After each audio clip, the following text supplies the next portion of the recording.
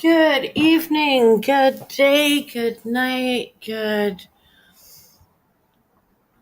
My goodness, wherever you're from. It's Cryptomaria. I'm so sorry. I really buggered up my hand. I'll live.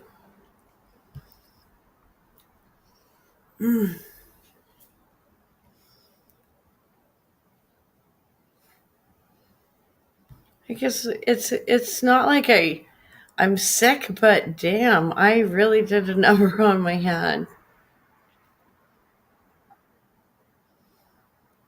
Oh well. Ugh. Sorry, I'm just so tired. Oh my goodness.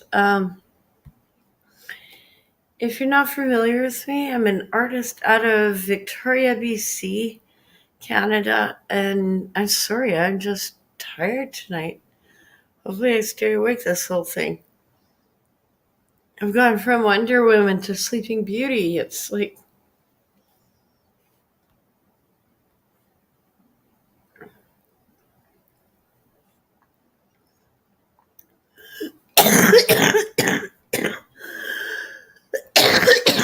excuse me. Mm,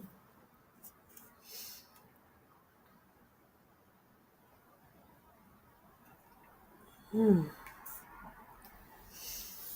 You all sleep well tonight. Mm, I'm looking forward to it.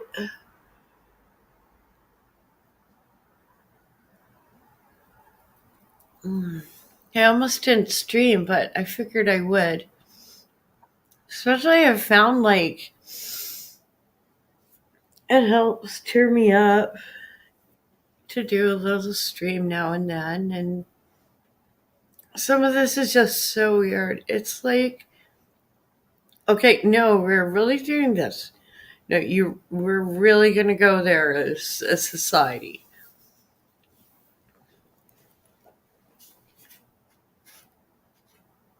Oh, well.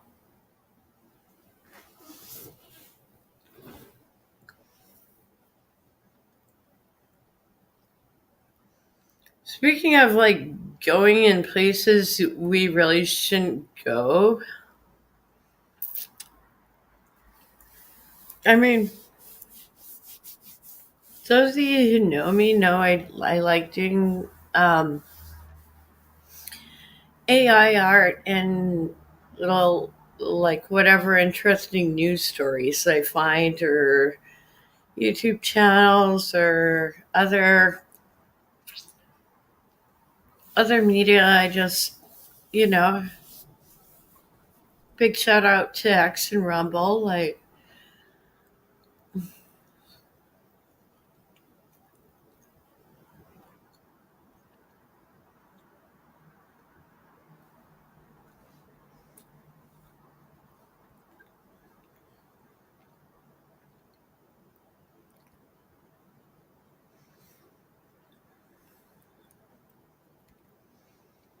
let me just.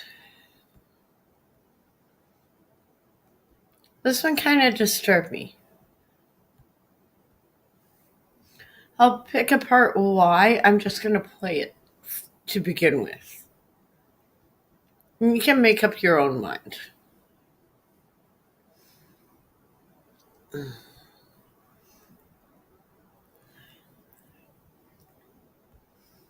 So Alberta Premier Danielle Smith just dropped what is probably Canada's worst anti-trans policy yet, and set to include sweeping restrictions on gender-affirming care and pronoun use in schools, in addition to restrictions on trans women and girls' participation in sports. Here's what you need to know about just how bad these new policies are going to be for trans people in Alberta and beyond. My fellow Albertans, today I wish to address a very sensitive issue involving our children and gender identity. This is not always an easy conversation to have. So that's part of a 7-minute video full of stock footage and twangy, sentimental music that Alberta Premier Danielle Smith shared online, detailing the new so-called parental rights policies coming to Alberta and what they're set to cover. As Premier of this province, I want every Albertan that identifies as transgender to know I care deeply about you, and I accept you as you are. And do you, Danielle? Because it's kind of like you looked at the recent policies in New Brunswick and Saskatchewan and said, why not more? Because this one's not just about pronouns in schools. We're roping trans kids' medical care access in there too. So in the policies coming down the pipe in Alberta, gender-affirming surgery, including both top and bottom surgery for anyone under the age of 18, is banned. Puberty blockers and hormone access is also banned for anyone 15 and under. The province will require parental notification and consent for students 15 and under who want to change their name or pronouns at school. And even for 16 and 17-year-olds, parents will still be notified if they change their name or pronouns at school. And parental consent is required every single time a teacher wants to give education around gender or sexuality in school. Plus, any third-party education resources have to be approved by the Alberta Ministry of Education, which is led by this guy, if you wanted to know. Oh yeah, and for good measure, they're going after trans women and girls' participation in sports too, by creating women's-only divisions in sports organizations that ban trans women. We all knew this was coming back when Smith's United Conservative Party passed a resolution back in November to introduce a school pronoun policy. But this could end up being the worst set of anti-trans laws in Canada by far. And that's worrying, because just like how Saskatchewan and New Brunswick led the charge on these pronoun policies, policies like restricting puberty blocker access can spread to other conservative-led provinces too. And I hate that we have to keep saying this, I hate it. But all of these directives, from restrictions on puberty blocker access to banning trans girls from sports, are not based on actual, facts or science or any of that. It's all politics. And that's why it's so wild to hear Smith frame this as some sort of gentle caretaking of trans kids and encourage adults to depoliticize the issue. I understand how controversial and divisive discussions on topics of sexuality and gender can be, especially when those conversations involve children. I would therefore ask that I thought this was a great speech. That we, as adults in this province, do all we can to depoliticize the discussion. I thought this was a good speech. Introducing policies like this is explicitly and I don't know who this scary to see this sort of American YouTuber is. I just came across her channel and I was just like, hey man, you do you, I'll do me. But when it comes to kids, hands off.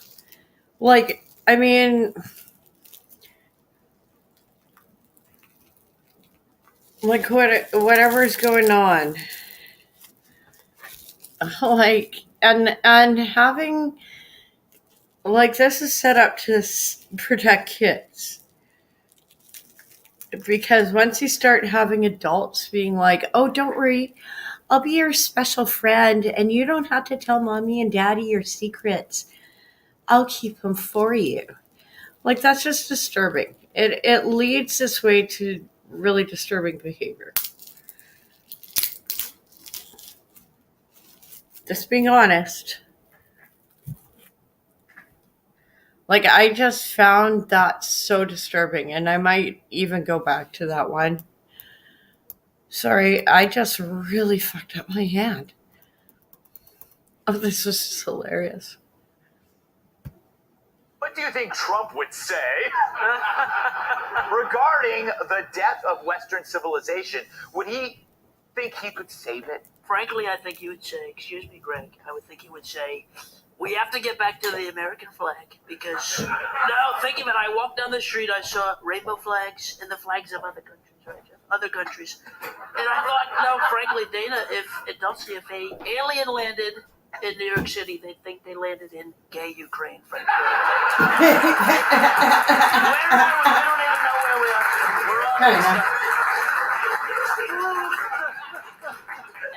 the same rights, right? Yeah. And I'm really tired of seeing this flurry of flags. And at this point, I think it's whoever has the most colorful flag gets the celebratory, march. Yeah. Palestine's got a lot of colors on their flag. That's true. We only have 3. We got to be better. Racist. Yeah, we're racist. 3 racist colors, the most racist colors. Canada only has 2. We are just horrible. Horrible. Oh, this was like, oops, wow. This one was a little surreal. What a way to end a call than to shoot your own partner. This video comes out of Lafayette when officers go to a house to serve an arrest warrant. When they're leaving, a dog attacks one of the officers who accidentally then shoots his partner in the back. Let's watch this video, break it down, because there is a ton to learn from it. This is the Shots Fired podcast. We are your hosts. I'm Mark Redlich, and to my left is Cal Schober. At this point, this call for service is done. The officers are on their way out of the house, but one of the officers still has his gun out. It's elevated, it's flagging his partner, and his finger's clearly on the trigger because a dog ends up jumping on him, which startles him, and he ends up pulling the trigger and shooting the officer as she's leaving. She has no idea at this point if she's been shot or if she's been tased, and she ultimately ends up falling to the ground, which causes these officers to completely panic. So let's watch this video, and then we're going to commentate as we walk through this. We're clear. Let's check. Oopsie daisy. What happened? Okay, so there's a lot of confusion going on. Wow, And like you said, the female cop doesn't even know that she's been shot right now. She thinks that she's maybe been tased. Do you have your taser out? He's asking if the taser was out. Hey, relax. Did you have your taser out? Right here. All right, so they identified where she's just been shot, which is in the back, just outside of her vest. So these guys need to start doing some medical attention now. Yeah. Absolutely. And what you're listening to is some of the audio, and they're saying that an officer has been hit. We talk about communication all the time, and put yourself in a position where you're hearing this on the radio. All you hear is an officer's been shot.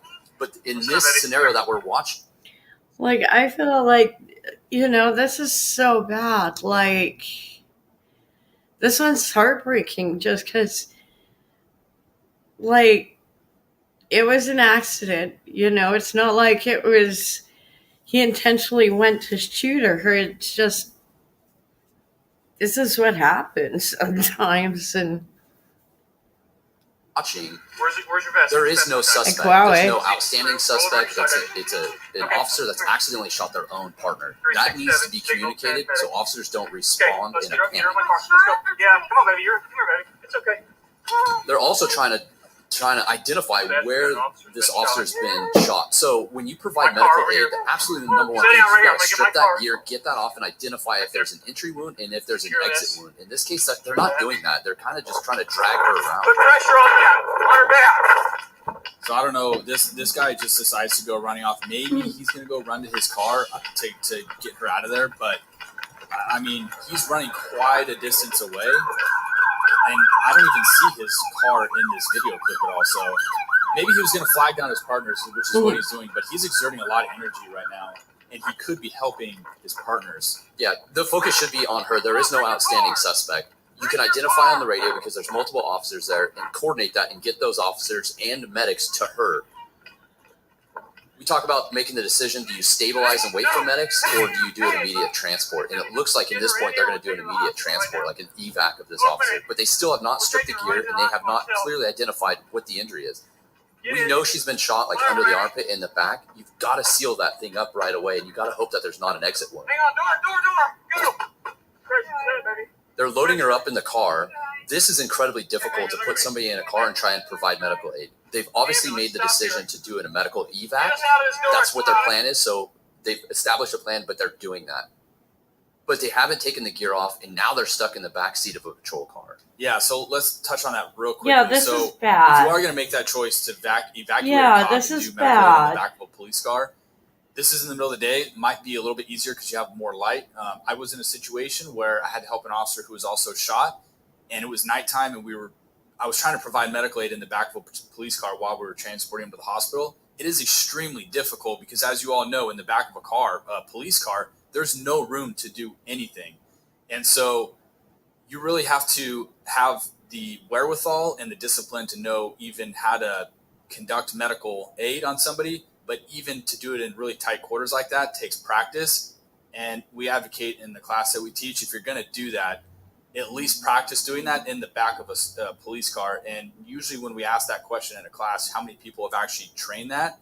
Not one person raises their hand. Right. And I think in this situation, the number one priority is to strip the gear. We keep going back to that, check to see where the entry wound is, and seal that up, because they keep moving her around. And you're going to see that more and more in this video, which is causing her to start to breathe heavier, which starts sucking air into her body, into her cavities, which is going to start collapsing her lungs. And this situation is just getting worse. Yeah, figure. So luckily they got a medic on scene with what seems like less than a minute. Yeah, it's quick. But they just drove around the corner, and now they're pulling her back out, having her walk too. Come on, baby. Come on, baby. You're almost there. We're ready. Let's get all of her gear off once we get You're okay. What happened? Like she's physically getting exhausted at this point. I mean, she's collapsing, and they keep trying to pick her up and put her in the car. So think about, in those situations, that's the whole point of these breakdowns. If you're going to provide and make the decision to transport or stabilize and wait for medics to respond, in this situation, you have an ambulance on scene within a minute. They're wasting time, which is causing her to sustain more injury. Okay, so in the video, you guys can see that these officers just they panicked and they didn't know what to do, and they kind of were just running around all over the place. I think one of the biggest takeaways is the communication that after the officer was shot, like you said, not putting out who shot the officer, because if I'm an officer that hears that over the radio and I hear an officer has been hit, I'm thinking that a suspect shot that officer. That's going to completely change how people are going to respond to this particular call. So I think one of the takeaways for me is the communication discipline. Absolutely, communication is huge in this, but also providing medical aid. We know there's no suspect in this situation. She falls on the ground. We've got to strip all the gear off her, cut the clothing off if you need to, identify where the wound is. And then if it's cavity or through the body, you've got to put a seal on that thing, see if there's an exit wound. And at this point, they don't do that. And it's incredibly frustrating to see that, especially they keep dragging her around. They did make a decision to do the self-transport, but there's an ambulance right around the corner.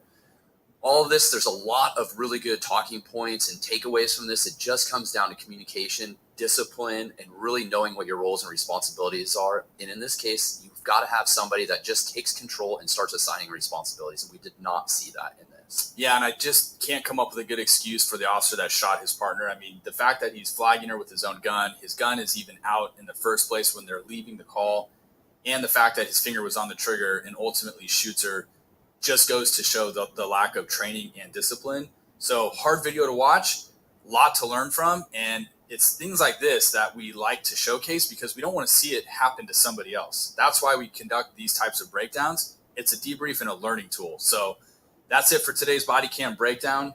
We'll see you guys on the next one. Thank you for watching. See you later.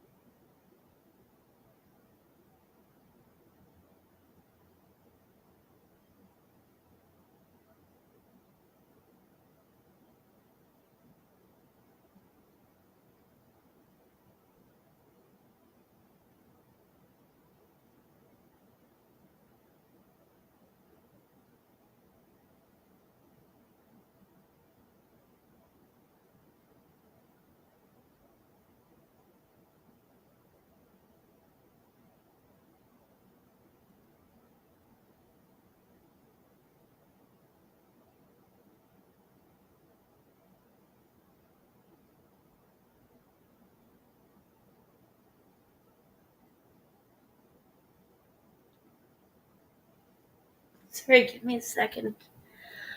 Oh boy, I'm still not doing all so good. My little hand is just not feeling good.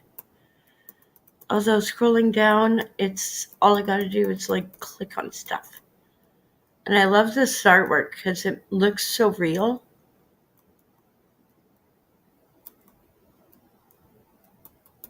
The littlest hobo.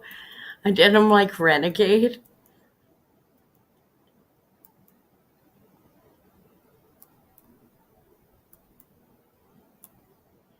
I love Seth's artworks, but I need to find. I don't even know how long I'm gonna be able to stream. I'm just so tired.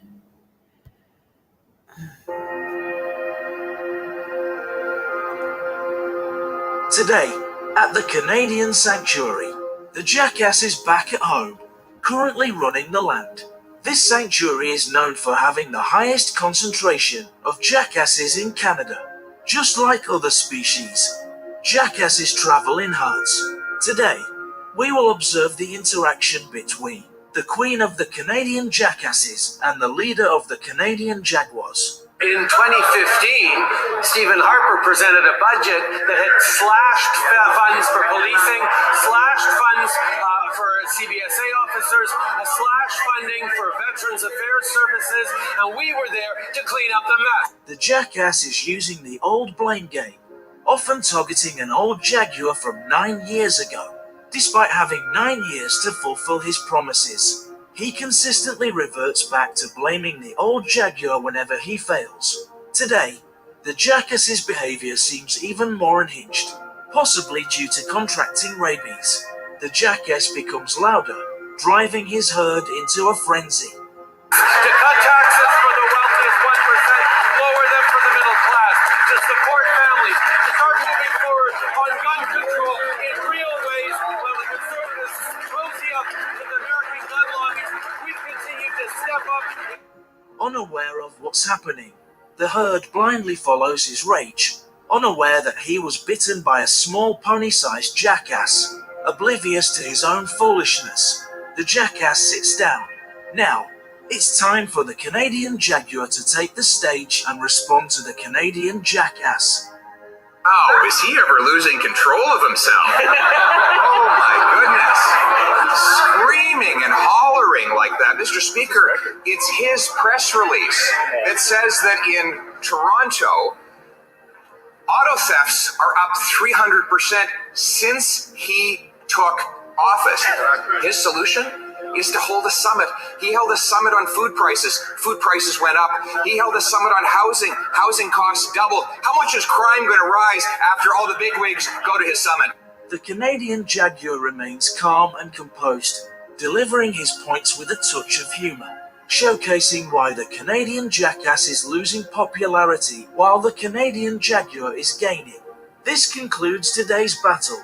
Thank you for watching, and don't forget to hit the subscribe button for more content on jackasses. Pierre Poilievre's Apple Podcast Episode 3 will be released tomorrow evening. Stay tuned.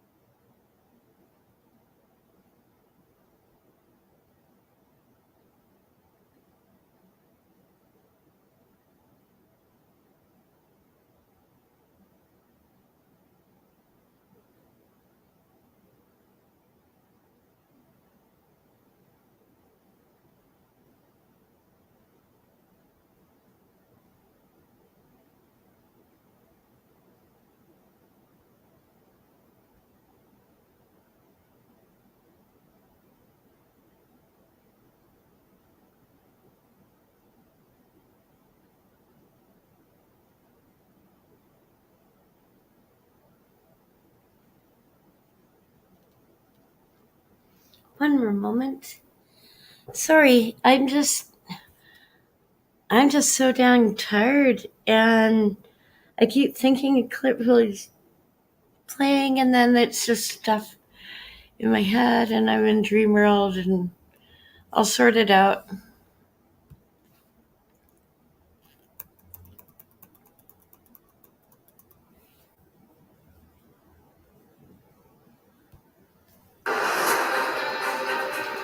Members of the board, my name is Craig Schubert. I'm the mayor of this city. It has come to my attention that your educators are distributing essentially what is child pornography. Now, this book was at my middle school, and it was on a stand. When I rented it out, the librarian asked if I wanted more and if I wanted a graphic novel version. I'd like to read you a page. My back over my hips as I ask if we should take our clothes off. He's pulling off my t-shirt. He's undoing my belt. I'm reaching into his bedside drawer for a condom. We were both fucking terrified. Nick touches me like he's scared that any minute. I've spoken to a judge this evening, so I'm going to give you a simple choice. Either choose to resign from this Board of Education, or you will be charged. Thank you.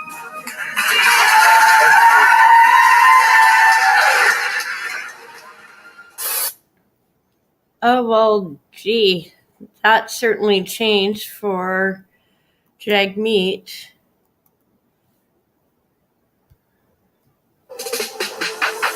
Oh man, I wanted to do a stream so bad, but I don't know if I can make it through. I wanted to shift from one trampling of your rights to another here. We have on an ongoing basis here the federal government going after the rights of law-abiding gun owners in this country. We have a so-called buyback plan in which the government is going to buy things back that it never once owed in the first place. They're still trying to find a vendor to manage this buyback program. This was announced, just to put this into perspective here, just shy of 4 years ago. And still, there is no program in existence yet. And the fact that they haven't found a vendor yet, normally I would accuse governments of dragging their heels and slowing things down. In this case, I'm going to say go as slow as you want to, guys. I am in no rush to have my property confiscated. Rod Giltaca is the executive director of the Canadian Coalition for Firearm Rights. It's always good to talk to him, and he joins us now. Rod, welcome back, sir. Your video looks better than mine. You've got that good podcast set up there. Welcome. Well, thank you for having me, Andrew. So again, I mean, normally I never want government to be mired in bureaucracy. In this case, I'll kind of make an exception for it here. But legitimately, what is the holdup here? Because originally this was supposed to not just be in motion, but done by 2022. By May of 2022, there was supposed to be every one of these guns picked back up by the government. We're now 2 years beyond that, and not a single gun has been confiscated. Well, the holdup is that the challenge to doing a national buyback in a country like Canada, unlike, let's say, New Zealand, Canada is 10 million square kilometers. So there's a lot of challenges there. The government has tried a lot of different things, ended up being headed off at the pass on a lot of dead ends, right? First they wanted Canada Post to do it. Well, first they wanted the RCMP to do it. And they're like, no thanks. We have to this other thing that we're doing called policing. Then they wanted Canada Post to do it. And they're like, you want people in Canada Post outlets to be sitting on hundreds of apparently assault-style firearms, and our employees are the only thing between these firearms and the criminal element. And now they're asking gun stores to do it, which gets really, really tricky. Yeah, and I mean, you obviously have, gun stores, as you and I have spoken about it, as I've spoken about on the show, have been among those most directly harmed by this, because they've been saddled with inventory that they've been able to do nothing with, very little communication from the government, very little confiscation, consultation, there's a Freudian slip. But the one point that I would stress there is that they're also generally opposed to this. So they don't want to be agents of this confiscation regime. Well, it puts them in a really terrible position if you think, they can't sell handguns anymore. Handguns and handgun ammunition was big business for a lot of gun stores. They can't sell a wide variety of semi-autos that they used to. So their inventory, their possible inventory, or the products that they can carry has been dramatically reduced. And then the government says, hey, here's a revenue stream for you in helping people comply with the law. So I think that on one hand, you have a lot of gun store owners going, I could really use the business. On the other hand, it's like, well, do I want to destroy my business by giving in and being an agent of confiscation on behalf of the Liberals against the people who I want to be my customers? I'm glad I'm not in that position, but I would not be surprised if the overwhelming majority of gun store owners decide they want nothing to do with this. Yeah, and I think one thing that was really, really encouraging to see is Alberta and Saskatchewan take the stand they did and say, you know what, you may control the criminal law, but we control how police resources in our province are deployed, and we are not going to allow police to engage in this function. I was hoping, it would just magically cause this national ripple effect and every province was going to do it. That hasn't happened, though. So right now, if the Liberals had their way, we would still, in the majority of the country, see this brought to fruition whenever this program comes, with legal appeals notwithstanding. Well, yeah. If the Liberals had their way, but I think they're handling it like they handle most things, right? They'll come out with a big press release, full court press. This is what we're doing, and this is exactly what we said we were going to do, and that's exactly what we're doing. And we're keeping Canadians safe and doing all this garbage that they've done for 8.5 years. And then when reality shows up, they completely fold like a cheap suit. Like that is exactly what the Liberals have done, I guess, other than pot. But if you think of it, only the Liberal government, the Liberal Party of Canada, can lose money selling weed. But it's all been about press releases and, I don't know, gaslighting, I guess you could say. But this time it's different, because this time the challenge is so great that it would take a highly competent group of people to make this happen. And lucky, I guess, for gun owners for now, that doesn't exist in the Liberal government. So I guess we're going to have to see where it goes from here. I just wanted to get you to give an update, if you could, on where the legal side of this is, because I know there were a couple of challenges going on. I know you've had some unsuccessful rulings, but is there still a glimmer of hope on that path? Well, we are appealing, and I can't claim to say I'm not envious of what happened yesterday.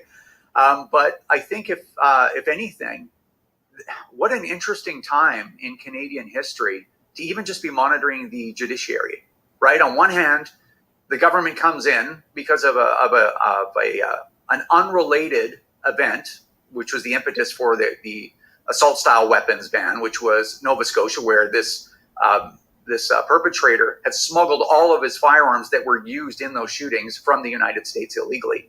And then Trudeau's like, we need to ban guns in Canada. And then you have a court saying, well, you have no property rights. You have no rights of self-defense. That's another charter question that we asked. And we had a question that was very clear, and we still believe we clearly should have won on that, which is the government, it was the OIC, the Order in Council, was ultra vires. It's very similar to the ruling that came out yesterday. The government didn't have that authority. So they slap us all down on all counts with a very scant decision. And then a month later, a federal court decides that it is unreasonable and unconstitutional for the government to ban plastic shopping bags and plastic straws. I mean, that was a line too far. And then we had this ruling, yesterday, right? So it's the judiciary is all over the place. The moral compass in this country in so many corners is spinning. Can't find, north anywhere, apparently. So I hope that we'll be successful on appeal because, again, property rights, self-defense issues, and the role of government in our society, all at stake in that case. Well, and the one point that I think has always remained important here is that a political solution is always available. It's always possible for the government to one day snap its fingers and say we're no longer proceeding with this. Now, that's unlikely under this government, but if this process is delayed and delayed and delayed until past the next election, another government, I mean, let's be real, the Conservatives are the ones most likely at this point to form government, could still say this is not happening and put it dead in its tracks, could it not? Well, it's going to take legislation on some. It's really complicated how the Liberals have done their OIC and Bill C-21 and C-71 before that. The Order in Council, that could be struck down, but it gets quite complicated. So it may require legislation, which will require a Conservative majority government. But yeah, in Canada, as I've said ad nauseum, in Canada, using the British parliamentary system, our government can do pretty much whatever it wants to anybody it wants. The courts are, I'm not going to say, powerless, but they have a lot less power than they have, say, in the United States. and then of course they're influenced. I think we can all agree on that at some level. But the whole system gets pretty complex. But what one government does, another government can undo, is really the rule of thumb in our system, even though those powers are pretty dramatic. But that's a political solution is the easiest path, I guess you could say, to Canadian gun owners just being left alone and getting their property back. Rod Giltaca, head of the Canadian Coalition for Firearm Rights. Always a pleasure, sir. Thanks for coming on today. Thanks, Andrew. Thanks for listening to The Andrew Martin Show. Support the program by donating to True North at www.tnc.news.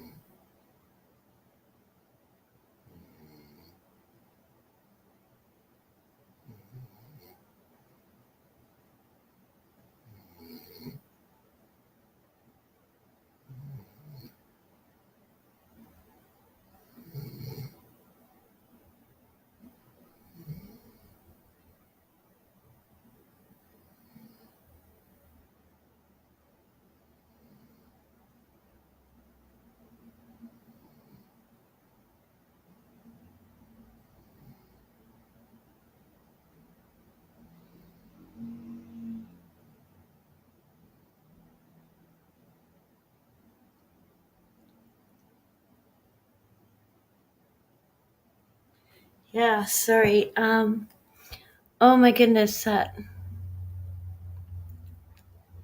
sorry, my hand hurts so much today. I literally felt sick.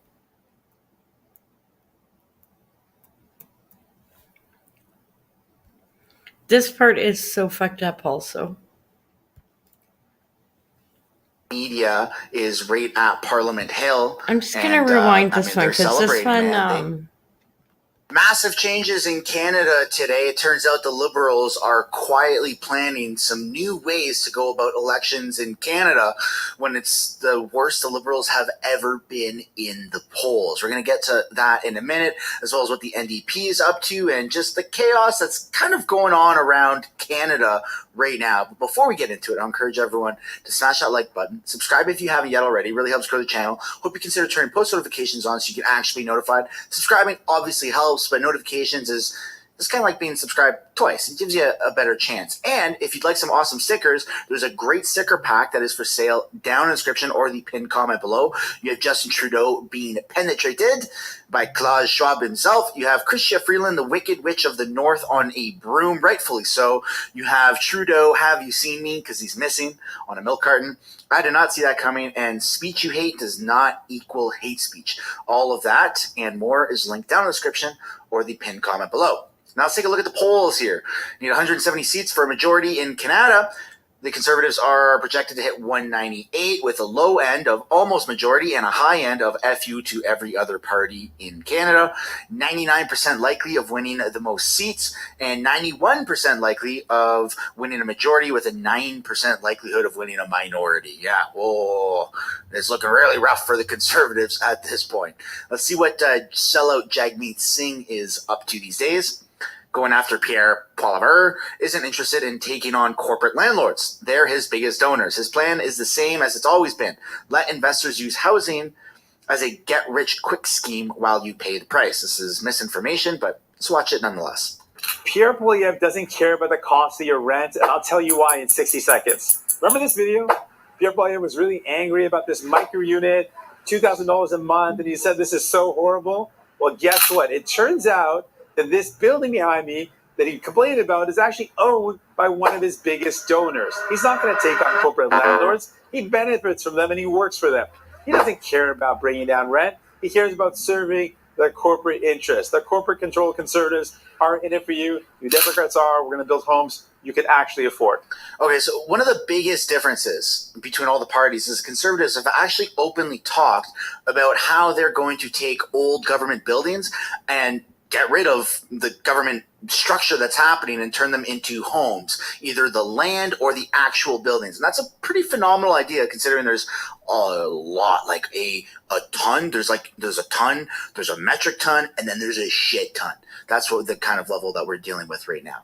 Then you've got Danielle Smith on X saying, do you support the single-use items bylaw in Calgary and Edmonton that forces consumers to use paper straws and request napkins with their meals? 87% say no, we don't support that. Canada is just becoming this progressive hellhole, and it doesn't seem like there's an end to it. But you're gonna get more angry as this video goes on. So that's kind of why I want you guys to hit that like button now, because you feel like everyone's gonna get too angry with where the direction of Canada is going, as you're gonna find out in a few minutes of this video.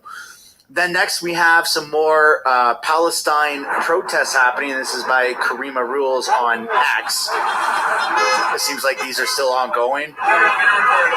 Canada is just kind of living in a perpetual state of protests right now. You've got pro-Palestine, pro-Israel protests, impeding traffics, and then there's a reboot of the Freedom Convoy that's happening. There's a lot of things. And anywhere Justin Trudeau goes, he's getting protested. So Canada is just, it's not boring. It's not boring at all. Come visit Canada if you haven't yet and join a protest. That's our biggest attraction right now. Cops are parked on the overpass shoulder at the 401 and Avenue Road. Protesters wave flags on the sidewalk down the bridge. Everywhere you go, there are protests happening in Canada. And speaking of protests, we have the anniversary for the Freedom Convoy. You've got Daisy Media is right at Parliament Hill, And I mean, they're celebrating, man. They are celebrating, especially the fact that the Emergencies Act was recently, for those who are out of the loop, the Emergencies Act that was called upon the Freedom Convoy back in 2022, 2 years ago, was just deemed unconstitutional, unreasonable, unintelligible, and unjustified. Accountability is coming. So this is really, really good news for Canadians.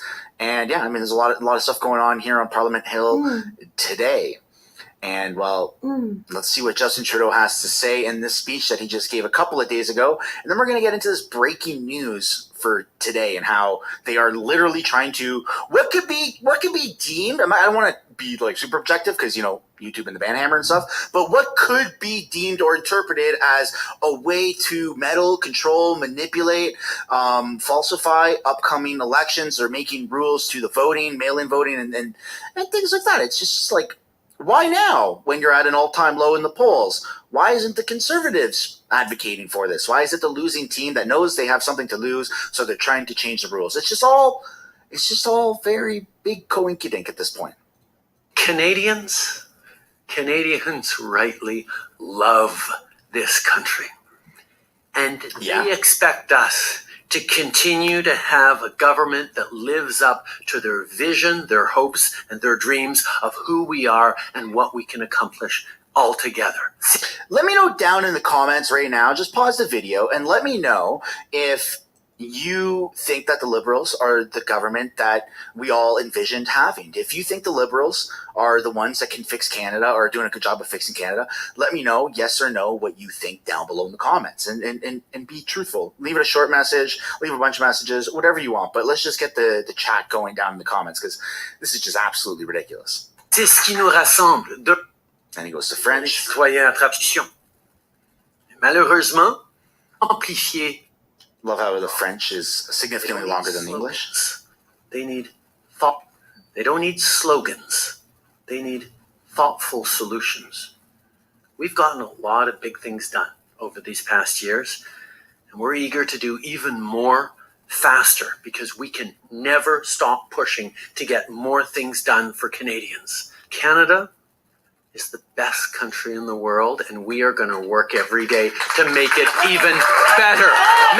Okay, so before he falsifies a bit of momentum there with the applause, I really want to say that Canada has the opportunity to be the best country in the world. We have an amazing culture. We have amazing people. We've got great accents. We have vast land. It's incredible that we have all of the seasons. A lot of countries around the world don't have those seasons. We have amazing summer times and spring and fall and winter, and people know how to come together. We're somewhat patriotic, maybe not as much as America, but Canadians love Canada, and it's awesome. But with the Liberal government in place, Canadians really don't like or trust Canada. I mean, I like Canadian people, but I don't like our government. I don't trust our government, and I'm quite frankly embarrassed of our government. And if I were to go abroad right now and people are like, hey, are you Canadian? I'd be like, I don't know. I think I identify as like American now. I don't really know which is worse because to the rest of the world, America has been the laughingstock of the world for a very, very long time now, more than ever with Joe Biden. But it seems like Canada is worse. I think we have the crown for laughingstock of the world with this guy in power. So now let's get into the secret move by the Liberals and the NDP coalition. Would Trudeau and Singh attempt to give immigrants full Canadian voting rights? Why the secrecy? What is Trudeau up to? We now know why Singh will never end the coalition with the Liberals. He wants these reforms as they benefit NDP. And here we thought Singh was in it for Canadians' best interest. Nope, it's his own interests. I'm sure this could be considered election interference. And you're going to want to pay attention to comments like this because it really seems like that is where we are going. And this is where I've already seen the script and how this is going to play out. You, me, everybody else and their grandma that has at least an ounce of common sense is going to say this seems like election interference. The Liberals are then going to take that, weaponize it, and say, that's MAGA politics. You're bringing American politics style here by calling election interference when there's clearly no election interference, and now it's going to be a buzzword, and it's just that's how this is going to play out. So we need a new way of approaching this, and I hope Pierre Poilievre and the Conservatives can come up with a really witty and good idea, because just going out and objectively saying that seems like election interference is going to trigger all of the Liberals that hate Trump, that detest American MAGA-style politics, and it's just going to divide everybody even more, because when you say election interference, everybody in the world thinks about America, and that's just... I mean, not that there's anything wrong with that, but we want to avoid being labeled and categorized as that, because I think we're a little better than Americans. I'm just saying, bro. I'm just saying. I think Canadians are a little bit better than Americans. I'm just saying. But, hopefully you're Canadian and you support that. If not, I'm sorry. I didn't mean it. All right, CTV News. Trudeau and Singh's team quietly planning electoral reform legislation. This is from CTV's official X account, making it easier for Chinese Communist Party to interfere in our elections. You're going to see interfere as a buzzword everywhere, and it's going to be weaponized, and with the House of Commons coming back in a couple of days, it's going to be brought up during question period, and it's just... I already see how this plays out. We need a new word other than electoral interference. We need a new word. Somebody out there, just drop your ideas down in the comments. Come up with something witty, something smarter, because it's just, we need something different. We need something different, badly. Common citizens need to understand that we need 3 days of voting to figure out how many mail-in ballots to print. Our Chinese handlers have explained to us that this is the best way of guaranteeing a true democracy, based off Trudeau. This is a Stephen Guilbeault parody account, of course. I'll drop a like on that one. That was pretty funny. There's no way this can be done without a referendum. Every referendum on the subject has failed. If they try anything without a referendum first, it will get bogged down in court. After a referendum will be legally required. This cannot be done by caveat. 9 years into a state and unpopular government, and now electoral reform needs to be tabled. Good grief, this man will not give up power. And that is absolutely right. You've seen Justin Trudeau on recent interviews, televised or on YouTube podcasts, where he's laughing, saying this many years into politics and his father was just getting started. He is so delusional. If this was in the best interest of Canadians, he would actually step down. And I've said this before, and I'll say it again, and I will continue to only say this one sentence or this one question should I ever have the opportunity to ask this question or one singular question to any politician ever.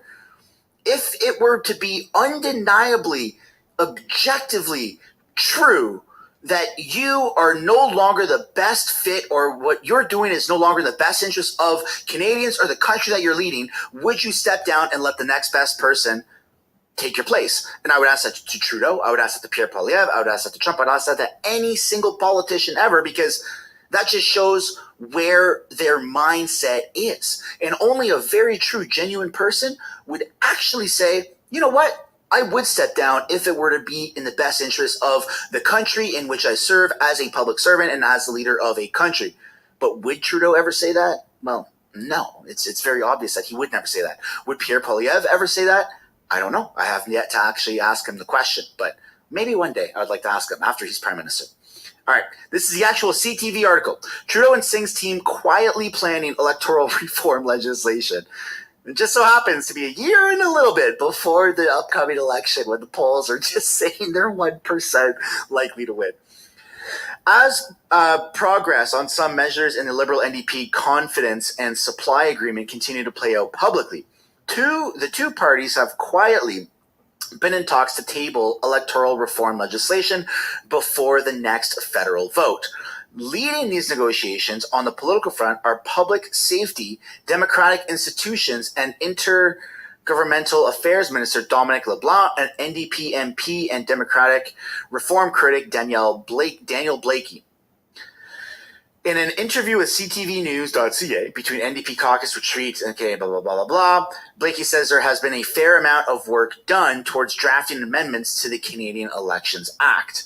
While not a full-scale overhaul of the federal voting system, as Prime Minister Justin Trudeau once promised, within the two-party confidence and supply agreement are a series of electoral reform proposals aimed at expanding the ability for people to vote. Specifically, the Liberals and NDP, they want to explore allowing an expanded 3-day voting period during general elections, allowing voters to cast their ballots at any polling place within their riding, and improving the mail-in ballot process with both accessibility and maintaining integrity in mind. I think if you look at all those items, those are the things that will require some kind of legislative change. And this is where it becomes extremely controversial. Excuse me. Adding in these mail-in ballots, like I'm not smart enough to make a decision on whether this is good or bad. It all just seems very fishy that this is happening right now, and this seems to be one of the catalysts towards what caused the massive controversy with the last American election. And we're seeing it happen right now in Canada, but because it's happening here in Canada, it's okay. This is going to have insane blowback. You're going to see Joe Rogan, Jordan Peterson, Russell Brand, Tucker Carlson, all the massive public figures that have uttered the words Canada is doomed out of their mouths in the past 6 months are going to be talking about this in the next couple of days, because it's just, bro, come on. Are you blind? Like, how many times do you have to be wrong before you're like, I think this is another one of those things that are going to wrong me? Let's take a little look here at the clip. Care and Rob Benzie. Since I have the former leader of the NDP here next to me, I'll start with you, Tom. Look, if they sat you down right now and said, what do we have to do to punch through? Because to be clear, they have not been. The polls have stayed stagnant for them for years now. Yep. What would you tell them? It's a very tough situation. There's a group of voters that we used to call orange-blue switchers. There are areas of Canada that will go NDP or go Conservative, but never give a look to the Liberals. And people always think that, that the Liberals, when they're coming to get votes, it's out of the NDP. But the Conservatives are taking a lot of NDP votes right now. So that's making things tricky. The Liberals also have a long-standing tendency, the minute things get tough, to demonize their opponent and then to talk to voters and say, don't split the vote. Andrew Scheer's against abortion. Aaron O'Toole is against gun control, and he's an anti-vaxxer. So they demonize their opponent. But Poilievre embraces that. Keep attacking me, and I'll keep stealing your votes. So that is a real challenge for the NDP right now. Why do you think that's the most beautiful and poetic thing about the Conservatives, is that no matter what tactics that we've seen up to date being launched against Pierre Poilievre, excuse me, he just turns it around and he turns it into something beautiful, something that gets even more virality, that just goes even further into the ether of the internet, and he gains more traction and more popularity. And it's not just about social media popularity and clicks and views and searchability, even though that does play a huge factor into that. And that's unfortunate. Well, fortunately and unfortunately, the world that we live in, because when you talk about elections, it's based off of popularity. It's like prom king or queen. It's you vote people in based off of literal popularity. That's why there's like a popular vote. So the more popular Pierre Poilievre becomes, the more influence he has, the further reach, the more people can come together and say, yeah, what that guy right there who's eating that apple in front of the reporter, what he's saying makes total sense, and I agree with him. And it doesn't just end on social media. When you see the translation of people that are pro-Pierre Poilievre versus pro-NDP or Liberal on the other side, there is a huge difference, a drastic difference in the amount of what those clicks and views and what that turns into and translates into real life, real people, real voters. And that's just a beautiful thing. And I don't know if Pierre can keep up the momentum. I'm really hoping he can. He hasn't had really any super major controversies. And I've said this before, and I'll say it again. Unless he does blackface more than twice and invites more than a couple Nazis into Parliament, I think he's sitting pretty good. He said the NDP have failed to do what the Conservatives have, which is to capitalize on the Liberals' descent in public opinion polling. Well, they're going to have to do it. That is the only path for them to survive the next election. The Angus Reid polls yesterday were very clear that a lot of NDP voters are thinking about moving to the Liberals if they truly want to stop Pierre Poilievre at becoming Prime Minister.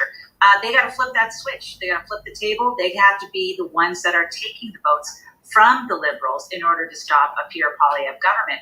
And, Tom and Jack Layton did that back in 2012 when they formed the opposition. They definitely elbowed the Liberals out of the center spotlight of who should be the party that comes closer to being the next government. And I would say that if I sat down with the party, not that I'm invited, but if I sat down with the party, I would just say to Mr. Singh, you got to show as a prime minister, he has to adopt the manner of being the next prime minister and run for the whole enchilada. This is the time. This is the place. The Liberals are vulnerable. It's their turn to make the big change. And I 100% agree with that in the sense that the harder Jagmeet tries to take those votes from the Liberals or the Conservatives, the worse it's becoming. Because if it were a true coalition, in the sense that Jagmeet understands that he has no chance of becoming prime minister, then he would submit and tell all his NDP voters to go Liberal. But Jagmeet's stuck in the middle. And he's kind of done this to himself, where he thinks genuinely, it seems, that he genuinely believes he can be prime minister. So he's attacking two different ways, but both of those ways are also attacking him back. So the only thing that's going to come out of this for Jagmeet is he may actually gain more popularity than Justin Trudeau and the Liberals, which would be, that would be, I guess, incredible, because it just shows how crappy Justin Trudeau has really become, that even he is beneath Jagmeet Singh, which is hilarious to think about, and also hilarious to think that how realistic that actually is as a possibility right now. But Jagmeet is trying to take two hands and put them both in different honeypots, and well, he's going to get stung, and it's all going to backfire on him. And that's kind of our saving grace right now, because if Jagmeet just gave everything to Justin Trudeau and the Liberals and worked in Trudeau's favor and said, screw the Conservatives, I'm NDP, we're forming a bigger party with the Liberals, then that might be their only hope. But he genuinely thinks that Jagmeet Singh genuinely thinks that he can be prime minister.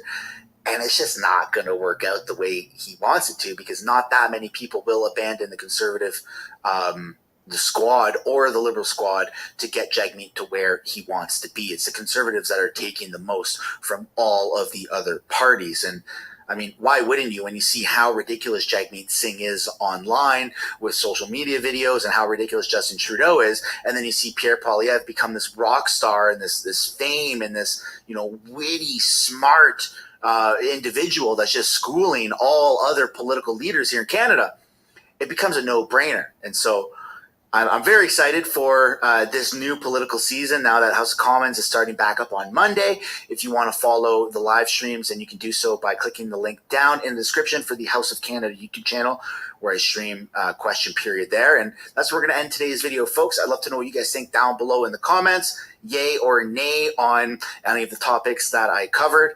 And we'll see you all in the next one. Bye for now.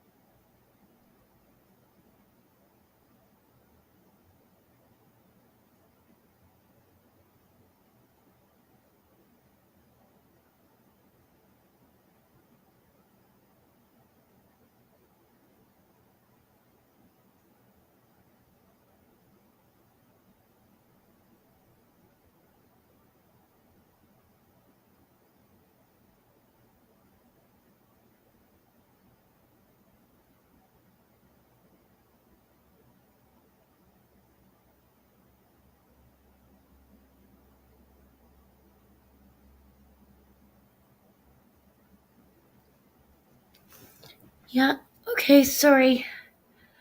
I kind of got lost and I'm gonna pull up the next one, but I might have to shut it down. I'm just so tired.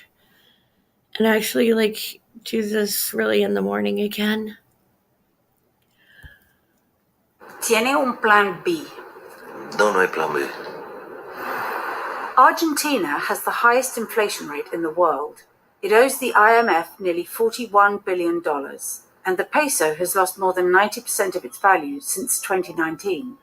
Argentina elected Javier Milei to fix these issues. A self-described anarcho-capitalist, he's unlike any leader the country has ever had. I sat down with him to find out how he plans to save his country from the brink of economic collapse. Quiero saber cuánto tiempo cree usted que el pueblo argentino puede esperar para ver señales que su plan está funcionando. Entiende que este proceso puede durar cerca de 2 años y es cierto que hay una luz de alerta que dicen que es difícil aguantar más de 1 año. La verdad es que cuando nosotros empezamos a ver la forma en la cual están corriendo los datos y cómo se está moviendo la inflación, nosotros mismos estamos sorprendidos con la velocidad a la cual estamos alcanzando resultados. ¿Estaba en Davos? Hoy estoy acá para decirles que Occidente está en peligro. Y su discurso en Davos generó mucha atención. Quiero entender qué más necesita por parte de sus seguidores, más allá que las palabras. ¿Está, por ejemplo, Argentina recibiendo nuevas inversiones? Es cierto que nosotros necesitaríamos inversiones porque una de las cosas que sucede es que cuando haces un ajuste fiscal aumentas el ahorro. Si ese ahorro no tiene una contrapartida de inversión, aparece la caída de la actividad económica y en la caída del empleo y la caída de los salarios reales. Domestically, during his first month in office, he's proposed roughly 1,000 reforms to reduce regulation and privatize state-owned companies. Privatización. ¿Con qué rapidez piensa seguir adelante con su agenda? Todo lo rápido que pueda. Todo lo que pueda vender de empresas del Estado lo voy a hacer a la máxima brevedad. Lo que pasa es que hay restricciones institucionales. ¿Y por dónde empezará? ¿Con aerolíneas argentinas? ¿Con los trenes? Todo lo que pueda privatizar lo vamos a privatizar. Es decir, no es una cuestión de nombres, es cuestión solamente de una restricción técnica en términos de tiempos. But Milei's cuts may be painful for many Argentines, who are used to relying on the government for everything from transportation subsidies to welfare programs. In addition to privatizing state-owned companies, he's promised to change the currency from the peso to the US dollar and to close the central bank. Now he's working to build up its cash reserves in order to make the swap. Nosotros en el último mes compramos 5.000 millones de dólares y la base monetaria en Argentina es de cerca de casi 8.000 millones de dólares, es decir que, o 7.500 millones de dólares. Con lo cual, si nosotros termináramos de limpiar todos los pasivos remunerados del Banco Central, estaríamos en condiciones de dolarizar por muy poco dinero. ¿Sigue pensando en adoptar el dólar? En realidad nosotros siempre hemos hablado de una libre competencia de monedas, de lo que elijan los argentinos. Es probable que en un momento inicial elijan el dólar. ¿Tiene un plan B? No, no hay plan B. No hay plan B para hacer las cosas bien. ¿Haces las cosas bien o las haces bien? Porque si el plan B es empezar a hacerlas más o menos o negociar, esa es la historia de Argentina. Así estamos. Entonces, los Key Value Drivers del programa no se negocian. China, que es un país muy importante para Argentina, no solo como un enorme mercado para sus exportaciones, sino también por el apoyo financiero. ¿Y por qué ha declarado que no quiere tener relaciones con los comunistas? ¿Por qué pone en peligro esta importante relación con China? Es cierto que yo no voy a estar aliado con los comunistas, Es cierto que rechazamos ser parte del BRICS, pero siempre hemos sostenido que la cuestión comercial no tendría por qué ser afectada, porque básicamente es una decisión de los privados. Ahora, es cierto que no considero que sea nuestro socio estratégico, pero hay que separar la cuestión geopolítica de nuestra cuestión comercial. Vos podés tener distintas diferencias. Nosotros podemos tener una diferencia con el Reino Unido respecto a las Islas Malvinas. Sin embargo, eso no imposibilita que podamos tener un conjunto de relaciones comerciales adultas. ¿Y ha discutido las Malvinas con David Cameron en Davos?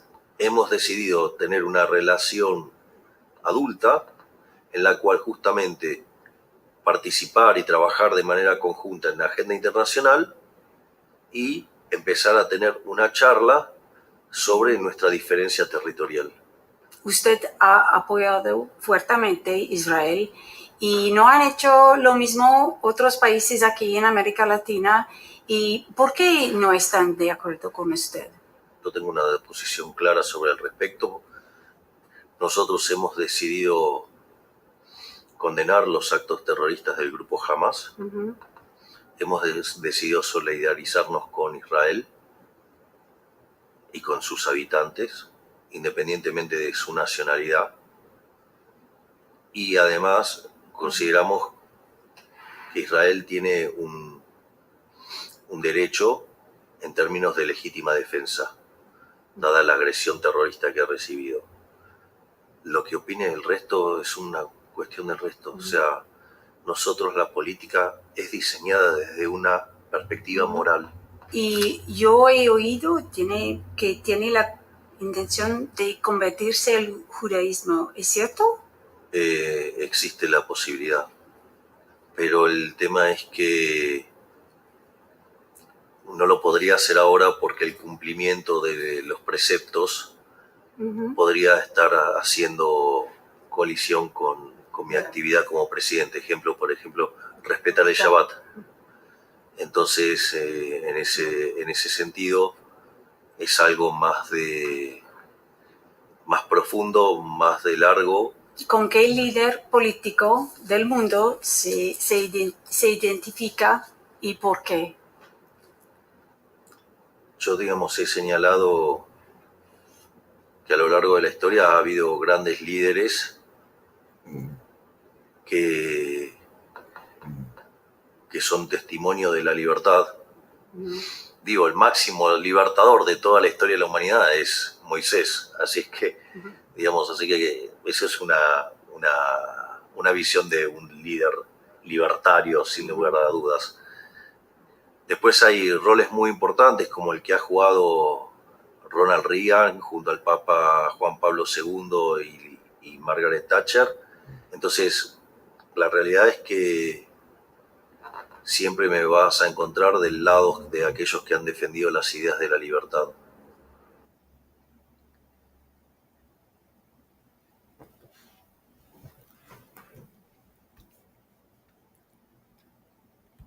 I like him. He seems like a good leader. Oh, stay home. Stay home, man. Take it from me, man. This is hell. Raggedy said, I'm sorry. Stay home, man. That's not for real. It's gonna fucking fuck you up.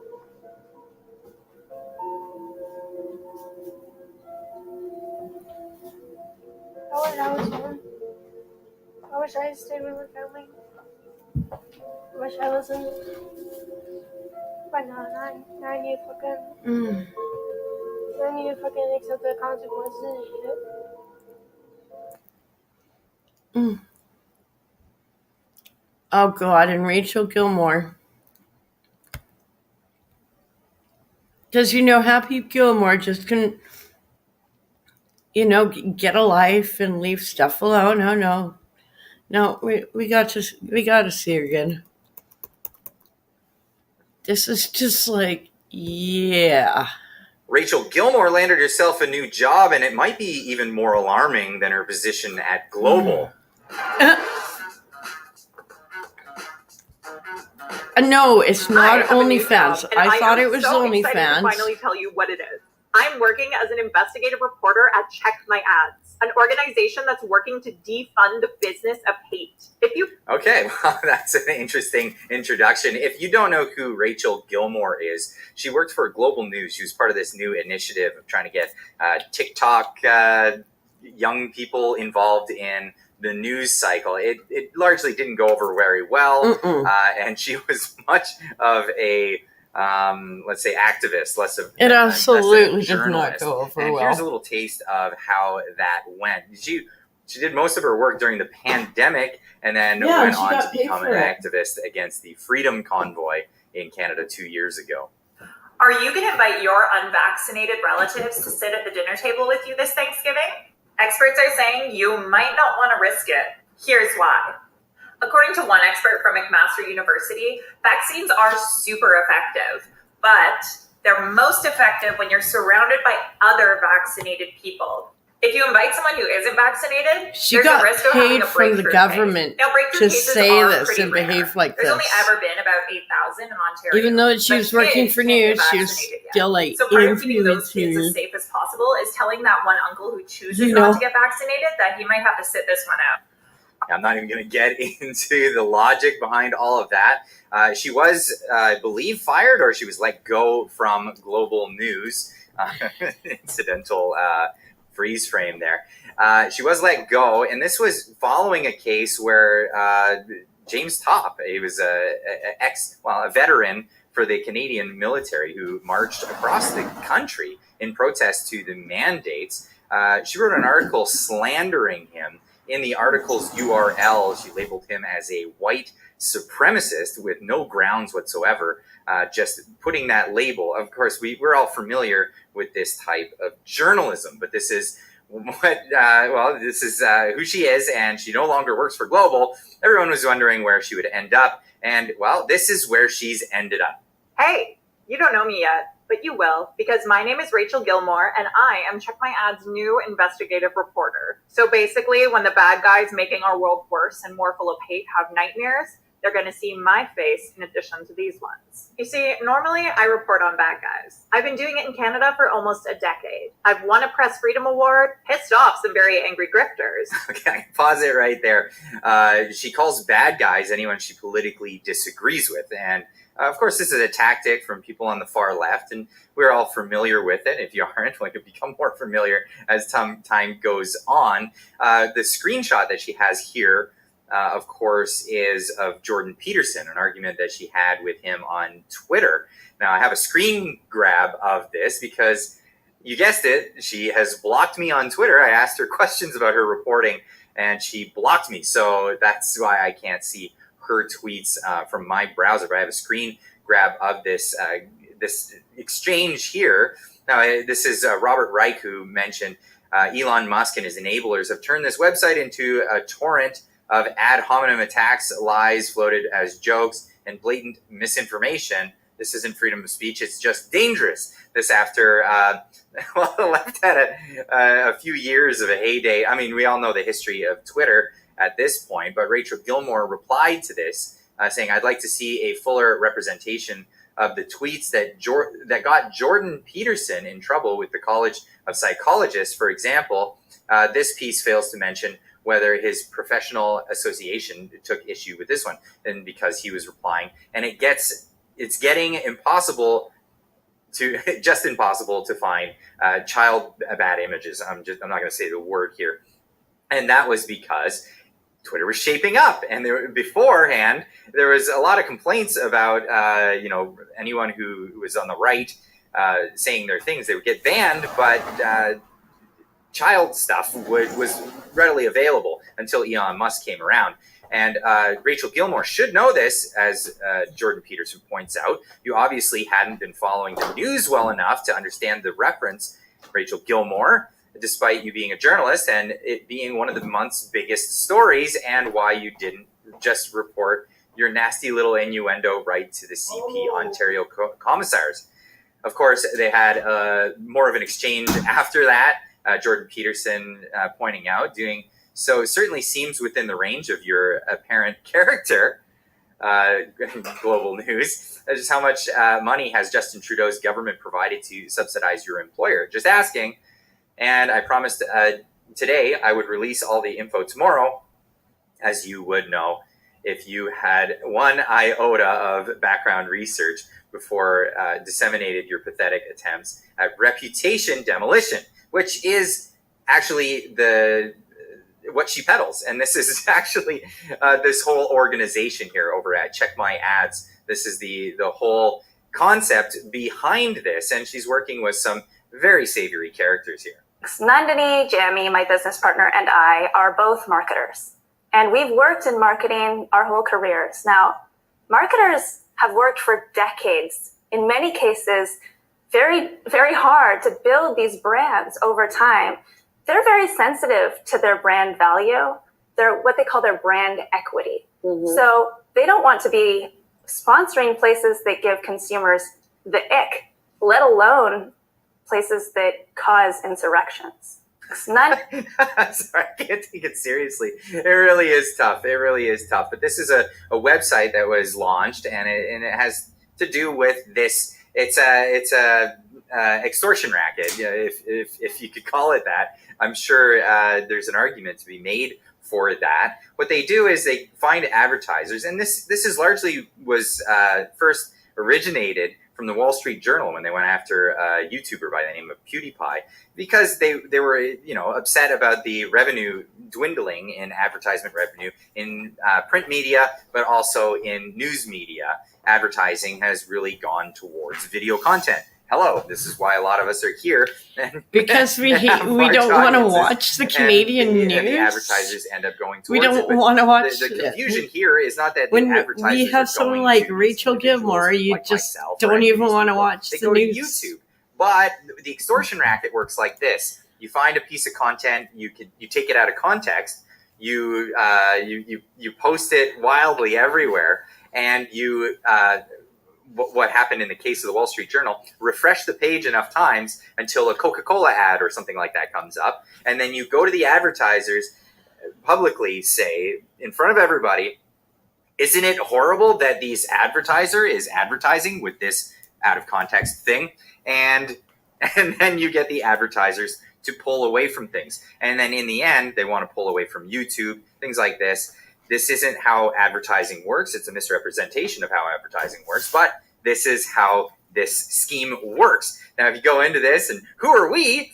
The effort to help ground public and policymaker understanding of the internet's attention marketplaces can and must be complemented by our aggressive action from activists and whistleblowers. These are activists. These people are the activists. And of course, there's their team, and they've hired none other than the activist Rachel Gilmore here in Canada. Now, Andy Lee, doing some research on this group, says congratulations. Sounds like a perfect fit. Check My Ads is a left-of-center activist organization that pressures advertisers to drop their sponsorship of right-of-center websites and television programs under the guise of rooting out disinformation and hate speech.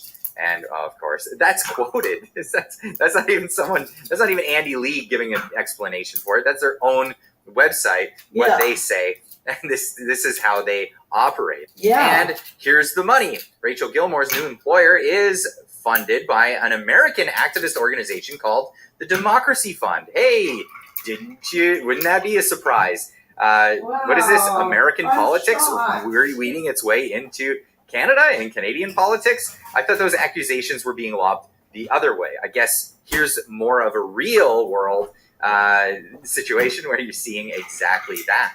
They want to cancel right-wing media organizations and voices and get their funding pulled to strengthen our democracy, in quotes. They're going to strengthen our democracy. That's how democracy works. You know, let's just silence everything and everyone. Of course, isn't that how democracy works? I don't know. You let me know in the comments down below. She continued to say Democracy Fund is run that by comment section. If you want humor, read the comment section of that one. I probably Oh, my brutally little hand. butchered that name. Sorry about that. I need a The new American hand. Iranian billionaire that That'd be great when I get founded a new eBay. hand.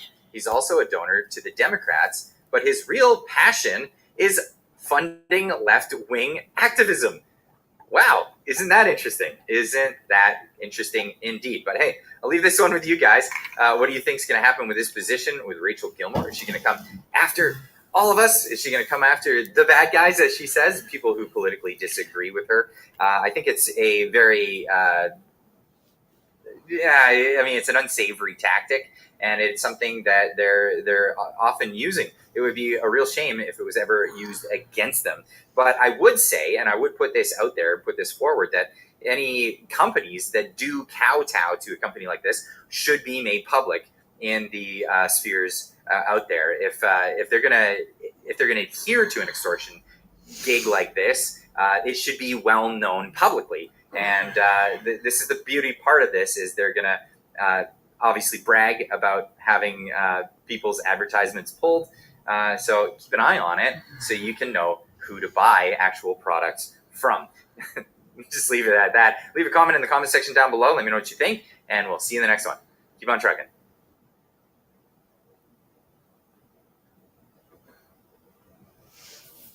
Awesome. Sorry, just had to check something. Like, this is sad, like, that we have this level, like, and you're the bad guy if you say anything, but meanwhile, this is how our news has been run. Poorly. It's like having Rachel Gilmore in there doing this is just not a good idea.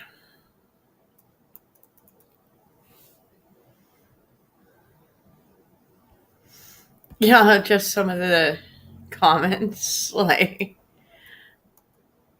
yeah, unhappy Gilmore's saga continues, and oh God. After 9/11, dozens of state-run, quote-unquote, fusion centers popped up all over the country. Now there are roughly 79 of them in operation, and they exist in virtually every state. The point of these centers is supposedly to facilitate cooperation between the federal government and the states in order to gather intelligence and prevent terrorist attacks and other serious threats to the homeland. But here's the strange thing. They don't appear to be doing that. A couple of years ago, investigative reporters at The Nation found that the Fusion Center in Central Florida was investigating, quote, criminal and violent extremist use of emojis. The Fort Worth Fusion Center, meanwhile, was preoccupied with a plot to break the Netflix star Joe Exotic out of prison, while the Capital Region Fusion Center was busy looking into viral TikTok challenges. The Washington State Fusion Center, for its part, opened an investigation into a report, quote, concerning a homeowner working on cars in his driveway and letting oil run down the street into Mission Creek in Olympia. Now, in any other context, this would be considered fraud. These state governments are taking money to fight terrorism, but they're not remotely attempting to do that. In fact, they don't appear to be doing anything of consequence whatsoever, which in this context is especially strange. I mean, normally when federal and state governments give themselves vast powers of surveillance and lofty new mandates, they don't waste their time chasing down homeowners who are being a little sloppy while they work on their cars. They usually start using their expanded powers as quickly and as widely as possible. So one of two things is happening here. Either these fusion centers are a massive and long-standing fraud, or there's something else going on here. A little bit of both. Yeah. Now, for a while now, there have been signs that the latter explanation, something else is going on here, is the more plausible one. In their investigation, The Nation obtained documentation indicating that one area of focus for these fusion centers is, quote, First Amendment protected events. But the journalists weren't able to provide much more clarity on that, probably because the government redacted information on their investigations in this area. So we learned all about the TikTok investigations and the emoji investigations at these fusion centers, but not so much about their crackdown on the First Amendment.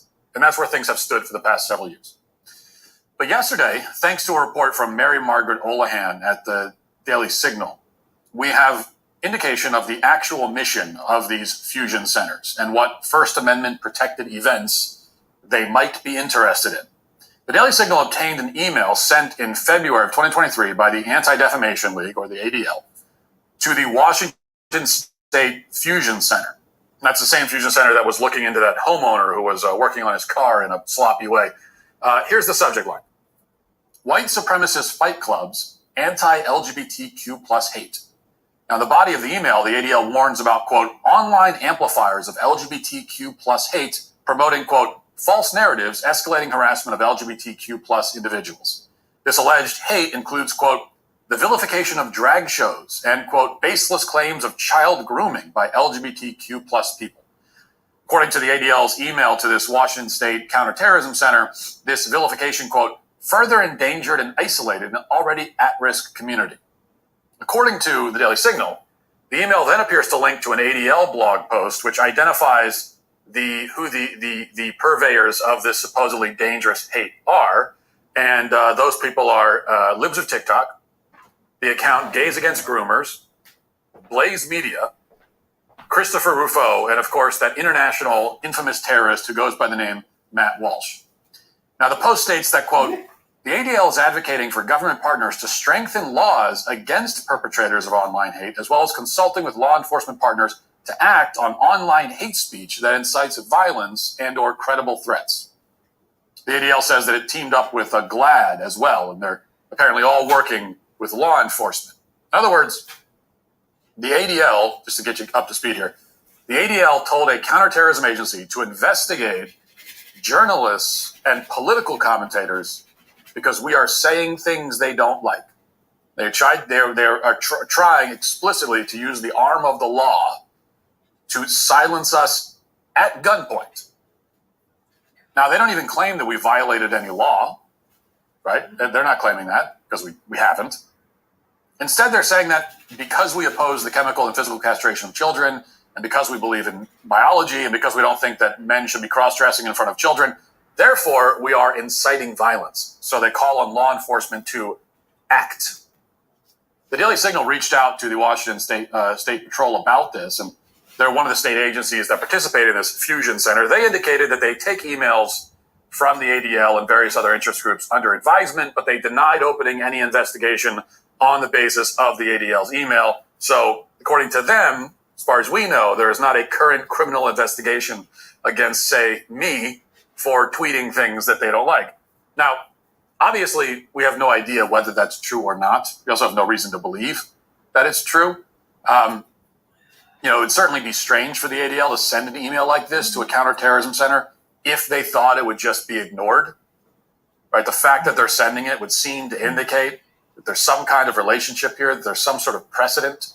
Using the internet without ExpressVPN, it's like leaving your keys in your car while you run into the gas station for a snack. Most of the time, you're probably fine, but what if you come back to see someone driving off with your car? Every time you connect to an unencrypted network in cafes, hotels, or airports, any hacker on the same network can gain access to your personal data, which such as your password, financial details, and so much more. It doesn't take much technical knowledge to hack somebody. All a hacker needs is some cheap hardware. Hackers can make up to $1,000 per person selling personal information on the dark web. ExpressVPN creates a secure, encrypted tunnel between your device and the internet, so hackers can't steal your sensitive data. It take a hacker with a supercomputer over 1 billion years to get past ExpressVPN's encryption. I love how easy it is to use ExpressVPN. All you got to do is fire up the app, click one button to get protected. It works on all devices, your phone, laptop, tablets, and more. Secure your online data today by visiting expressvpn.com/Walsh. That's expressvpn.com/Walsh. Get an extra 3 months free. expressvpn.com/Walsh.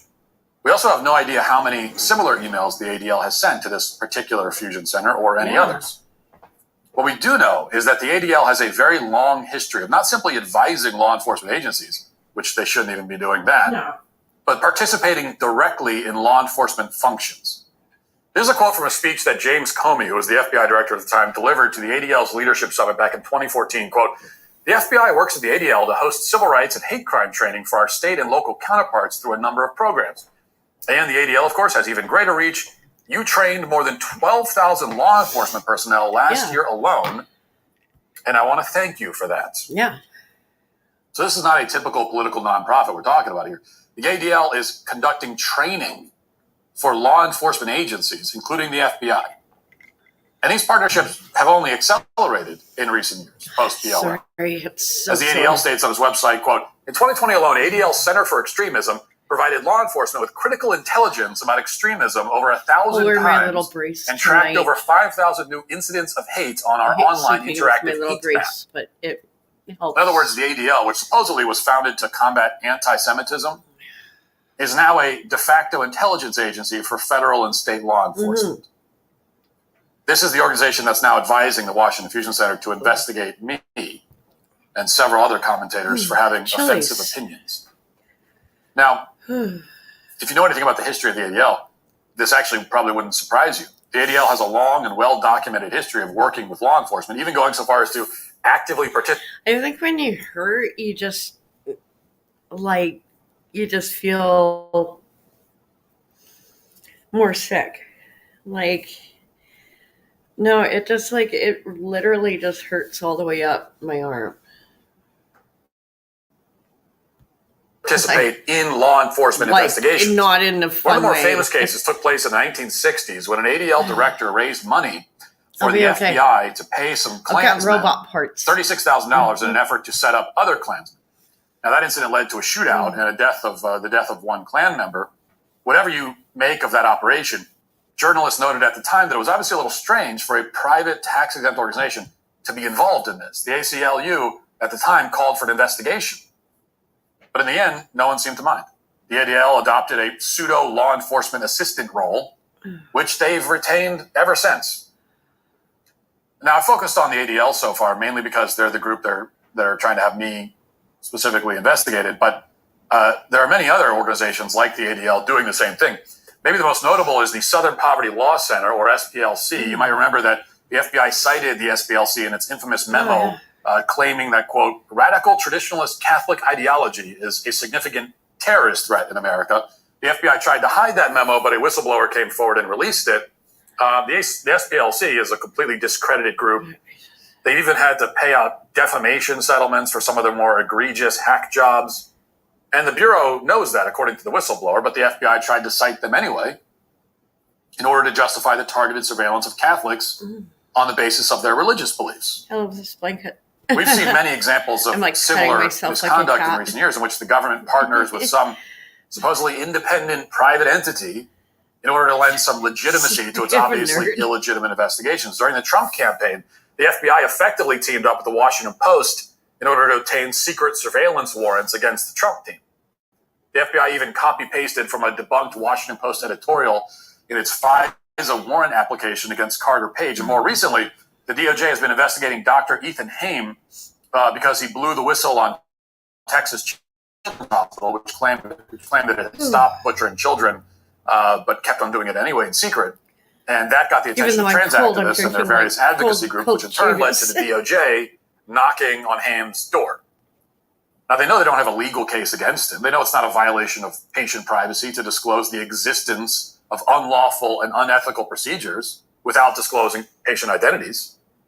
But they're harassing him anyway. They want to send him to prison, take away his medical license. Now, it's not hard to see where all this leads. Yeah. As I told the Daily Signal when they called me about this story to get my comment on it before they published it, I have no doubt that if Biden wins another term, we will actually see prominent conservative commentators arrested on hate crime and terrorism charges. That is going to happen. This is not hyperbole or being dramatic conspiracy theories. This is what they want to do, and they're laying the groundwork for it right They've now. already said this First, is what they they're open going to do. investigations, then they start surveillance, and then once that's normalized, they escalate things. We talked about slippery slopes yesterday on the show in relation to trans ideology. This is yet another slippery slope that we are on. The ADL is telling government counterterrorism centers to suppress political dissent.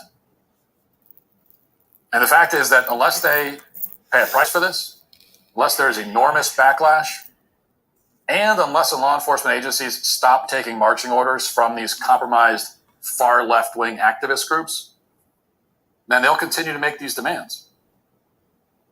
And eventually they'll get what they want.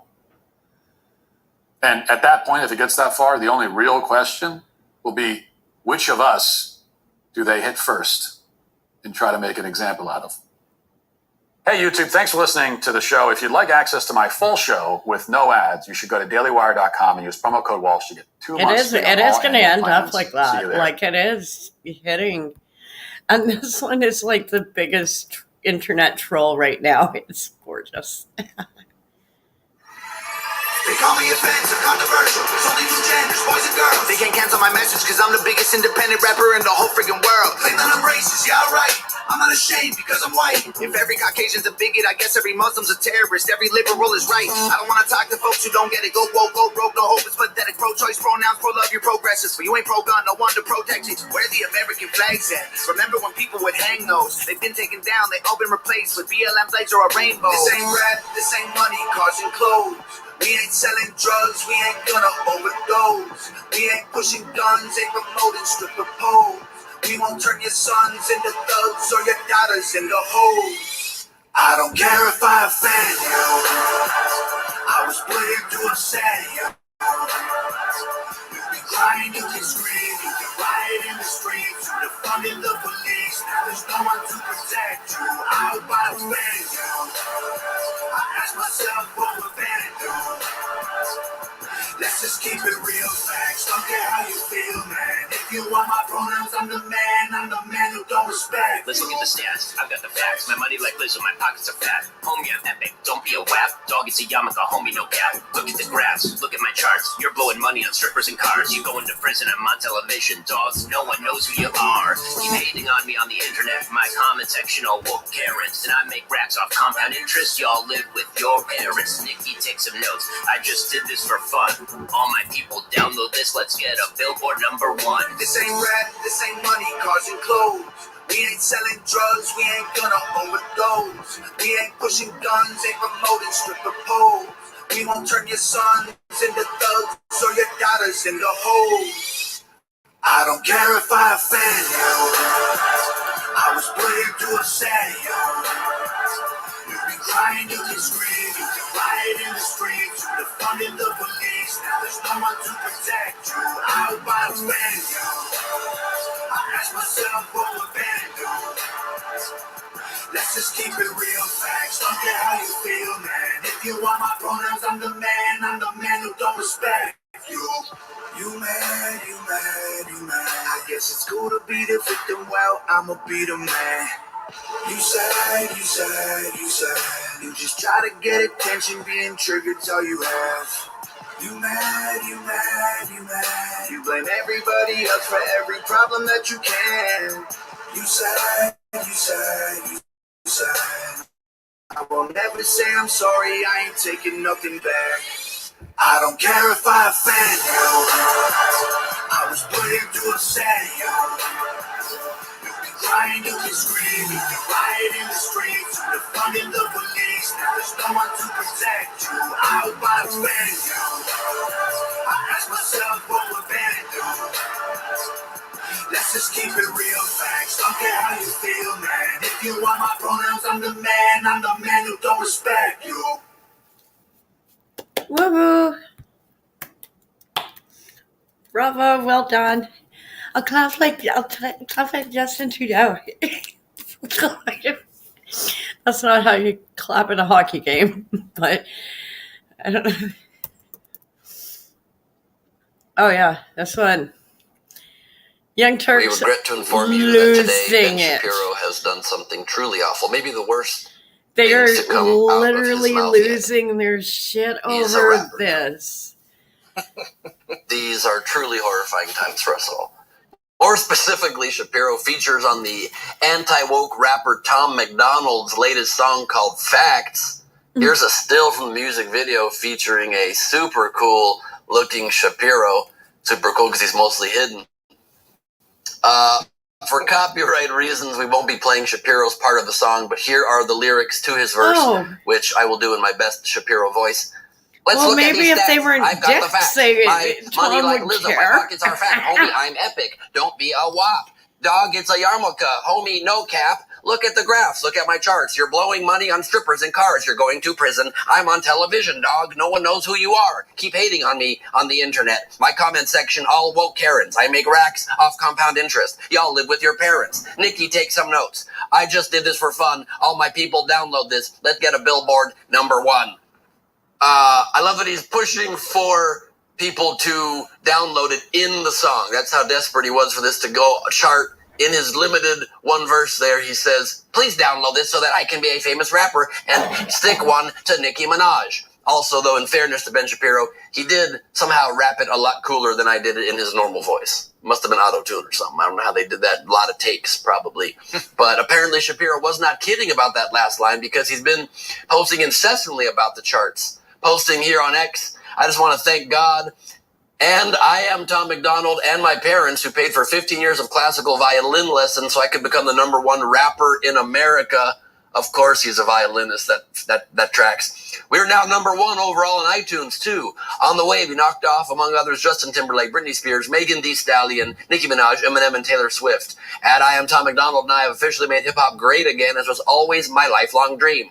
Shapiro's X bio now reads, Ben Shapiro, America's #1 rapper. This is all very ironic, however, because Shapiro has claimed in the past that rap is not music at all. Here's a clip from 2019. In my view, and the view of my music theorist father who went to music school, there are 3 elements to music. There is harmony, there is melody, and there's rhythm. Okay. And rap only fulfills one of these, the rhythm section. That there's not. And I think I used to like the Young Turks. I used to like them, but they are it's seriously like go woke and go broke.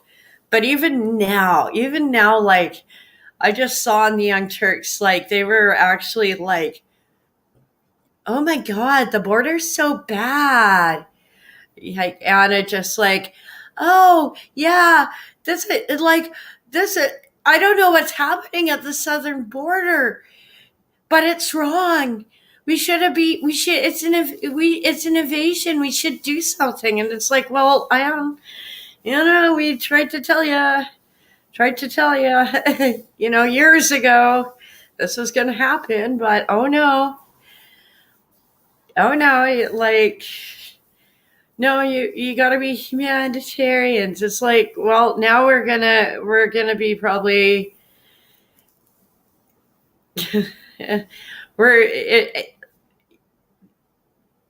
just look at what happened at Edmonton City Hall. That is a sign of things to come.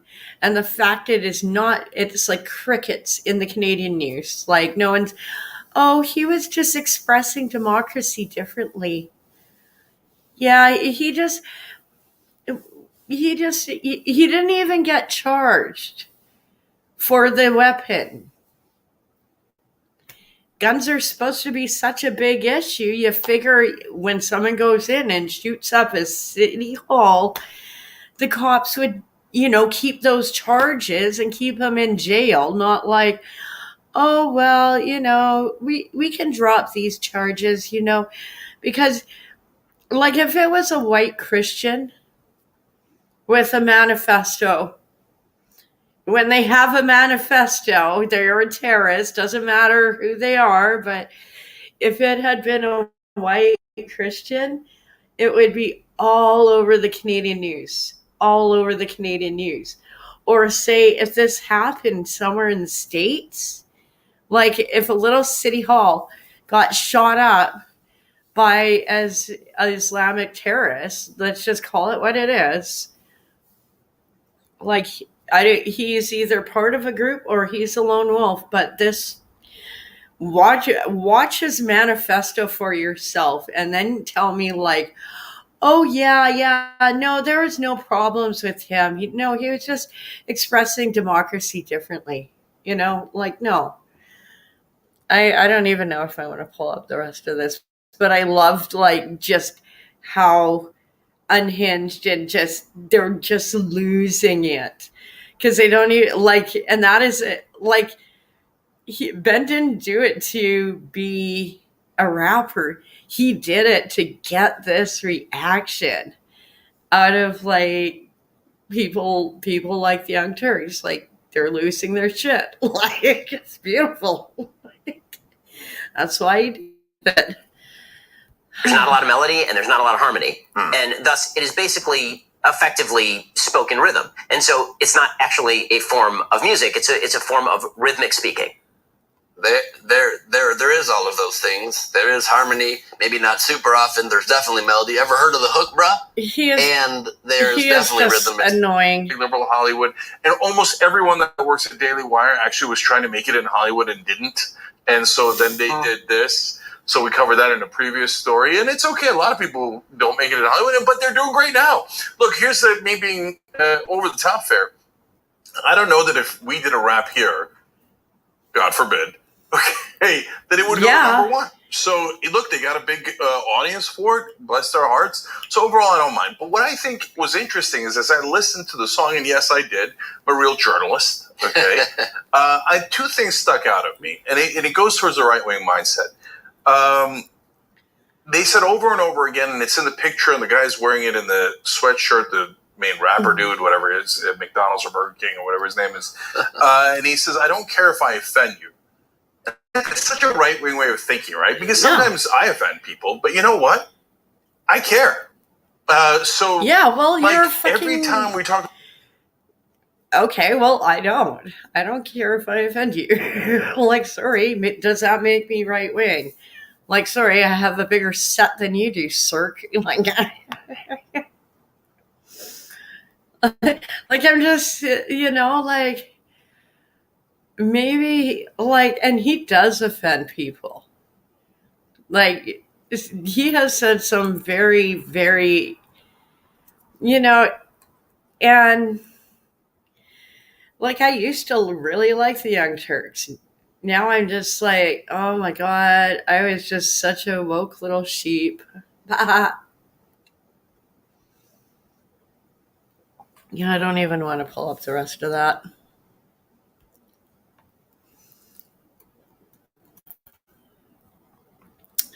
Oh, this next election is going to be interesting. From SCNR.com. This isn't Chinese influence to spend at all, $1 million on TikTok influencers. This isn't The PAC may have Chinese already violated some of influencers? TikTok's policies. We got enough problems as it is with TikTok and their algorithm and all that. so and well now, in Canada. quote, the effort is part of a Look larger at Happy democratic strategy Gilmore. to lure young voters into battleground states who polls show are increasingly critical of Biden, whether over his age or issues like his stance towards Israel. Biden's re-election campaign itself is amping up its work with social media influencers in 2024, though those partnerships are currently unpaid. Daniel Wessel, a Biden campaign spokesperson, told Politico, the White House team separately is also flexing its creator game, throwing its first ever influencer Christmas party last December. So there's this guy who made a video where his TikTok, he's got 400,000 followers, and he just yells.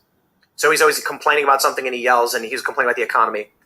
He recently made a video where he said he was contacted by someone claiming to be in the Democratic Party who offered him $50,000 for a pro-Biden post. Wow. And one post. Wow. And he said, as somebody who sells $50,000 shout-outs and reads, Sure, like, I love Biden. He's awesome. $50,000 But this is a corruption. lot of money for This a is- single post. Yeah. Right. Tempting. So, the powers that be are ready to drop, I would assume, more than $1 million on getting people to claim Biden's the right choice. I remember back in 2016, there were a lot of high-profile personalities on YouTube that, for some reason, were just in favor of Joe Biden, and we were like, "Why?" But here we go. Or, I'm wondering what. Or in Canada, we're in favor of the jabby jab, and it's been proven that taxpayers paid out millions to, like, at least to have, so-called influencers like Happy Gilmore to, oh, it's so great. I've gotten my 5th jab and I feel awesome. Is that a heart attack? No, but it's just like, they are like, I feel sick that my taxes went to pay these people. And I was thinking, like, okay, if there is, like, for the amount we have paid to the Ukraine, every Canadian could easily have $2 or $3 million just put into their bank accounts. I mean, the government likes hacking your bank accounts and freezing them. Hey, maybe, like, when you figure, like, every Canadian could get $2 or $3 million just like that, and we still could have sent money to the Ukraine. That's how much money our government's basically been losing. Like, it's insane. Yeah. Like, I love people who just call me right wing, and then I'm like, here's some math for you. Here's some math for you. And I'm not going to sway you. I want you to make up your own mind. Here's the information. You know, here's the facts. So basically, the next time someone tells me, like, oh, we need to support the Ukraine, I'm like, oh, well, I need $3 million in my bank account. You know, I think $3 million. Oh, hell, we could probably even push it to 4, because I forgot we gave money to, like, Hamas and Iran and all these other organizations, like kind of the bad kids on the playground. Plus, like, if you factor in everything Trudeau spends, like, literally what Trudeau spends, and some of that is like money laundering 101. You know, let's bring Sophie in here just because they have had a fake marriage.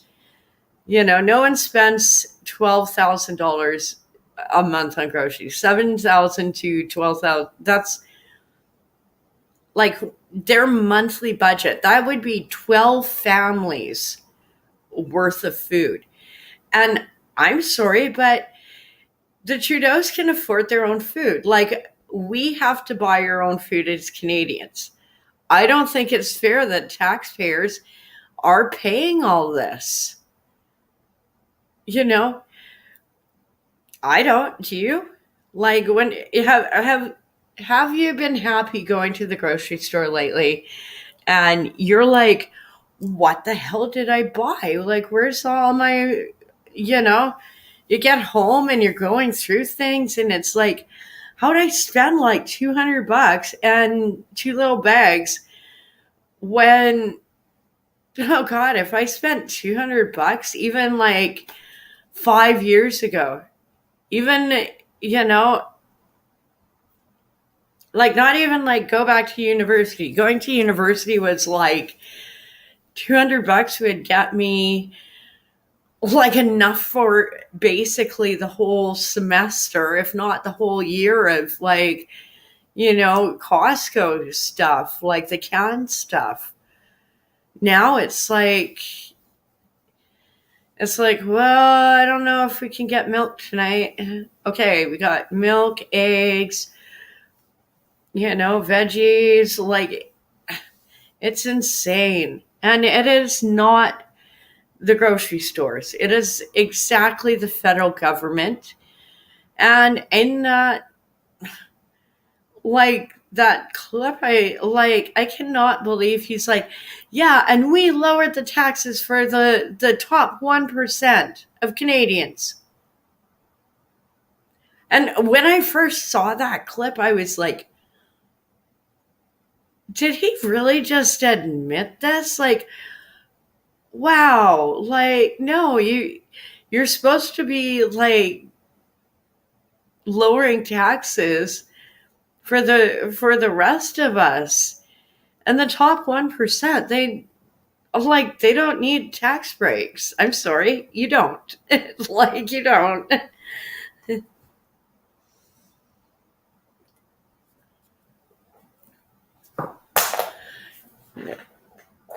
This next tax is, oh God, I'm not looking forward to it, but it just, like, after getting sick, though, it's actually almost like beneficial, because then I don't make as much money, so I'm not taxed as much. And maybe some of these new programs, like the renters and the little extra food budget. Oh, I'll get those, because last year I was like literally $1,000 over that bracket.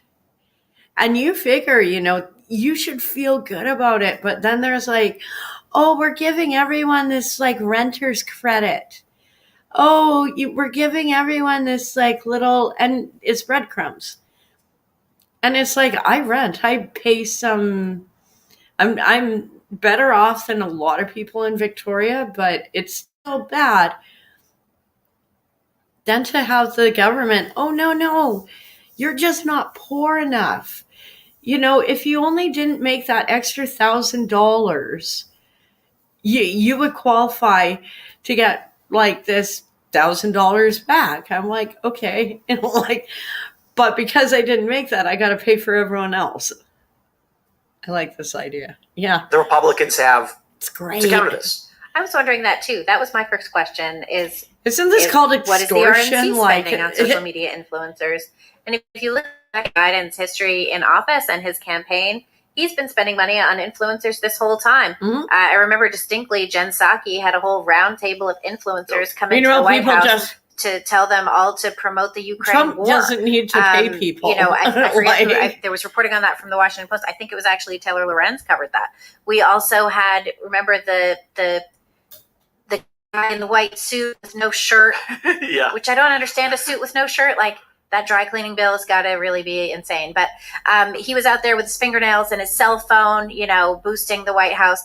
You had remember that guy? Yeah. He was the worst guy. He was doing like a day in the life of the intern at the White House. He was awful. And then over the summer, you had was it not this past summer, but the previous summer, you had Biden brought in a whole bunch of social media influencers to tell him why it's important to have child sex changes and all kinds of stuff like that. You had Dylan Mulvaney in the White House the one doing where the that. dude took his shirt off and was like on the White House lawn. Is that the one? No, that was right. June Pride this year. Okay. Yeah. And it wasn't a dude. No, it was. It was a dude. I thought you were talking about there was males and females. There were males and females. The females had no breasts and the men had large ones. Yeah. Okay. That's right. So here's a question for you: if a pro-Trump super PAC came to us and said, "We want to give you $100,000 to promote us and do a read," should we accept that?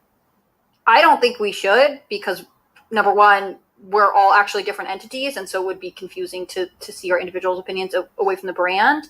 And I also think that ultimately, at least for me, it has nothing to do with should the show accept a sponsorship that's a political sponsorship supporting a candidate if they were to pay us a lot of money? Should I do it hey, this episode's brought to you by TrumpisTheBest.com? You'd lose credibility. Yeah, I think it makes you look biased. That's what I'm saying. I think even if there's full disclosure. I mean, it's Tim's show ultimately, so if that's what you wanted to do, that's fair. But if we were operating like the editorial board of a newsroom, then I wouldn't want to do it. I also don't like when editorial boards. I know, that's what I'm saying. I also don't like when editorial boards endorse candidates. I think that there is a level of is SCNR going to endorse? I don't know. I mean, that's so. up to Chris and You don't Cassandra. think so? I don't think Post Millennials. I don't know why we would. Yeah, it's up to Chris and Cassandra. I don't know why we would. It's up to Chris and Cassandra because they're the editors. It's weird that newsrooms endorse candidates. I think it's super weird. I don't like it either. So my question then is for you, Libby. Yeah. Personally or organizationally, would you accept $50,000 to $100,000 in support from a PAC to support a candidate? To support a candidate? Well, no, but I would accept the ad dollars. We want a post that makes insert candidate looks good.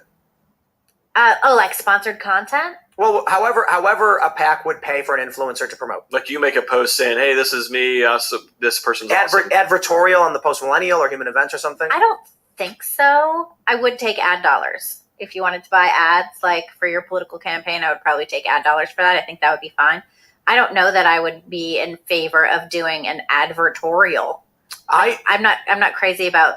It's even more shady when posts. It's even more shady when it's the TikTok that. post. It's I like tricking people products. to look like it's organic, product. and it's not organic, and they're paid. I think that's here's the bigger risk. I'll tell you the one reason why I would not accept it, because the rules around political advertising are intense, and that's a nightmare to navigate. Well, and then you'd have to take anybody's political advertising. Not necessarily.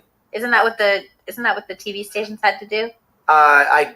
it depends on the structure of how your ads are done. If you don't have the inventory, you can't sell the inventory. We're so far past TV. If I own but a single roll of toilet paper and a Democrat wants to buy it and a Republican wants to buy it, only one of them is getting it.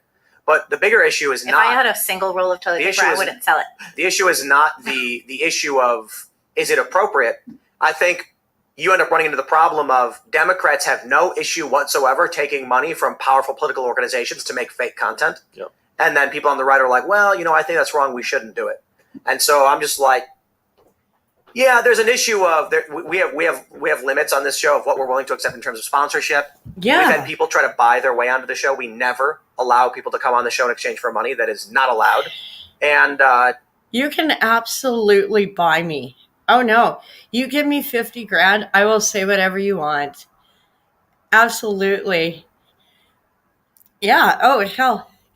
But if it's something like Trudeau, it's got to be like 2 mil. I'll sell myself for like 2 mil. Yeah, maybe 3. It is Trudeau. How about 5? Because he can afford it. I mean, he paid out how much to terrorists? He can afford, like he needs all the help he can get, and people like me would be great to like boost his image. But I recognize the challenge of so long as people on the right who are opposing the establishment reject this, standing on their moral high ground, Democrats will keep having the advantage because they have no scruples. It's one of the things that actually works against us as conservatives is, we wonder, how do they always get these people out into these big frenzy, out into these big mobs or whatever? It's because Democrats are a group mentality. It's easier to herd them into one certain thing. Whereas conservatives, we're just like, I just want to be left alone. Just want to live my life, want to raise my family, start a business. And in this aspect, it's kind of used against us. How does that make? Yeah, I think that's similar. I think the bad acceptance for individual difference, it's much higher among conservative communities than it is Correct. on the left, which is sort of the inverse of what they market, right? They say we're tolerant, we're accepting, but we're actually not.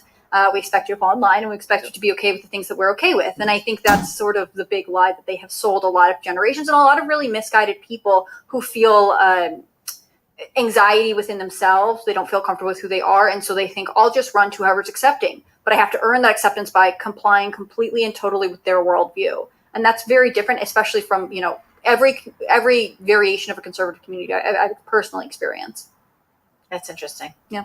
It's weird. I mean, I think it is the big Democrats have, I don't want to say Democrats, left-leaning causes, whether it's Democrat or just different organizations, have always done a really good job of getting out ahead of messages and spinning them. Yeah. And I think this is something that Republicans struggle with. In this case, like talking about endorsements or whatever else, like I think ultimately I have to live with myself, and I would rather try to find another way to tackle the advantage than to just do what they're doing, because I have to live with myself at the end of the day. Well, and back to your point of the left, like they'll accept you until you step out of line. And the perfect example of that is the people who were transitioning. They sung their praises and were like, oh, and then when someone wanted to detransition because they're like, wait a second, I made a mistake. They're like, the left attacked these people. I mean, it's weird. If they were tolerant, wouldn't they just be like, yeah, everyone has a different experience. Exactly. It's gender journey or whatever. One of the most frustrating things for me is Daily Wire posted a video on X. It's Ben Shapiro debating Destiny, and Ben defines woke, and Ben is wrong in the majority of his definition. What did he say? He defines woke as this ideology rooted in postmodernism. He gives a long definition, but he basically says it's about power structures. It's about, those who in power tend to be bad. And I'm paraphrasing rather poorly, but he basically gives this ideological. Woke is, postmodernism with a racial component and then gender ideology. It's totally wrong.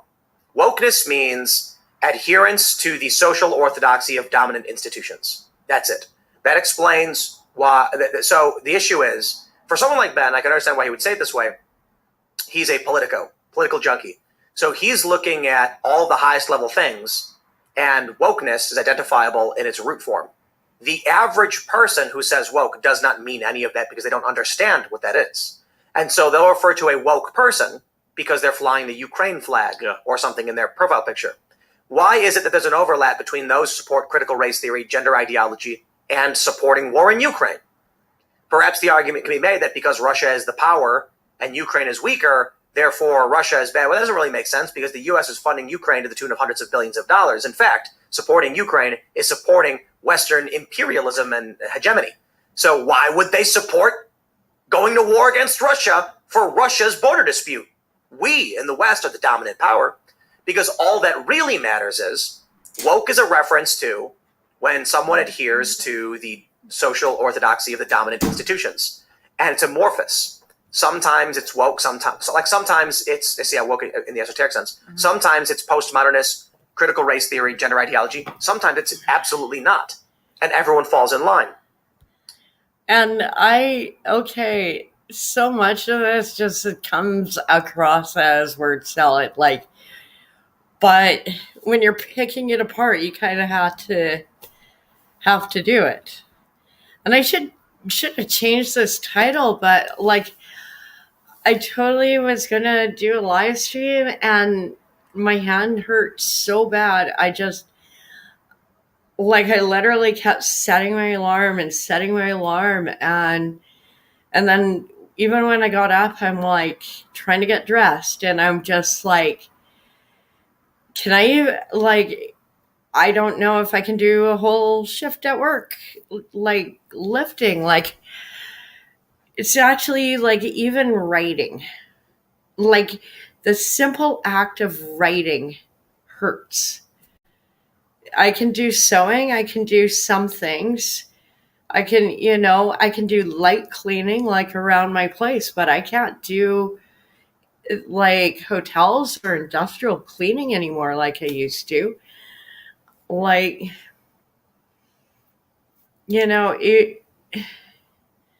could probably do thinning at the nursery, but because it's just this kind of action, but packing, I could not do. That's how I fucked myself up. It's like that old joke, it hurts when I do this, doctor. It's well, don't do that. Well, if it hurts, then don't do it. Sorry, you had to reevaluate your life choices, but it's just, that's just what happens sometimes. And it's hard because I always thinking I'm a tough girl and I am bulletproof and I can take anything. I can do anything. And so when you're God brings you down a few notches, it's no, we're going to send you to the hospital. We're going to, yeah. Oh, no. Just wait. Just wait, And I guess too, it's also if God is doing this, it's well, if you were tough enough to do all these things, then you're going to be tough enough to handle whatever is thrown at me. It just sucks getting sick because I'm not. And it's such a stupid pain because it's one little part, but when it hurts so bad, then the rest of you starts hurting. And if you had anything else going on, it's all gonna explode at once because if you're not in pain, you can kind of keep yourself together. Okay, but over time, it builds up. And I'm tough and stubborn and just oh, well, I don't need to go to the doctor. I don't need. And then all of a sudden it's the hospital's wow, we haven't seen you since 2014.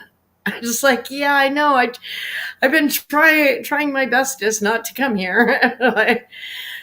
I promise you, I'll try my bestest to get out of here as quickly as I can. I promise I'll be better real quick, as quick as I can. And it's just, oh my God, I've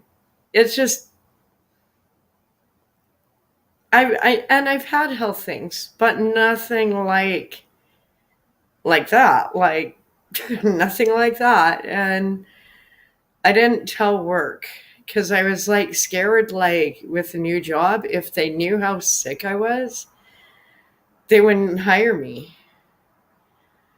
But then it's like yesterday, moving all the, like, it just, I can't lift heavy things anymore.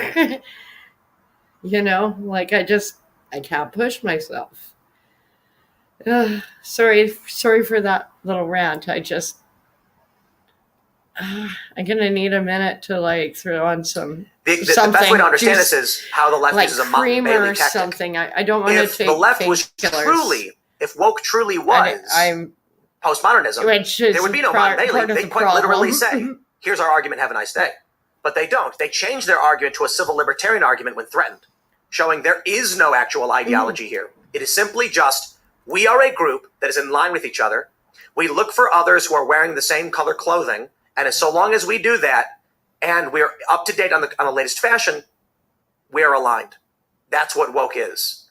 I describe it as a bunch of birds flying in the sky, flooding in a random Yeah, flying that in is a good random way directions. to address They it. occupy Like- a very specific space. You can see them. Oh, they're over the lake. Yes, they have this weird leftist postmodernist thing to them, but they're really And flying around. a lot and they of can these move are really good at a moment's people. notice. So I tweeted a picture of I'm something not called trying an to ant mill. diss them. You guys ever heard of this? I'm trying to diss ants. political when they walk, they leave ideology pheromone that trails they are to signal to forcing other on ants where me. they went, I'm what not. they're doing. I'm They like come I'm back not with food, shoving and they can follow Bibles that down line. their. So you notice this in your slots. kitchen, the line of ants. An ant mill is when the That's ants get just turned rude. around and form a circle. But What happens when you is they have follow people pheromones in a circle like, forever until they run out of until they starve to death. It's called a March of Death as well. March of Death, a death That circle really in the middle. happened? Yes. They'll just walk in a circle until they. Wow. Because they can't see the big picture. Yeah. They're a tiny ant, and to them, they're just following the path. And the path is one big circle, and they're all following each other, and more keep funneling in until they actually just starve to death or dehydration and die. That's wokeness. You join the circle, they're all Well following said. each other. You Well say, said. what is the ideology they hold? I don't Whatever always the ideology of like the person Tim in front Pool, of them but holds. It could be anything. he's That's why accurate on That's this why one. Wimixin is offensive today, but not offensive tomorrow. It's why I'm women so with getting the a Y is offensive copyright today, not strike tomorrow. on this stuff. Because If I'm even postmodernism is streaming just on a current YouTube. component of the cult Like- ant mill ideology. And it I can become probably already imperialist gotten a Western strike. hegemony at a moment's I notice. keep So one day checking they're my saying email, power structures waiting are for bad. it. The next day they're like, we support NATO expansionists on the Russian border. It's What? Thanks for watching this clip from the Timcast IRL podcast. I don't Hang out always. with us I don't live always Monday agree through with Friday, everything he 8 p.m. says, And but become a I member really over at appreciate timcast.com for that one. uncensored, members-only shows exclusive. Oh my Thanks for hanging out. god! We'll Sorry, see you all it next just. time. I need.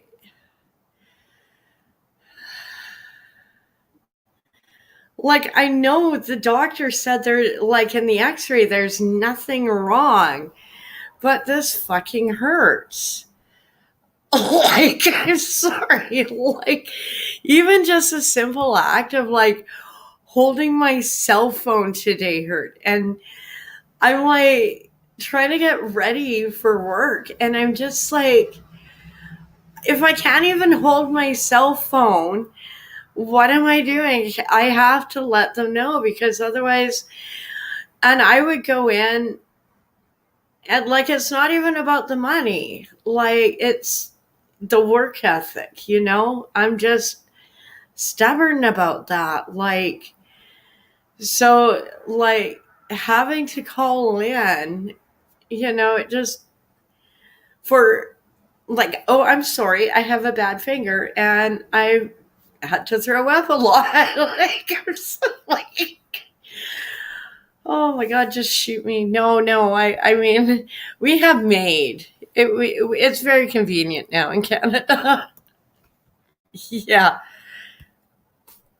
We showed our data and many of the videos seen by Kentucky 96 to Shazlo. What we see on TikTok is a bit the same that what we saw on This YouTube. is So how basically, the algorithm is propaganda detecting that works. this depressing content People is do useful not to create realize engagement and pushes depressing how content. much So the what algorithm they is watch pushing affects people them. towards more and more I extreme went to content, so it university can push to them toward study more it, and more and now, watch time. like, oh man.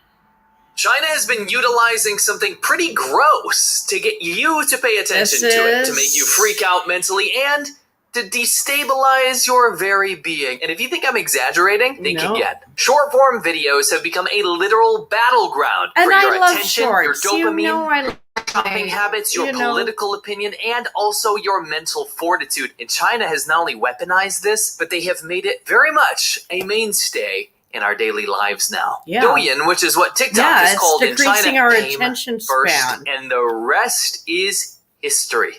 Now these bite-sized, deliciously scrollable videos cater to our very needs, our wants, our desires. great. Are not just on TikTok, they're everywhere. It doesn't matter if you're on Instagram Reels or YouTube Shorts or Facebook or Twitter. They all have scrollable short-form media. And I want to give you 3 reasons that this is ruining your life. And if it's not already, why it will if you start using short form media now. And not only ruin your life, but also the lives of everyone around I can't play the next clip, but I it's think a it's really that good bad. one. I keep And getting don't worry, strikes from a them. massive body of research agrees with me. I Today's finally video is figured brought to you out by which one's Incogni. been the In this problem day and child age, all giving of me your the information strikes. is out there on the They're internet. really good. You What can if I read told them you on my that blog, you could but take that all back? Thousands of companies are collecting, aggregating, and trading your personal data without you knowing anything about seems it. to You see have a the right theme with to all the request data brokers to advertisers delete of what the information clips they have pulling about up. you and protect your privacy. The bad You know? news is that it would take you years to do this manually. But Incogni They can don't seem make to be the messy makeup work ads. not so messy, because what they can do is go out there on your behalf and reach out to data brokers requesting that all of your data is removed so that you can go forward knowing that these data brokers don't have your stuff. Maybe you searched for a medical case online, you start seeing ads and promotions from the services that you've never visited. Maybe you subscribe for a free newsletter, and shortly after you started receiving tons of spam from unknown senders. What I noticed is that after I started using Incogni, I got less junk mail in my mailbox and less junk email as well. Take your personal data back with Incogni. Go to incogni.com/CMilk and use the code CMilk to get 60% off an annual Incogni plan. Take your personal data off the market today. Number 1 is that these short form videos, whether it be on TikTok or Instagram or YouTube Shorts or Facebook or whatever, Twitter, they are a hotbed for disinformation from authoritarian governments. In fact, it turns out that people are increasingly in more support of authoritarian leadership.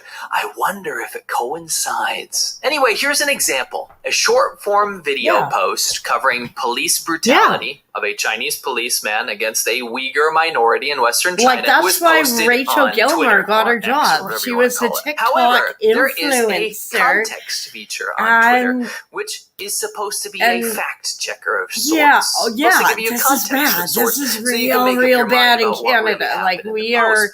But letting the the context inmates feature from on the this post about asylum, police like, brutality was hijacked by the Chinese government, and it was stated that a Woohoo. Taiwanese police officer, not a Chinese police officer, we is know the where her one getting her who did the police brutality. dangles. Now, this was easily disproven, but when the fact checker context function of the app says it's not a Chinese policeman, most people who are uninformed will take it at face value. That's why the feature exists. They'll look at it and they'll move on. Blatant disinformation by the Communist government of China. Now later, when this was disproven, the majority of people who saw this context function, let's just say 80%, believe that this was a Taiwanese policeman, and they don't bother to go follow up and see that it was in fact a Communist Party of China policeman. Inherently, this is the greatest tool an authoritarian government can weaponize against the populace of America, or any other country for that matter. They can draft deliciously simple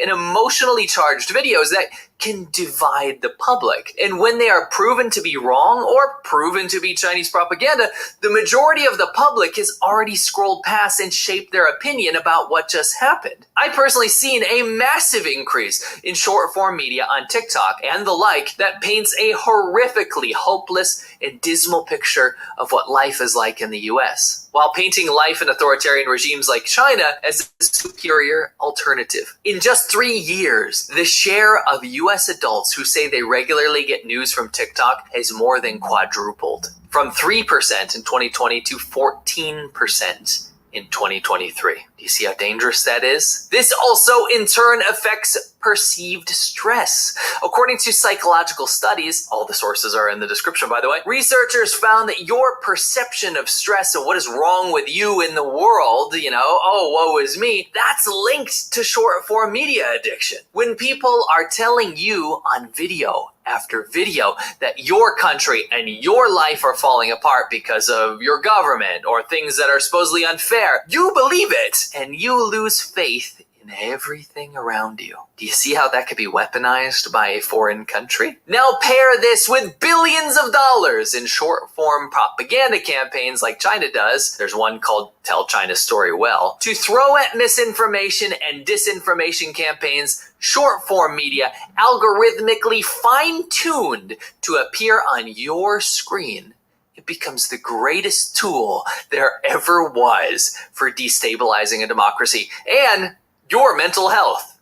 China is doing this right now. And if that's not a new form of warfare, I don't know what is. The second problem with this whole short form media thing, this TikTok thing, is you can say goodbye to your attention span and say hello to a brand new addiction, because scrolling through fine-tuned, algorithmically tailored short-form videos is the equivalent of doing mind-altering drugs. Instant gratification in short videos versus delayed gratification in longer form, thoughtful content. Comparing it to drugs, maybe it sounds harsh and uncomfortable, but that is what short form videos are doing to your brain. When you consume small, rapid fire videos, you're increasing the amount of dopamine released in your brain. And just like drugs, you need more and more to scratch that itch the more you do it. Maybe you start with a few videos here and there, but as the algorithm gets to know you better and better based on your search habits and your likes and dislikes and your other internet history,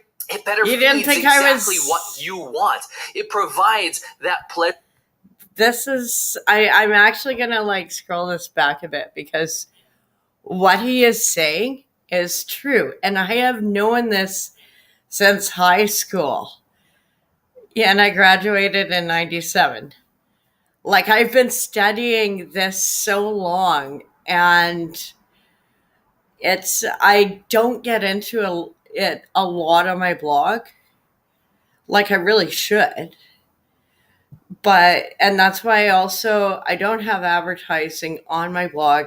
And even Rumble, I'm on the fence about the monetization on my animation. It's I'm so on the fence.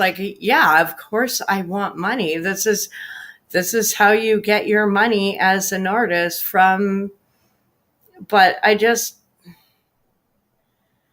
I actually would rather them just be open for everyone. And if people want to give me money, great. I would love it. But I don't want to force advertising on people, especially average, and I will say average civilians have no clue the psychology behind, like he's saying about, you're looking at all these shorts, it's all that dopamine going in. The problem with dopamine in your brain is you always start needing more. So we're developing we're actually, I would say that we were actually creating and I'm guilty of it as well. I love shorts just because it's I just don't I don't have the gift for it. I have the gift for, I can sit here for 6 hours. I think my longest stream was 19 hours. Yeah, that was nuts. I wouldn't recommend that, kids. That was, don't do that to yourself. But at the same time, it's It's easier. It doesn't hurt my hand. Like, oh God. But no, like it actually, this is a very, very good, accurate, scientific description of why social media is so addictive and so toxic. This is like, I mean, I always dreamed of it, but it just, now it's here. It's not as much fun as I thought it would be. And I kind of like, but at least I had the foresight to study it, because it would be so easy to get sucked into all of this. And so many people get sucked into this. I even see it with friends, like, just at the end of the day, this is like, not to get all churchy, but it's about God and only God. Like, at the end of the day, when you lay your little head on the pillow, it is about God and only God. Let it all go. Like, and keep that as your focus. But that is what short form videos are doing to your brain. And I when just you wanted consume to small, replay this rapid part fire again. videos, you're increasing the amount of dopamine released in your This- brain. And just like Yes. drugs, you need more and It is more to scratch drugs. that itch the more you do it. Maybe People you start don't with a think few media videos is here and there, drugs. but It as the is. algorithm gets to know you better and Yep. better based on your search habits and your likes and dislikes and your other internet history, it better feeds exactly what you want. It provides that pleasurable dopamine to your brain because it knows what you like. Your tolerance, therefore, increases the more you watch, and the next thing you know it, you can't watch a normal length YouTube video like this one anymore.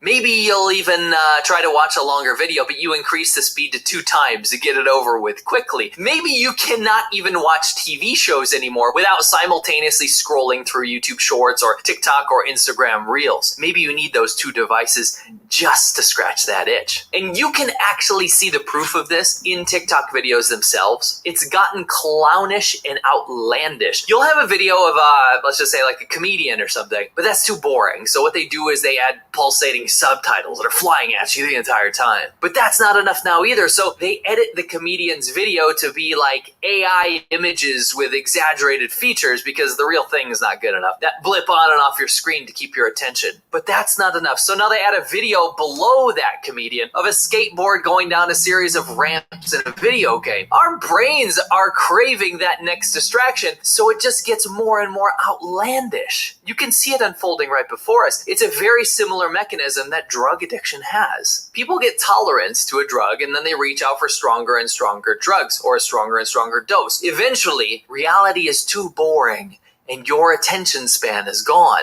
And your impatience, it won't be limited to videos either. Simple tasks throughout your day, like reading or organizing your room or cleaning your cat's litter box, hell, even real life conversations with real life people can get I had no easily problems with it frustrating. Because when you I get can work my frustrated at hand. the pace of these things. You're not distracted anymore. You don't have all these No, crazy I'm really distractions distracted coming by, in and out like, all my the time. You fucking can hand. easily get frustrated at the pace of these things. I'm easily but it's much frustrated easier now. to bathe your brain in dopamine rushes associated with scrolling Not through enough short cat form videos media. in the world When to it fix affects this such one. a fundamental system like the way your brain works, you can kiss the idea of enjoying normal things in your life goodbye. Much less learning a new skill. Or I trying have to been form like trying a to tell long-term meaningful people this relationship. Yeah, since it's that bad. Ironically, there are some great studies from 1997. China on this very topic. And short-form I video have- addiction has been shown to I be have been trying positively to explain associated this to with various people. mental health This problems, man such breaks as it symptoms down. of depression, I'm going to anxiety, do this and one stress. again. It also feels like it's Because impossible I think to stay we away should from this kind of remind content. I people mean, just in the beginning, it this was is like what Douyin and TikTok Facebook and stuff, is. but everything else has become short form media too, like Instagram and Facebook. They all feel very, very similar to each other. When you're using short form apps like TikTok, remember, they are specifically engineered to make you spend as much time as possible on them. They're literally studying your thoughts and patterns to turn you into an addict. And if that's not sinister, I don't know what is. Number 3, and the last point, is fake education, fake quality and fake safety. When you're scrolling through short form videos, you can often fall into this trap that you're doing something to learn, right? Oh, I'm doing something good because I'm learning some stuff from these videos. For example, if you watch some videos about things that teach you about animals, right? The algorithm's going to feed you more animal education videos and you feel like you did something good for yourself. But did you? No. You might think you learned something, but what you may notice is that the thing that you wanted to remember to tell your friends and family after you saw it on TikTok or whatever that information was, and you're like, I gotta go tell that to my brother. That information is lost in one ear and out the other. You don't remember it because you just scroll for 2 hours after you learned it. About 200 other videos were just vying for your attention after that, so you don't remember anything. In fact, you probably only remember the videos that stimulated your brain in the dumbest ways, not the educational ones. Short form videos are sensationalist. They're brief, and they don't challenge us to think about things in depth. Therefore, we don't retain the information like we would when we watch longer form videos or documentaries or reading an article about a topic. Not only does short form media feed us nonsense in terms of education, but it also reduces the quality of media that we consume and the quality of media that's being created. Why would a creator have the motivation to craft a detailed script, beautiful shots, a compelling storyline, and a thoughtful conclusion to his or her video when 300 the way gigs to make of money data nowadays a is month just to pump out as much to short, entertaining do clips as this. possible? It's And I completely actually have to shaped the ration quality myself. of media and even music. I You don't went believe me? into We Rogers. used to have I albums, okay, 10 like to 20 songs. I went into Rogers today, and I'm like, I do AI art. I do live streaming. My building is not set up for your company, so I have to go off mobile. And he's like, the look of sheer panic on this man's face. I'm sorry, but this poor guy, like, I feel bad for him because I'm going in there and I'm like, this is my phone bill. And it's like, and he's just like, yeah, I know. Well, we offer half of that. And I'm like, yeah, I'm paying that, but I'm using double. I'm sometimes using triple just to get this animation going because it's always been a dream for me. But it's so damn expensive in Canada. I cannot believe it. It's just like, and so much of that is taxes. And because of the way the Canadian system is, Rogers has this monopoly on your phones and the towers and everything. Like, I want to stay on the West Coast, but I keep looking at Washington and comparing the numbers about my taxes in Canada versus, say, I went to Port Angeles, which is a gorgeous town. They are so sweet. They are awesome people. And like, and I love Twin Peaks. So, being able to just like ride around and do the whole tour all the time. But I can go up island and it's pretty much like Twin Peaks. I'm a lumberjack and I'm okay. No, there is just I'm going to do a larger video of this one because, and I'm glad I caught it. I hope it saves because this is like the parts people don't realize, the ways media affects them. And you know what? The human brain is so primitive. It actually is. If you're reading a newspaper, the news story you are hearing is going to be different than if you're hearing it on the radio. Like if you're reading a newspaper versus hearing it on the radio, And both of those are going to be different than watching it on TV. And here's the kicker. Here's like the realm we're getting into, because the internet is a hot and cold medium. So it is going to put off like different parts of your brain, because we're in evolution. Like, no point in history has people had to process this amount of information, possibly like maybe not since the Library of Alexandria, but right now, in to be able to do this, it is people's, I think that's why like we have a rise in depression and a rise in all these things, because this is part of the process of evolution. In order to process all this information, like, if I just keep thinking, like, I couldn't have done what my great grandparents did. I don't know if I could have handled World War One or two. But I know for a fact they would look at what is going on, and they're like, okay, just send me back to the trenches. At least that was simple. At least at Christmas we would like take a little break and go across and sing songs and shake hands and then go back to work. And I'm like, it was, you see where a lot of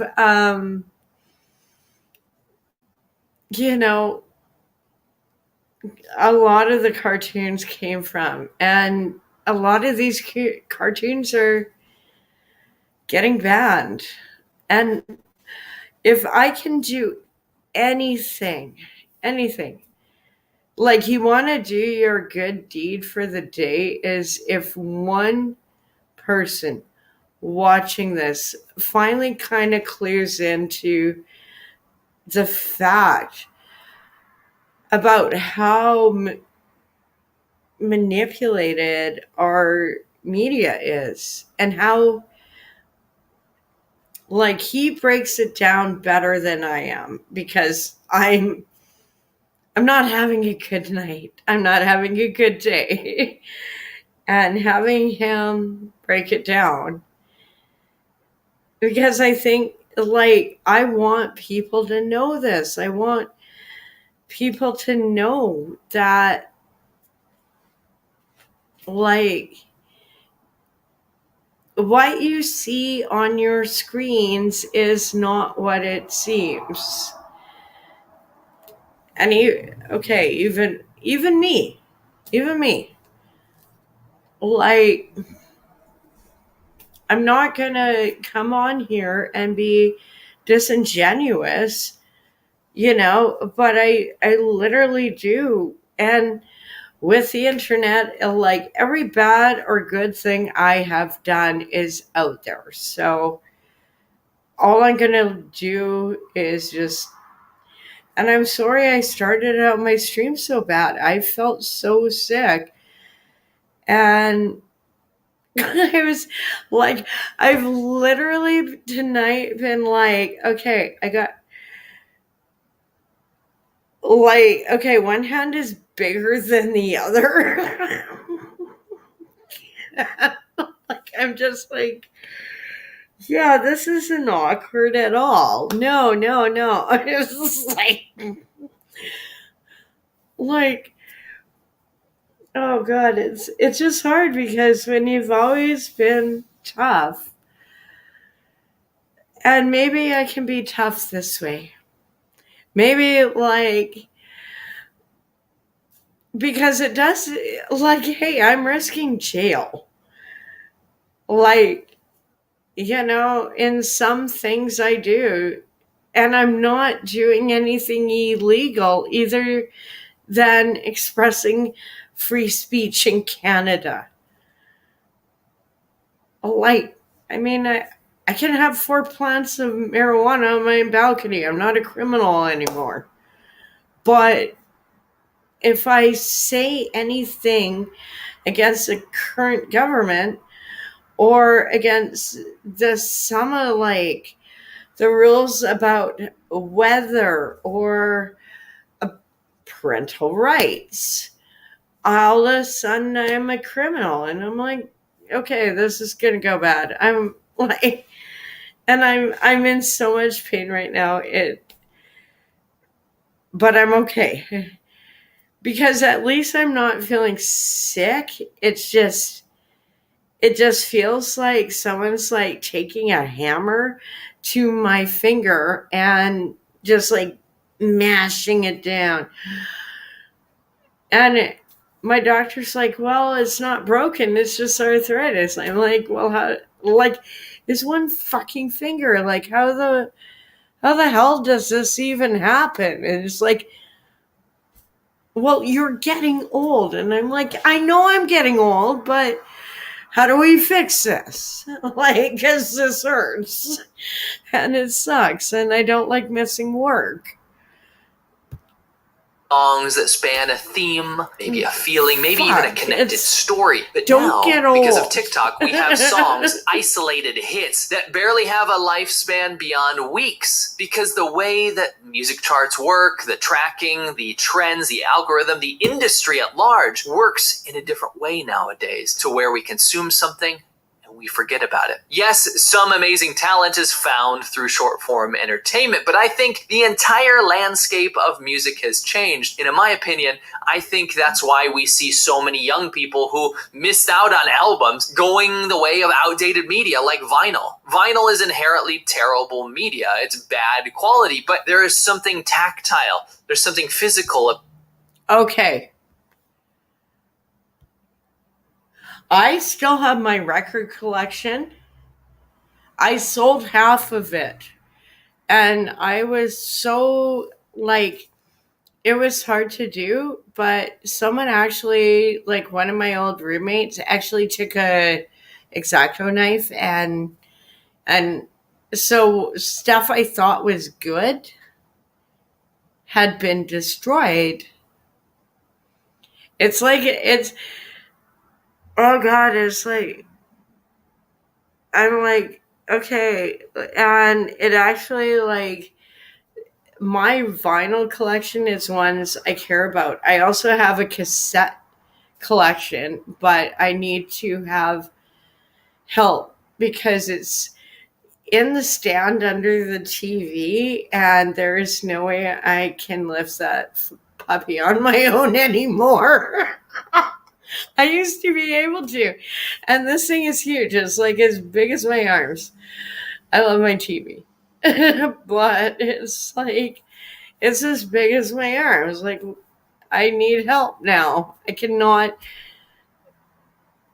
Oh, and also I need a cassette player. So if you're in the Victoria region watching on X, and you see a cassette player, I know it's so old school and so dumb, but it's like, I don't want to spend $50 at London Drugs or somewhere to buy one, like, because I'm sure there are people with cassette decks or stereos in their places that they could just donate to me instead of tossing in the dump. Let's just recycle. Isn't that what Victoria's all about?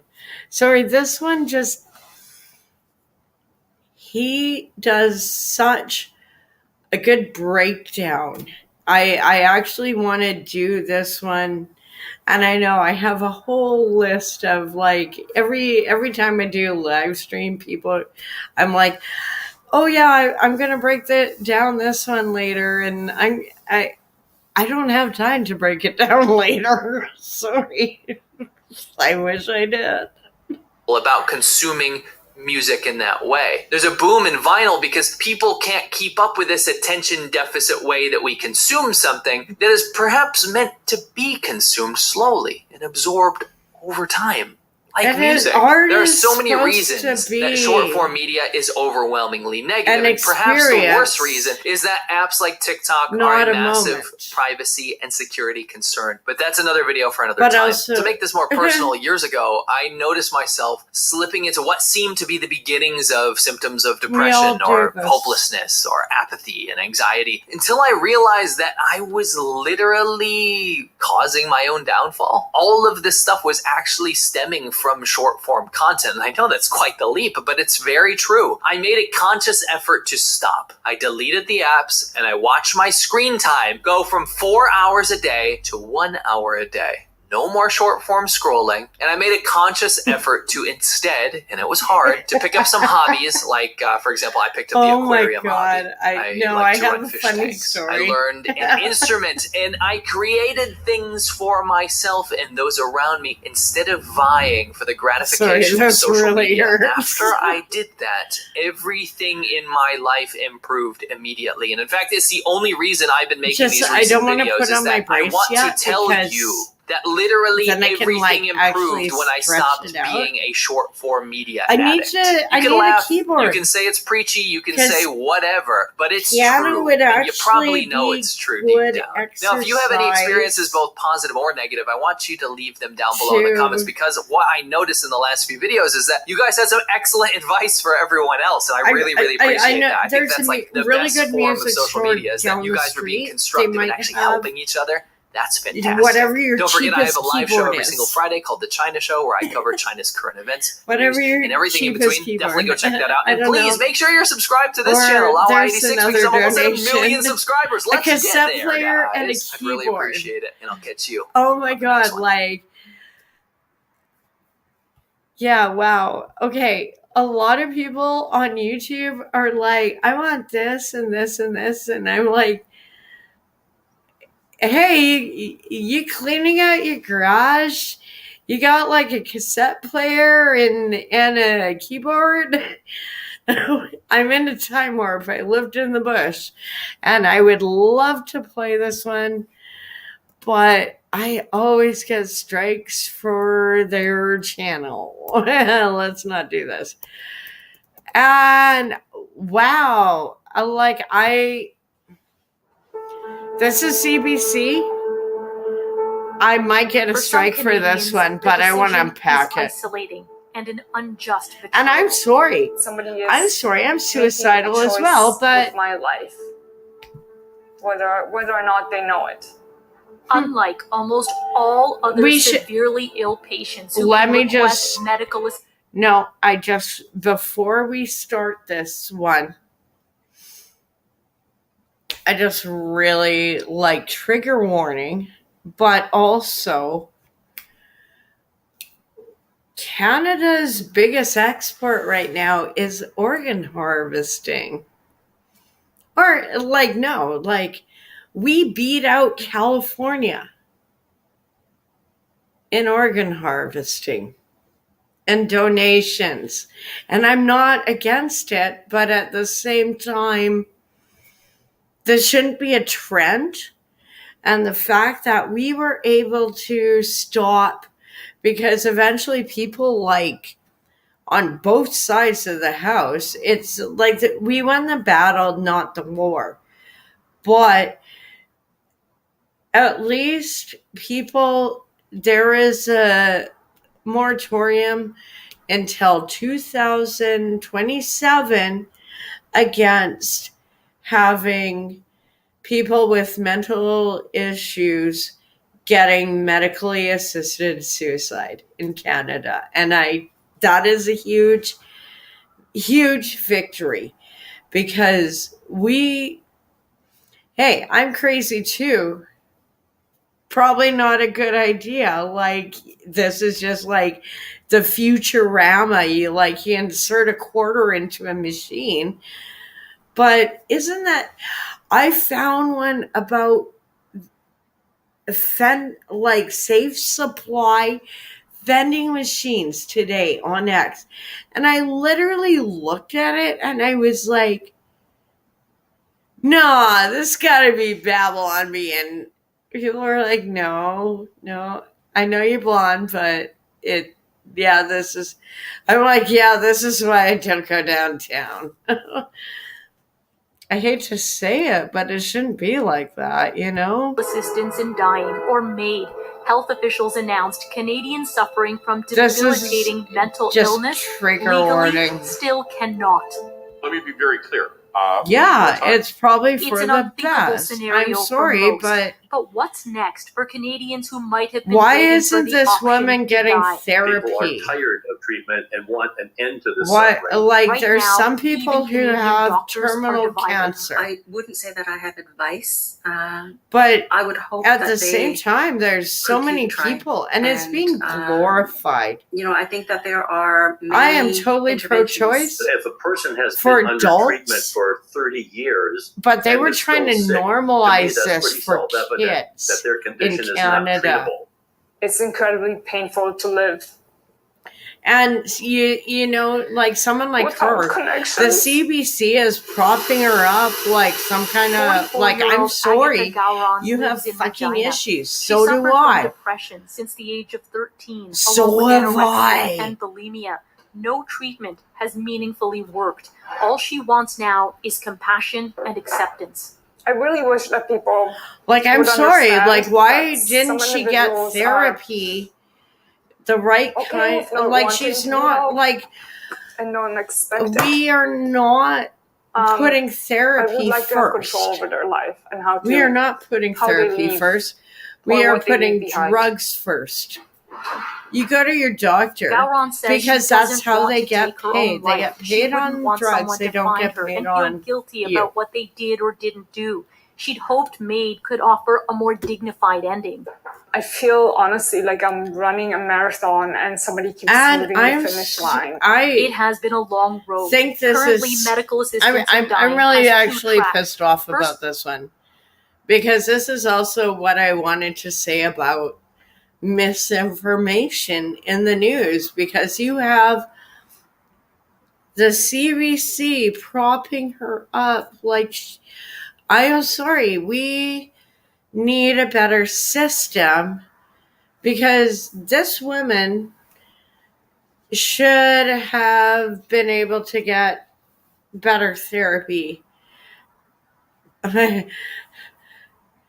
You know, Canadian girl is getting down to business when she pulls her sleeves up and like, no, it doesn't thing. But no, it's like, I find this so disingenuous of the CBC to be pulling up, because I feel in some ways it's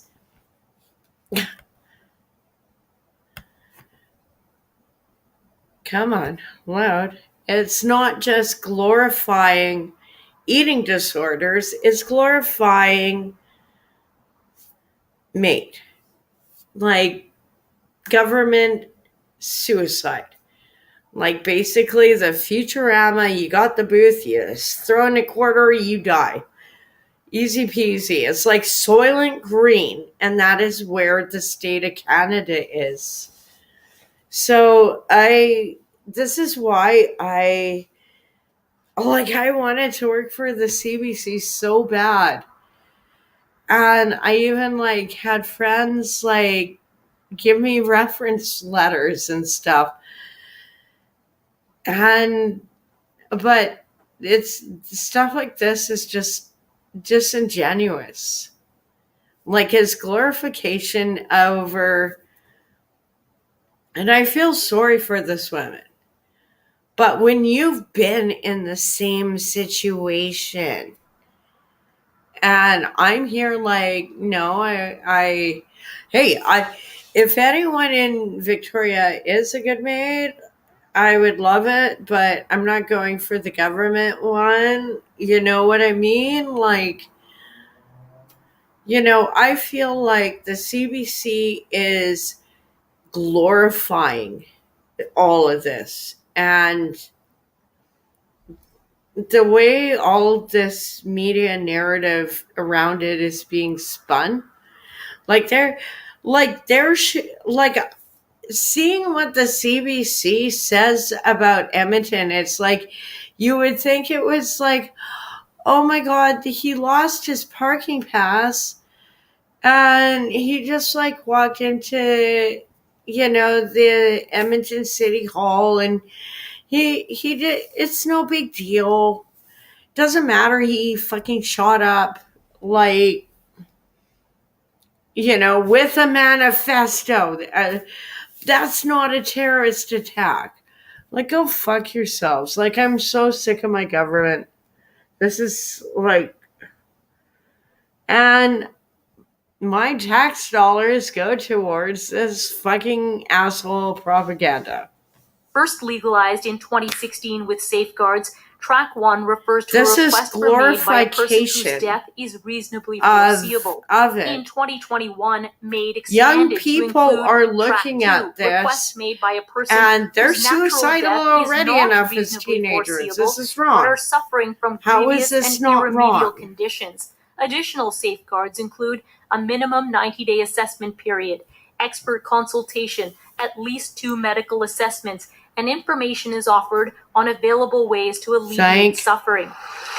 Like, patients suffering from mental illness alone they are not glorify allowed on it so either track. much. The vulnerable are This should very not much be glorified. Retired psychiatrist It should Eric be the Smith last says this is about politics, resort. not patients. Because idea that no we're doctor protecting in their people right, is spurious. conscious. These people do not need protection. They are competent Canadians who can make a decision themselves. That's The number of reported glorification. MAID deaths in See Canada what I has seen mean? a Like, steady you increase, guys, going from just over 1,000 when in it's 2016 being to over normalized, 13,000 there in is a 2022. problem. Access to MAID This for isn't individuals Soylent whose Green. deaths were not reasonably foreseeable beginning in 2021 accounted for less than 3.5% of patients. We don't have a special category for stroke victims or kidney disease or cancer or anything like that. We have a special group for mental illness. And that, to me, is evidence of the ongoing stigma that psychiatric patients face over their entire life. I'm not. I disagree. No. As a crazy person, I feel like I have the right to speak out on this and fuck the CBC, fuck our government, because you know what? If you are crazy, you are not in your right mind and you are easily led. And I don't think it's right that the government is offering people who, like, fine, you feel uncomfortable because they have Down syndrome or they have cerebral palsy. And I'd actually watch out for the ones with cerebral palsy because they might need a walker, but they damn smart. Like, they're probably smarter than you. And it just, and getting sick recently, it's like, so should I just look at MAID? Because I actually almost, like, died. And, like, kind of puts it on perspective. But it's like, and I would like a MAID. Because, and it just, having a bad hand is so hard recently. But I'm also from the generation of women that, if we hire a maid, the house is immaculate because we're so embarrassed. And like that post-war, like 19, you know what I'm talking about.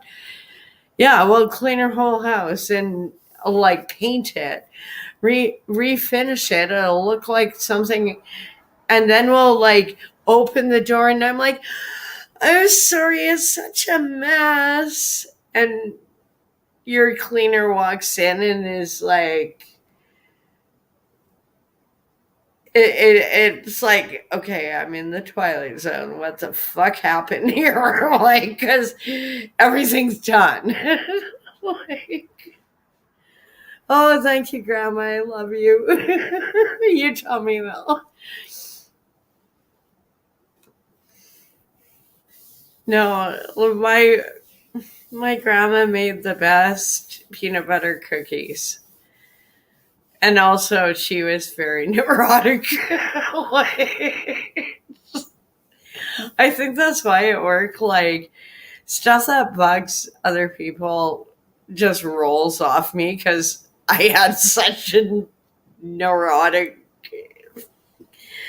We're all crazy. We're all beautiful. Like it's even like we're going to go more into the CBC and why they need to be defunded. Why, hey, I'm doing media and you think I would be the first person to be like, I think this is great you were giving, but I will never benefit from any of this money the federal government is giving out to news stations because I apparently need more upgrading. Like I'm already not doing enough school at my age and a full-time job and also this, like my beautiful, it's just like, oh my God, I feel like I'm back in university. Like I literally dream every night I am back in university. Dr. Madeline Lee is a maid I assessor don't even and like. provider. She feels the delay is a I chance can to literally develop more pick detailed up the criteria same for dream assessing from the patients other. and It's why like they I want live MAID. two The challenge lives. is that the It's like the criteria in the Matrix. legislation actually When lack I specificity. sleep, when I have the And they are open luxury to of sleeping. interpretation by MAID practitioners. Gowron says it's difficult for most people to understand her suffering over the past decades, but she knows she wants it to end. I know that I my want condition her. can't Okay, be cured. can I? Oh, okay, And no. I've come to terms with that. I want her suffering to end, but why isn't she getting counseling? Why isn't she getting therapy? Because there is no reason. Like, and obviously, she experienced severe trauma since a young age. That's what led her at high school to do this. But at the same time, you are a grown woman. And the fact that she is like willing to run away from her problems and rather than address them, and the CBC wants to glorify it. Like, this is why I pulled up this article. I don't normally, if you've watched my stream, I don't normally pull apart or even have anything from the CBC. I just think like this is glorification. This is giving like people who would have a chance and fight, they will not, because when our state media is endorsing this, and we are number one in organ, like our number one export in Canada is organs. Okay? So you get vulnerable people. This is why we need all these rules with maids, because you get someone vulnerable. She could snap around, find a good counselor, actually like start a new hobby. I don't know, find a cat, another one. She like I'm not trying to generalize, but she might have like 20. No, I know, and I like that's a mean troll thing to say, but when this is being endorsed as normal, as, oh no, like, oh my God, I'm so depressed and anorexic and bulimic, and oh my God, I'm a victim, and I can't wait to kill myself for free with the government. Like, what the fuck? I'm sorry, like, grow a set. Like, we all go through things. And I am sick. I am absolutely sick of the Canadian, like, my tax dollars going to video like this. And meanwhile, I'm going to get a copyright strike unless I keep talking and break it up a bit, because that's how YouTube works. If I'm not already shadow banned and censored. Welcome to Chinada. No, and I don't agree with this. Like, I've always agreed, but her reasons are not valid. And I'm not calling her experiences invalid. I just think she was abused as a kid and she's never dealt with it. And now she wants sympathy to kill herself.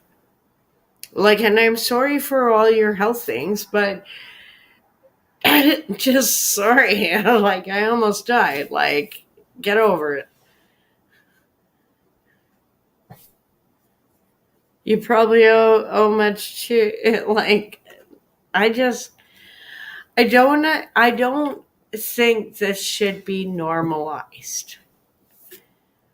And that's not just because I'm Christian or, and I never really try and force that on anyone. Like, but when I see this and I see people who have so much potential, and it's like, it's heartbreaking because, like, why? First off, I want to know, like, what were the circumstances that led her to bulimia, to all these issues? Like, I'm sorry, I'm depressed as well. I grew up in the north. There's no sunlight. It's -50. It sucks. You want to kill yourself. Like, in the fucking the world. But I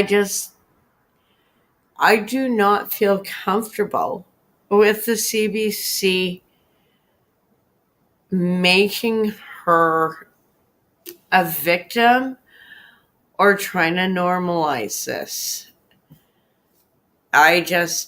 It's wrong. It's wrong. And I am sick of my tax dollars going towards this because it's wrong.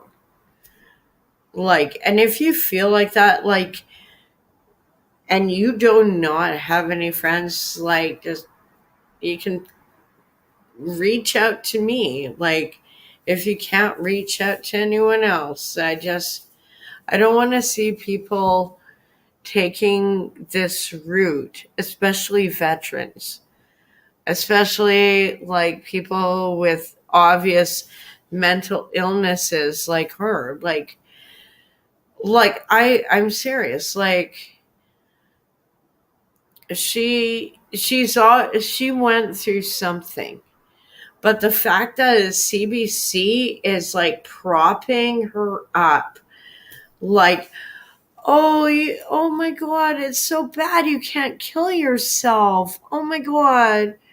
That is not the message we need to be sending to young people. Like, sorry, no. This needs to end.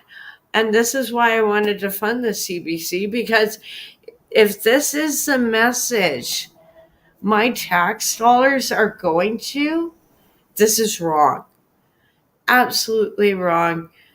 Wrong approach. Like, I've always been pro-choice, but on this one, I'm like, I am so damn glad there is a moratorium, and this isn't even on the federal docket until, and if it goes back on, oh, there's going to be even a bigger fight because there's way more people upset about how, like, when you put the mechanics of how easily it is, like, you tell someone with Down syndrome, hey, I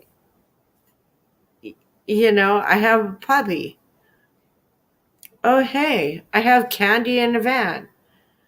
Oh, hey, want to kill yourself? Like, you ever felt really sad and alone?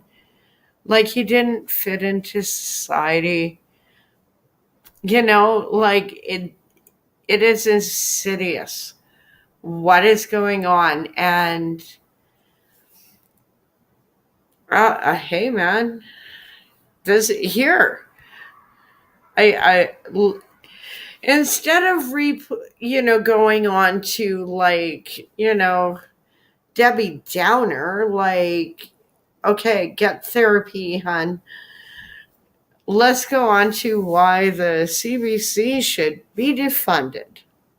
Because I'm actually really sick of my tax dollars going to things like that. Yeah, and when you hear about this, is insane. The amount of money laundering going on in Canada, it's just like you might as well just, like, take your paycheck, put it in $20. Well, you used to be able to do this, when it was paper money. Now it's plastic. But put it in and just burn it, because it's all getting stolen. It's all getting stolen and laundered. And here are your taxes to the 1% that Trudeau wants to, he was so gracious to cut the taxes on. He cut the taxes on the 1%. He said that in the fucking House of Commons. And yeah, $1.4 billion. Like, $1.4 billion divided over 50 million people in Canada. How about I just keep my money and decide what I want to watch and pay for you? Because a lot of us would pay for the CBC if they weren't corrupt assholes anymore. We love Corner Gas. We love Kids in the Hall. We loved all of Don Cherry. Oh boy, oh no.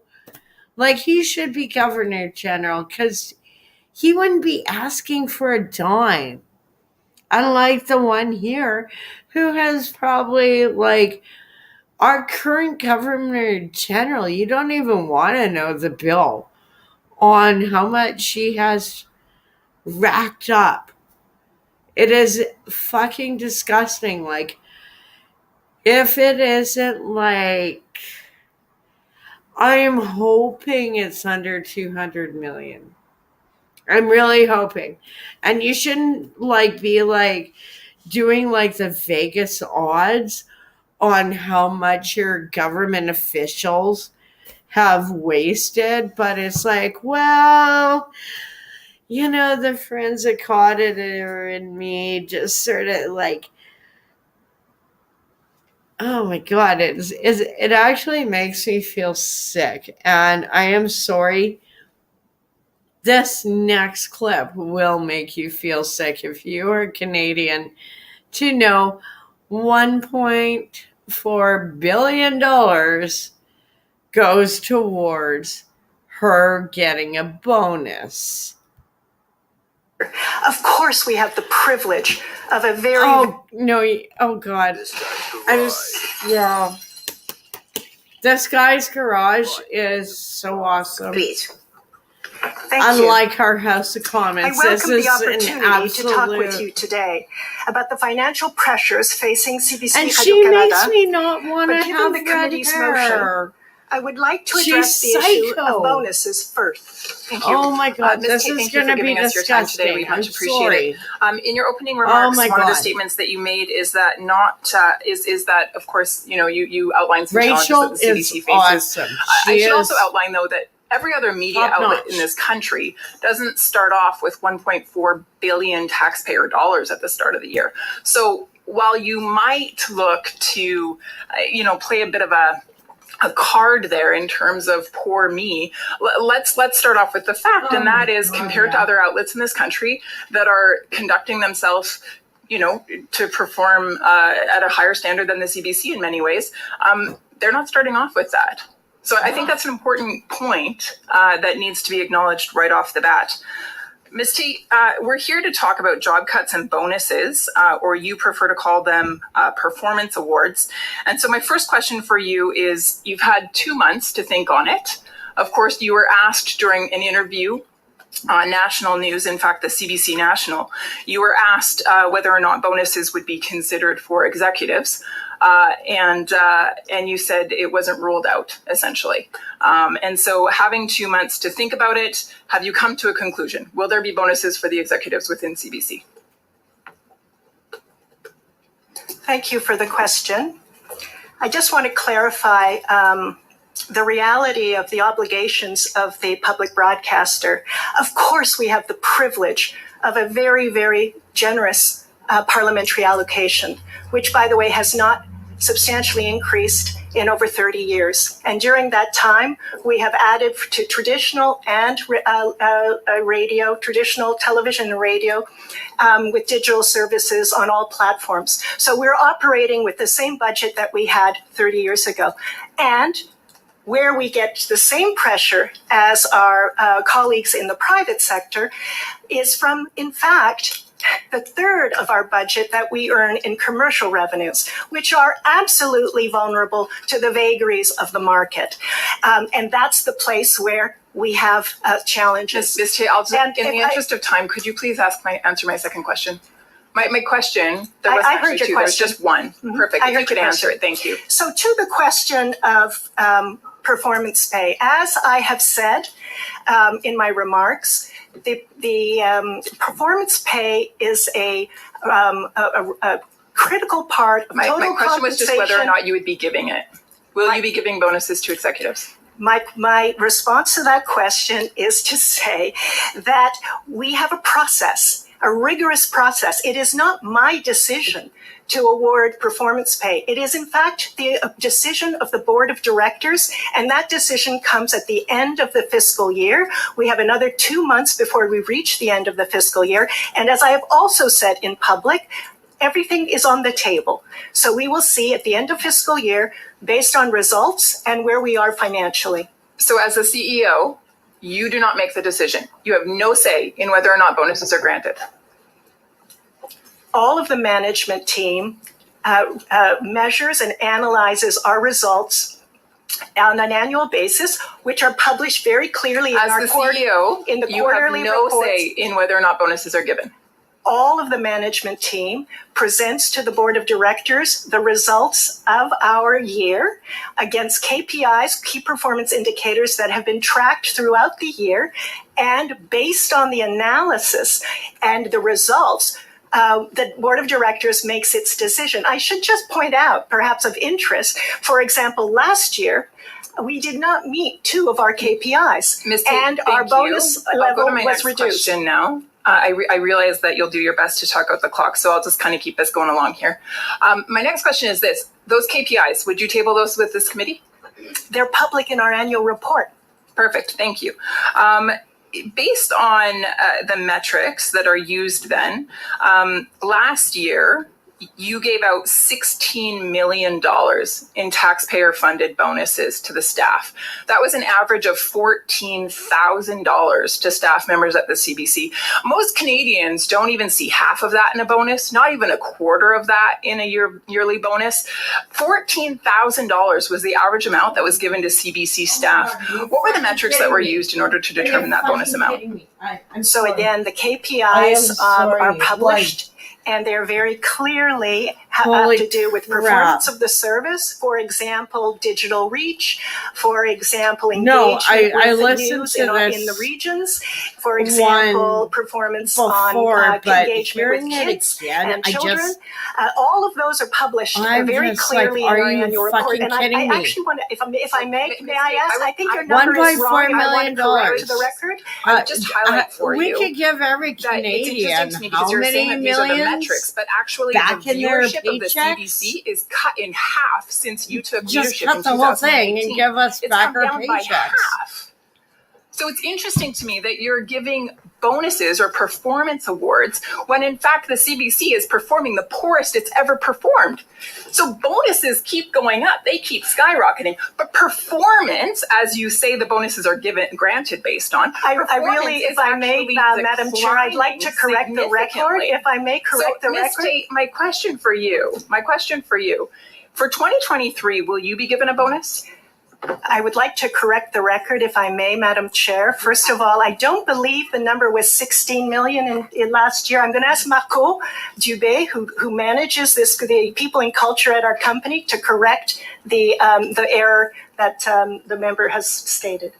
Sorry, Madam Chair, through you, I do have a question on the table, and that is, Ms. Tate, for 2023, will you be given a bonus? I'm going to come back to your question after he corrects the record. Madam Chair, I would ask you, through you, Madam Chair, the witness knows that her instructions here are to answer the questions that have been given. She can correct the record by sending in a written notice if she wishes. You can do that, Ms. Tate. You've gone over time. My time has been interrupted numerous times because the witness doesn't want to answer my question. It's very simple. Will she be given a bonus in 2020? It's not my decision whether I get a bonus or not. Let's just be clear. Thank you. Ms. Tate, I just looked online, and as CEO, it is your responsibility to determine who you would recommend for bonuses and how much. You recommend that to the board, and then the board can veto you, of course, if they wish to. Now, of course, if they were to do that, it would signal that they don't have confidence in your leadership. So I think given the fact that they've extended your contract by I'm just going to pause this because we do not have confidence in the leadership of our government. 1.4, and that's just what we can account for. There's way more going out. It's actually closer when you look at the actual numbers behind it. It's actually closer to $2.3 billion a year on the CBC. And I'm sorry, I am paying for my own website. I pay for the media I want to watch. I don't need to be spoon-fed about my Canadian identity, which was the whole point of the CBC. And we all love, Hockey Night in Canada until Don Cherry got fired. We all her, and this woman is not Rachel. Rachel is going in like a freaking cop. She is brilliant, because I would lose my patience and probably it would be like a ginger fight. I would punch that. I wouldn't punch her. I'm not endorsing, but it's where's my fucking money? Where are my tax dollars going? How come you are getting bonuses and firing everyone? And meanwhile, she is laundering money, and you can tell by her body language, she is lying. She knows exactly where that money went. And it's probably to overseas properties or bank accounts. Welcome to Chinada. Oh man, this is a long stream. I don't care. I'll figure it out. 18 months, they probably would take your recommendation. So I'm just curious, it's coming up in 2 months. Will you be recommending that executive bonuses are given? I will just wish respond to that I'm in so question much as I pain. have I'm in earlier, so which is much to pain say, right if now. we achieve the results of the current fiscal She is year, so I will evil. recommend that Oh my God. the This is 1,140 unaffiliated, non-unionized employees receive their fair pay, their performance pay. Their fair pay, their bonus pay. So you will be recommending then in 2 months' time that the executives receive a bonus. If they achieve their targets. Okay, so you already said earlier that Like, what targets the were fuck not is met this? in Which previous years, and I even- also looked that like, up online, are and that you is in fact kidding true. me? In fact, No. not only I am there were so a number glad of I targets that didn't weren't work met, for the and then the vast CBC. majority of targets were only partially I wanted to met, and yet so still bonuses bad, were given. but So oh my how God, many this targets is have to be psycho. met in order for bonuses to be given this year? Absolutely psycho. And Fully met. I feel unethical taking Where, tax dollars we for this targets can be corporation right partially now. met, not met, or overachieved. Yeah. And we go through that system. We present this to the board. The board approves at the end of the year the performance of the organization. And How many have to be completely met in order for the bonus to be given? well, I would suspect that some of it have to be completely met to have. Some of it have to be completely met. Here's the so problem Ms. with Tate, you're the one that gives the C11, recommendation, so I'd like you to C18, answer. Will your recommendation be met on will your recommendation be given based on some being met, 4 being met, 6 being met, 8 being met, The all being government met? has You understand the way literally it works. set Let's say up there are 7 taxpayers performance against the indicators. algorithms. Each one is awarded a fault. percentage of the performance pay. So revenue, for example, is 20%. Revenue is a huge driver for the company. And so if we don't achieve revenue, we will not achieve the 20%. But that's not to say it goes to zero. Okay. That's what I'm saying. sorry. There will Okay, be, there will okay. be a lesser I'm amount really awarded. And I'm blonde and kind of confused, but if the taxpayers are paying for the CBC, why do they need to worry about revenue? And if they're worried about revenue, in the context, this little evil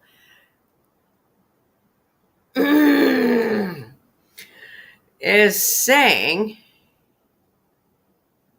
like, if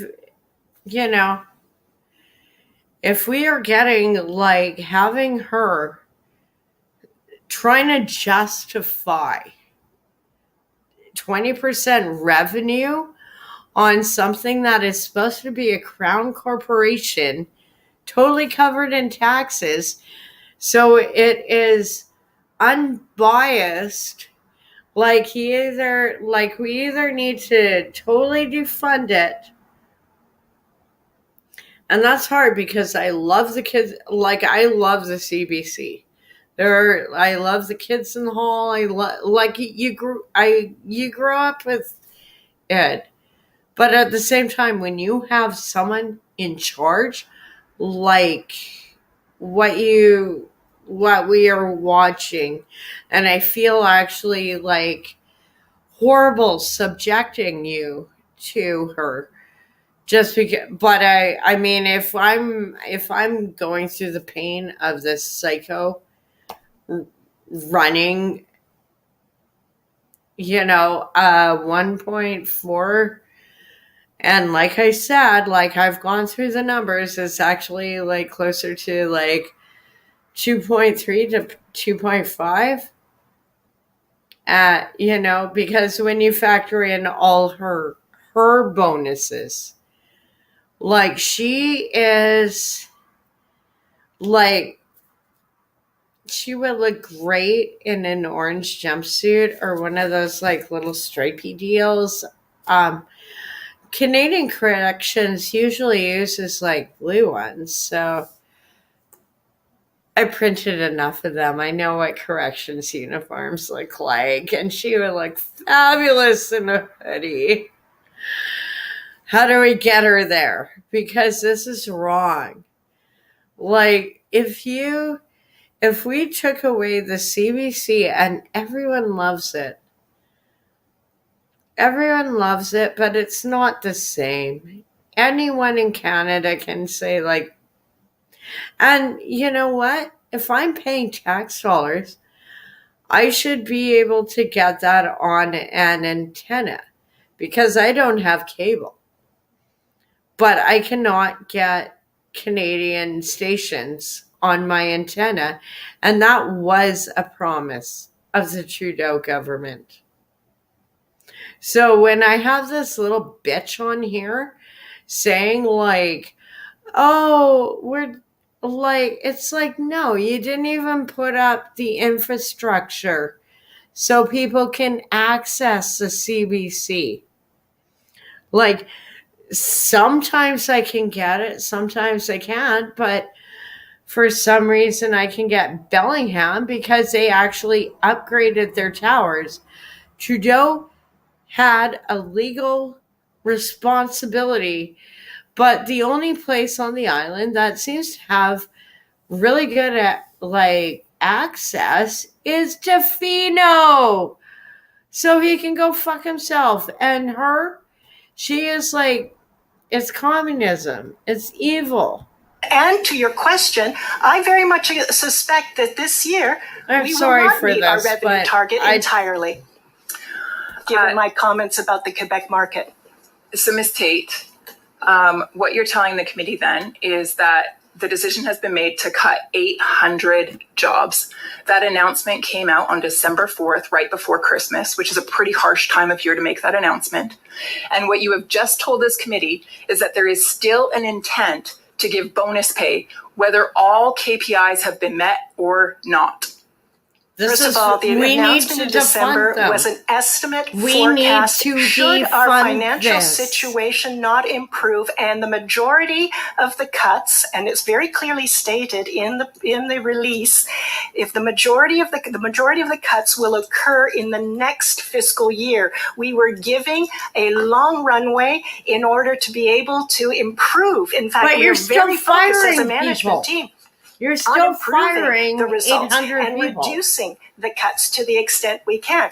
The longer we I'd have rather to work keep on a problem, them the than her. greater chance we have of achieving the result. What result? Ms. Tate, here's a few facts. Under your leadership, trust in the media, and especially in the CBC, has declined. Fewer Canadians are watching the CBC, and in fact, viewership has been cut in half since you took over in 2018. Ad revenue has plummeted. It's decreased by 31% from 2022 to 23. And the number of CBC staff earning a 6-digit salary has doubled. And then to add to that, in the last 2 years, just the last 2 years under your leadership, more than 100 correction notices have had to be issued with regards to stories put out by the CBC. In your estimation, have you met the KPIs and therefore deserve a bonus this year? I think I said earlier, I actually am not subject to the short-term incentive plan of the rest of the corporation because There's no performance bonus available to you? I have a performance pay based on my objectives, which correspond obviously to the company's, but also to additional objectives. And in your estimation, have you met those metrics that are set out? Absolutely, yes. What you have described are the industry. Fuck? Like, I'm sorry. I wanted just a minute to go out for a drag of a smoke, but holy shit, she sounds like a robot. Like, she is so worried. She is laundering money. Normal people will not talk like this. She is so worried about her bonus. She is willing to put the Charter of Rights in Canada for freedom of speech above, let's just bury that because apparently what is the dirt on her? I would love to know that because no one, I am sorry, I study body language, I study profiling, and this chick is and she is totally, this is why she will not answer a question. She is fucked up so bad. she is worried about jail time. And she should be. And every taxpayer in Canada should be concerned. Trends. I do not control the number of Canadians that have left television to go online. And by the way, equal to the number declining on CBC television that you continue to report, I love CBC, is an increase in millions that are watching GEM. So if you're measuring viewership, I want my money think you back. need to look at the totality of the experience. And that is why, by the way, Madam Chair, we submitted some documents to help the committee understand the reality of the numbers. Today, only 11% of English Canadians watch television only. 23% of Francophones watch television only. In the English market, 34% of English are totally, solely online. We're dealing with market trends, so I do not think that I or any of the management team should be evaluated on market trends. Thank you, Ms. Tate. I'm sure we can probably agree on some metrics that reasonable people would use to measure the success of a broadcast. Oh my God. She actually said something accurate. She actually said something accurate that she doesn't understand market trends. So why the fuck is she in her office? Because if you do not, she is laundering money. I can tell. Sorry, I'm like a little, Pitbull or my Chihuahua when I had a Danish in my purse.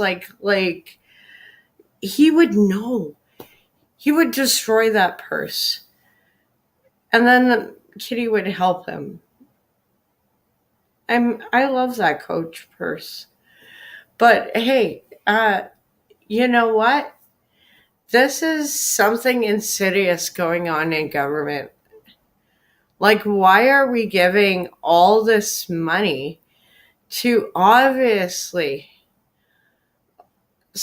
people who shouldn't be in charge of money? $1.4 billion. Let's just figure this out.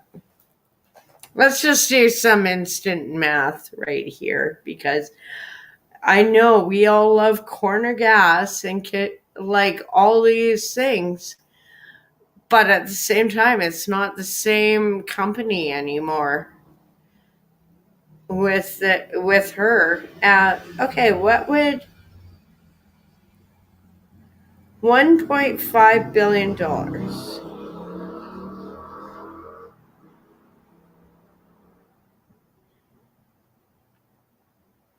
divided by? Let's play the Canadian numbers at 56.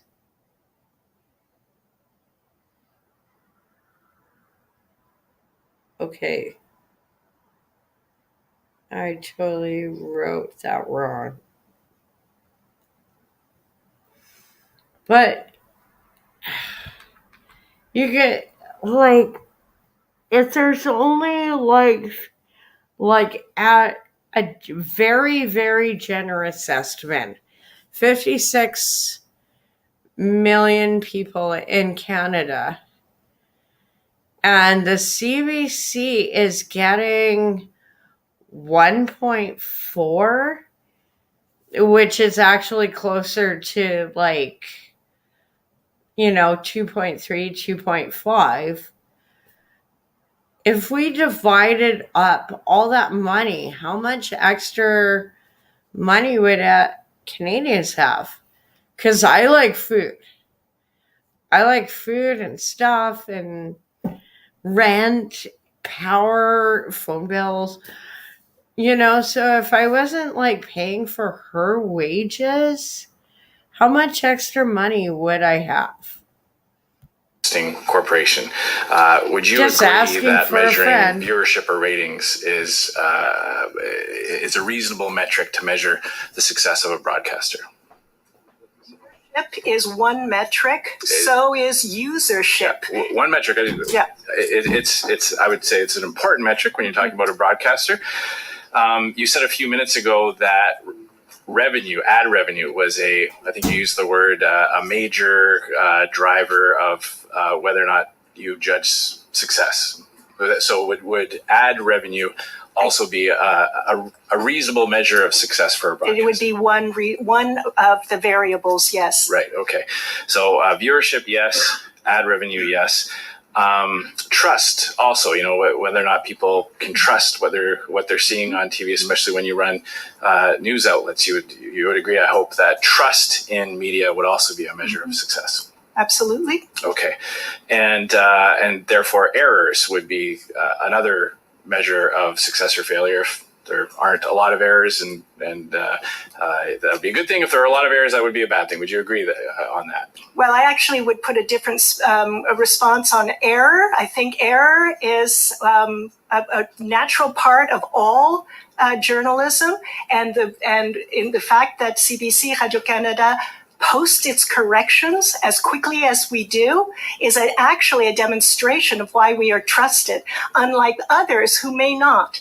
Wow. So I would say that that's a trusted source. Wow. So the speed with which you correct your errors is the way that you measure performance at the CBC. Okay. Well, as we've agreed that viewership is an important metric. We've agreed that ad revenue is an important metric, trust as well. So fewer Canadians are watching the CBC than ever before.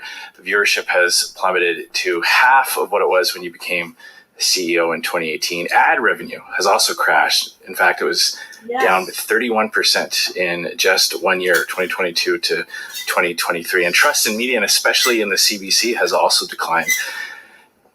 The NDP talk about misinformation. The CBC has had to issue more than 100 corrections to grave errors in reporting. And that obviously has an impact on trust. So given the fact that on all these important metrics that you've agreed on, what justification do you have to issuing performance awards? I want to correct a couple of your points, if I may, Madam Chair. First of all, the 30% drop in revenue was between an Olympics year and a non-Olympics year. And in fact, in the years you're describing, we had two Olympic games. And so we have a much higher level of ad revenue during those years. So that explains the drop. Okay, so were ad revenues in 2023 higher than in 2022? She's fucking laundering money. I would say they were laundering flat. money. They're flat. Okay. Yeah, and that is, by the way, very much part of what's going on in the industry. All the Television accounting on the is in CBC. decline, not just You at would CBC, be disgusted. at CTV and Global. I don't need Television is in decline, freedom of information. and people are moving to streaming. With all and don't they're want to moving their drop the connected puck on my television. With all due blog. respect, the CBC It's has too almost dangerous. $500 million in real estate holdings across the country. Mm-hmm. Big fancy buildings in downtowns across the country. You get over $1 billion in taxpayers' money to be a television broadcaster, radio broadcaster. When those metrics are down, how do you justify giving performance awards I want to people my whose money job back. it is to We need increase to viewership, just to stop increase this. ad revenue, to Because increase trust? I want Madam Chair, if I get may, successful. I don't agree with the Why premise. am I paying for No, this? I don't agree with the Why? premise. 79% Why is of anyone in Canadians Canada say paying for this? that it is important for the country Especially to have a with public her broadcaster like at the CBC realm. Radio-Canada. 82% say Who commissioned that poll? those are our public perception surveys that we conduct. Oh, you conducted. Okay. He is like tells you that they don't know how to behave in parliamentary hearings. I'm sorry. If the Go argument fuck is yourself. to try to say that Oh, we're no what an longer of evil value, bitch. all I would say is that's not what I hear from Canadians. What I'm asking Oh my God. is, with all due respect, Ms. Dave, when you give someone a should be bonus, pissed off about and this. we've just agreed on the metrics that should be used to judge a broadcaster. When those metrics are down, how do you justify giving people, executives, big bonuses when they haven't achieved success by these metrics that we've agreed on? As I pointed out, the metrics that we measure are public and tracked, and they're in all of our reports. So I'm afraid to say that that trust is down. Trust is down across the entire media section, and it also affects politicians. Oh my God, you listen to this woman, you wonder why. No, we need to defund the CBC very much. I'm going to If go she to Ms. is in Thomas now for charge, 5 minutes. Thank you. this needs to end. Thank you. Ms. Tate, I'm just I curious, cannot what study is believe that based on? what I just heard. That's the Gustafson report from the University of Victoria. Okay. Oh, and what's the sample size? Fuck. No, not Yeah, you. I'd have to check on that. And how is the study completed? Okay. They do it every year. Okay. Okay. It just differs from other studies that have been done that show that trust in the CBC is. I'm just gonna say, I'm gonna pull this up full screen for this one. I am UVic alumni. Please do not trust any woke nonsense from my university. Especially oh my God, this is it. As soon as she said UVic, I'm like, no, I even wanted to fund you more. Oh my God, just if anything dumb and woke is going to come out of Canada, it's probably going to be out of my alumni. Sorry. Just the way it's rolling. It's actually one of the worst trust levels out of any media company in the country. So I just want to make sure that that is juxtaposed. I think you would want to look at the Gustafson there. It's a university. Sorry, Chair, I'll just ask the witness not to interrupt me or speak over me. Go ahead. Thank you. I'm curious if you've hired any consultants during your time as CEO. Okay. Over the 6 years that I've been at CBC Radio-Canada, I personally do not hire consultants. I don't have a budget for that, but certainly in the company there have been consultants, yes. Okay. Were consultants used to come to the determination that 800 jobs needed to be cut? No. Okay, so that determination was made on your own? It was made as a result of an analysis of our financial situation, the structural deficit that we were facing with the management team that you have before you, but also our CFO and others that aren't at the table, yes. Ultimately, who makes the recommendation that 800 jobs be cut? I take full responsibility for that decision. She okay, shouldn't thank go you. to jail. And ultimately, Not who makes the Moscow. final recommendation with regards to performance awards? That's a more complex process, as I've described. We have a very rigorous, transparent, measured approach that is presented to the board of it goes to the board of directors, and they ultimately. But who makes that recommendation to the board of directors? The entire management team. The entire management team. Correct. On the CBC website, it says you do, Ms. Tate. The entire management team. I don't make decisions alone. I have a fabulous team that I work with. I wonder if you would consider correcting that error on the website then. We could. Will you? We'll take it under consideration. You do that. Perhaps you can report back to this committee your final decision, yes? Yes. Perfect. Now, Ms. Tate, you've made it clear here at this committee that you intend to recommend bonuses for executives, and you've asserted that you yourself deserve a bonus this year. And so, point of order, Madam Chair. Sorry, just want to make sure that when questions are being asked, they're not only not mischaracterizing what the witness has said, but also that they are factual in nature if they're making representations of what the witness has said. I agree, Mr. Nur Mohammed. Please be careful. Yes, point of order, Madam Chair. I think Ms. Thomas should issue a correction on the false information. You can ask your questions. You're given your time. I don't like the tone. I might even say that it's veering on an area where I don't think is appropriate at all for you to speaking to someone like that, Mr. Julian. It's offensive and unnecessary. Mr. Lawrence, I'm sorry, that's out of order. Let's continue, please. So, Ms. Tate, you've put it on the record here today that bonuses are not ruled out, that it would be your opportunity to recommend them, and you've referred to the KPIs as being your guide. You have also asserted that you deserve a bonus as well. When I asked you directly, you said yes. Actually, and so I'm moving a motion at this point in time, looking for UC from the committee. And the motion is that no later than April 1st, 2024, the CBC would provide the committee with the number of executive bonuses given and the monetary amount of each for the fiscal year of 2023.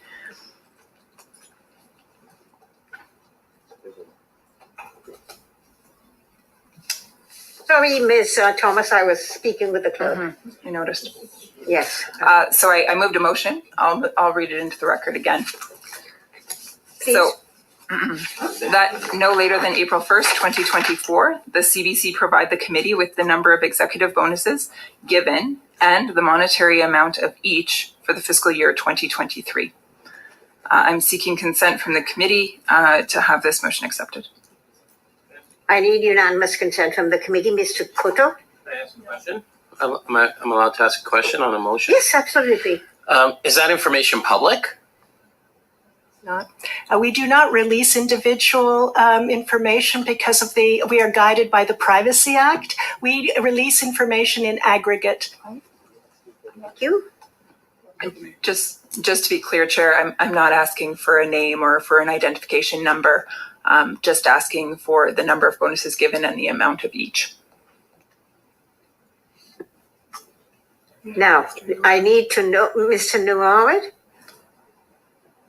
Sorry, just on this point, Madam Chair, I have sort of two things I'd like to clarify. One is, in fact, is that information that is ordinarily provided to the public, and is that something the CBC would, under statute, be allowed to provide, number one? And number two, when would that determination be made so that, if it's not done at that point or if it's not organized at that point, if Ms. Tate were to, CBC were to do this, would it be something that would already be prepared, or would they have to do this in order to support the committee's work? May I answer that, Madam Chair? May I answer the question? Yes. We actually, the end of the fiscal year is March 31st, so we take some time to do the assessment, and normally we would present the results to the board in our board meeting in June. I really don't think this woman deserves a bonus.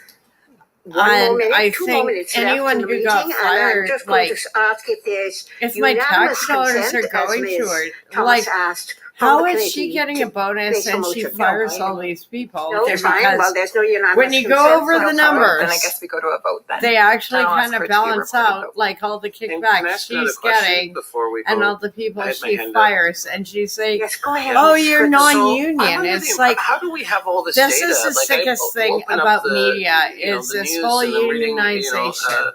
A report and it says that this much bonuses has gone out to this many people. I'm all for seems like rights how do we get that information? I know that you don't connect it to a name, but media. The information there are no that the guarantees. members asking for seems to be available we are not already. Teamsters. Ask through access to information, and you we want provided to do that information upon request. Yes. Anyway, it's moot because the motion has not been accepted by the committee, and Ms. Thomas has called for this vote. Is just so painful. We'd like to move the motion, then, and we're going to record a vote. So fucking painful. Because my tax dollars went towards this. This is probably the vote is on the motion. $20,000 in wages and everything just for this video. There's questions. We haven't seen the motion in writing. Hey, I'm good at math. Well, you don't have to see it in writing, but maybe you can read it again, Ms. Thomas. You can't. It's against. Yeah, it's been called. It's been called. You got it with you? Have you got the motion?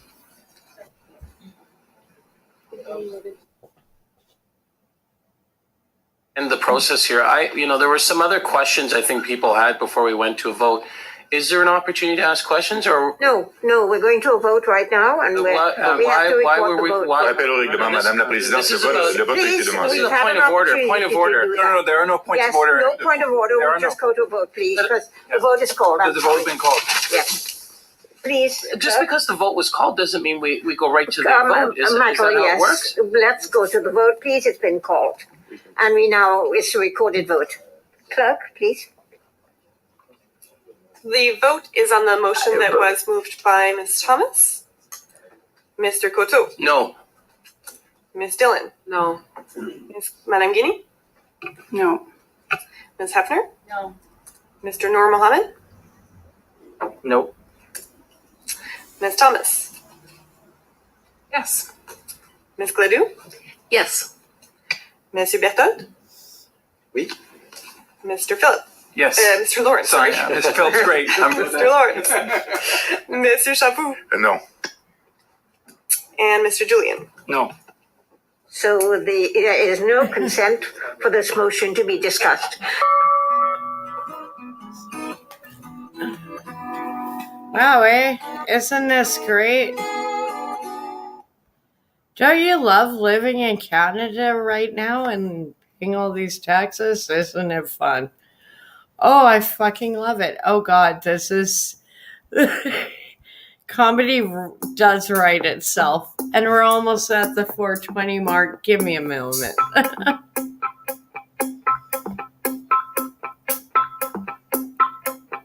Yeah, this is not weird at all.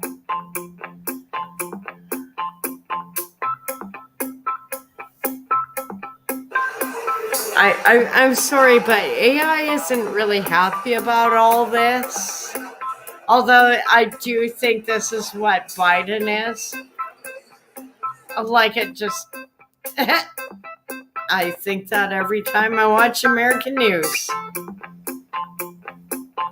I love Clown Planet. They are such a good channel. Yeah, like, subscribe, and they are on... Oh, here's another one.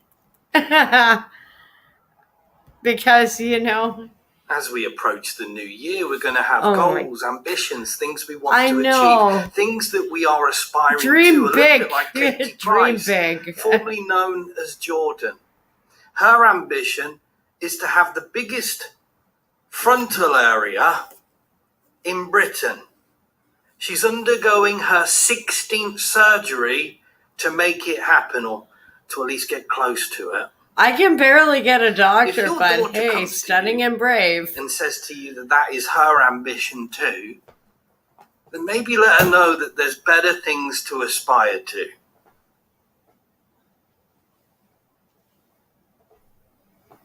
Well, oh my God, thank goodness he didn't pull that all the way up. No pun intended. Yeah, dating in 2023. Babe, a small penis isn't such a big deal. I don't know, Jenny. I just kind of wish he didn't have one at all.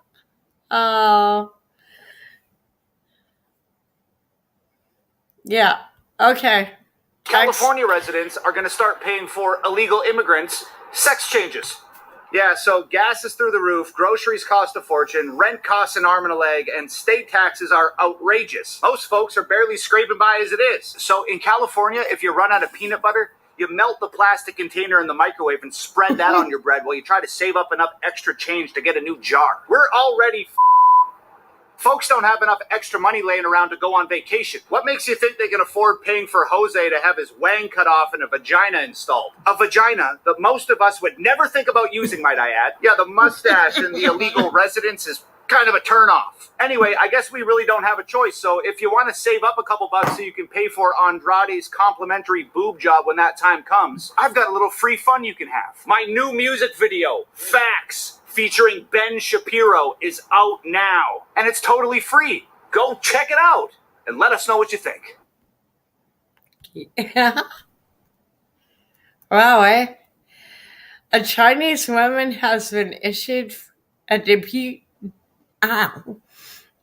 deportation order by the Immigration and Refugee Board for her involvement with Beijing's foreign interference. Is she from Richmond? Oh boy, this is nuts. A horrible economy is crushing Chinese workers, and it's bringing them to the brink. Welcome to China Uncensored. Criticize the government, not the people, because, do you know lots and lots about China, and would you like to write for China Uncensored? Because we're hiring. More info on the link below, or go to ChinaUncensored.tv/job. There are so many, working in China sucks. I lost friends. Of course, working sucks in a lot of places. So when you but lose few of them friends, install anti-jumping nets it's outside the windows to keep criticize employees from the offing government, themselves. not Level the of people. suckitude. Employers in China mistreat employees all the time. These workers in 2019 are being punished by their bosses for not making their end-of-year targets. And China's extreme 996 work culture that forces people to work from 9 a.m. to 9 p.m. 6 days a week or more stay afloat certainly doesn't help. But people put up with it. Why? Because China's declining population and economic woes mean that competition for jobs is brutal. You see, where in some countries a labor shortage might mean that workers can demand higher salaries and still get jobs, in China, it just means that workers have to work even harder just to keep their jobs. And the pandemic only made things worse. With the economy slowing down, competition for jobs has never been harder. And to illustrate just how hard it is to just get a job, one Chinese worker told the New York Times about how she shelled out more than $5,000 and spent 20 months doing little but studying. Let me just put this in context for people. During the pandemic, 25 million phone accounts went down. And nobody knows where they are anymore. And the thing is, in China, like, everything's on your phone. So if a phone account goes down, and 25 million people, because some of them were just speaking up about free speech against communism. 25 million. That is like basically half the population of Canada. And I lost friends. But hey, wear your mask. Do you, okay? Paid less than half what she used to make, since working for the government is seen as the safest option for job security. Wow! I've been doing this show for over a decade, and that was the first time I've ever heard the Chinese government and safe used in the same sentence. Yeah, kind of. Gag or make a wish. But if you ask me, yeah, I know. Never mind the working for the government. Basically like 25 million people. Her new monthly salary 25 million people. Sucks, even by Chinese standards. $420 isn't a monthly salary. It's a tip Elon Musk would leave for the lulz and the memes. This Chinese worker is just one of many workers who find themselves having to settle for less pay. One former marketing executive told the Wall Street Journal how after his last employer went out of business during the pandemic, he now has a job that only pays about $500 a month after taxes, about 20% of what he earned at his peak. Meanwhile, he has a $770 a month mortgage, among other expenses.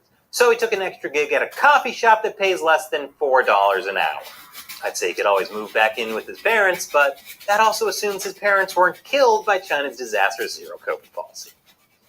Money matters are even worse for rural workers, which make up a considerable chunk of China's workforce. Scott Rosell, a senior fellow at Stanford University, found that rural Chinese families on average currently earn only 60% of what they made in 2019 before COVID. Unemployment may be part of that, but if it is, you won't find out from official Chinese unemployment statistics since the CCP doesn't include rural migrant workers in the data. Yeah, they don't like harvesting bad data. The only harvesting the CCP cares about is harvesting the organs of dissidents. Yeah, which makes it the bleakest version of Stardew Valley ever. But given that China's National Bureau of Statistics officially states that rural workers make up 295 million out of China's 780 million workers in 2022, this isn't something China should be ignoring. Urban or rural, people are earning a lot less money while also working more hours than ever. This absolutely wrecks people's health. According to research conducted by the Chinese Sleep Research Society, more than 300 million Chinese have sleep disorders, and nearly 40% of adults have insomnia. That was back in 2016. I'm willing to bet that has gone way up since the pandemic. Wait, maybe those aren't anti-jumping nets, they're hammocks. Those bosses are considered I had after all. friends Lack of sleep has become such a problem that there's an entire economy around it. and they If were someone in China on offers you Hong money Kong. to sleep They with were them, on the odds mainland. are it isn't sexual. And They I just want you had to knock them unconscious with a pipe so they can finally get some decent 25 million Young workers especially are phones so sleep deprived that many are of turning to like, and singing some of bowl the to footage combat I have sleeplessness and found, stress. it's just, I don't even know what to say. Like, 我压力特别大， this 我 should, 有时候因为工作忙或者是焦虑的问 because 题，我可能2、3点才会睡觉，然后但是早上起来7点就得爬起来去上班。 I grew up with Japanese, you know, culture more. 是压力大，还有一个 But 是失眠。 when you 这3个是我们 lose 听到最 good 多的出现 friends, 最频繁的 you 3个词 lose 放松、 good 幸福感、 friends 快 and 乐， you 好像 know 现在 they're 都是 gone. 变成了一 It's 个 like 奢侈品的 that phone, 大多 like 数人 if you're in China and you do not have And a here I thought phone, owning a home was a luxury. you Young homeowners in might China see as people well sleeping be on the street and think living lucky. like a wild animal. People are paying good money for this, and And for good reason. when you don't 啊， hear 如果我 from 们不把这个 someone 费用去疗 for 愈我们的 months, 情绪，可 you 能 know 花 they're 在 gone. 医院上，它也是一笔不菲的费用。 Like in situations like Communist this, utopia. like It's pretty sad that Chinese workers are pushed into this I situation. but will, they've I gotta make their always money like somehow. people who know Getting me. paid, I though, will that's always another matter entirely. I'll tell you more after tell the break. you like I am having a bad Welcome day. back. I'm having a bad month. Chinese workers I work don't want brutally to long talk. hours and get little I to won't no just sleep ghost for you. minimal pay. But some people But can't even when seem to get I their had- hard-earned cash. Teachers and civil especially servants complain because about delayed salary payments I and had reduced friends benefits. just So do disappear, and doctors. it's different Same doctors times who have to now. deal with the insomnia epidemic. Here you can see Yeah. doctors perching window frames in protest over unpaid wages in Sichuan province. This is bad for the CCP. Because without doctors, Yeah, figure. who's going to harvest all those organs? Exactly, So why is the situation in China like so the grim theme for of workers? my Well, as usual, channel at least part of the blame today. lies Like, in the what's Chinese going Communist Party. on? Despite what Chinese state-run media may suggest about the economy, the CCP has done a very shoddy job of handling it before, during, and after COVID. China's authorities stated in 2021 that the 996 work culture was illegal, but enforcement is another matter. And the economy just keeps getting worse and worse. Rather than see an economic boom in 2023 and beyond, like people predicted, China continues facing a disastrous property market crisis, crippling debt problems, and tumbling exports. It's kind of like being promised a PlayStation for Christmas, but instead all you get is the knowledge that you're never going to be able to retire. Feliz Navidad. Especially doesn't help that China's aggressive bullying and crackdowns on private enterprises have a lot of people nervous, which in turn scares off foreign companies from directly investing into China. In short, Chinese workers have the short end of the stick with a disastrous Chinese economy. I'd say this is a nightmare, but you'd have to actually be able to get some sleep to have nightmares.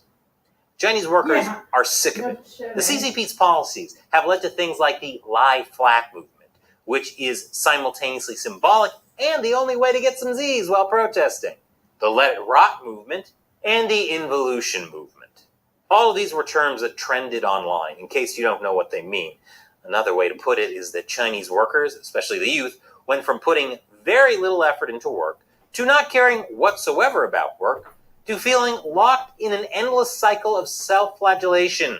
The experience of being locked in competition that one ultimately knows is meaningless. Basically, a never-ending spiral towards nihilism. You know it's bad when Chinese workers don't enjoy reading Nietzsche because they consider him too upbeat. Now that feeling of pointlessness is turning into rage. That was dark. Anger is definitely boiling in China. In fact, 2023 saw a whole bunch of worker protests all over China, especially among manufacturers over things like wages. Oh, Why? did you see this People aren't on the happy making CBC? less and working I more? didn't see this on Why the can't you just be CBC, but this zen is and going be on. satisfied with your This is increasingly going on, horrible and I lives can thank your leaders, pull up more actively than ruining this your futures YouTube. from their castle fortress. According to the China Labor Bulletin, a Hong Kong nonprofit that tracks workers' movements in China, there's been a surge of manufacturing protests in China. By the end of 2023, the China Labor Bulletin reported almost 1,800 protests amid massive layoffs, reduced wages, unpaid wages, and business closures in the country. That's more than double the amount recorded in the previous year. Also keep in mind, The CCP is actively censoring things that it doesn't want people to look at. Exactly. Not exactly. just this. Thank you. Boy, thank it sure you. makes Thank she you. mad if this Oh were my on God. a shirt I gotta conveniently pause available this. at ChinaUncensored.tv/merchandise. Oh my God. I really want one of those T-shirts, but also a lot of like criticize the Chinese government. Do not criticize Chinese people, because a lot of these kids, they are from like small towns, and you go to this factory, you make money, and they get exploited. And I have been tracking this for years, and I feel so bad for some of these kids because, like, what can you even do? And I've worked in factories, but in Canada, you have like actual human rights and proper, like, for the most part, like, there's slips and misses, but for the most part, we are pretty good. But hearing some of the stories out of manufacturing from China, and these are like kids who are just trying to pay for their families or pay for, and they go to the big city, and like, there's so much backlash against China, but it's the government. It isn't like, I don't know where my friends are. I haven't heard from them since 2020. I don't think they're around anymore. I will speak up for the little ones that are still around. Even if it's scary. But, I think there is always the potential for change. And Canada is like not great right now. We are not great, right? We might as well be China right now. Like, but at the same time, it's like,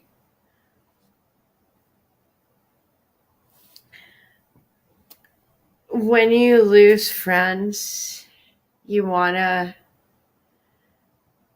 just, love never dies, okay? And it doesn't matter what language or religion you speak, love never dies. And so I do pull up a lot of this. And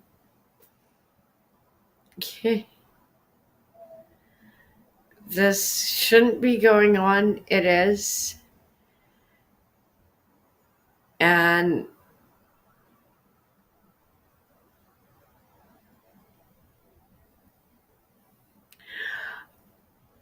what do you say?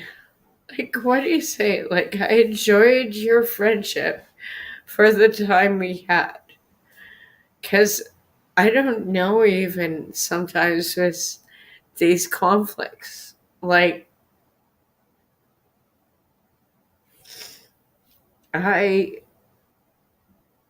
what do you even say?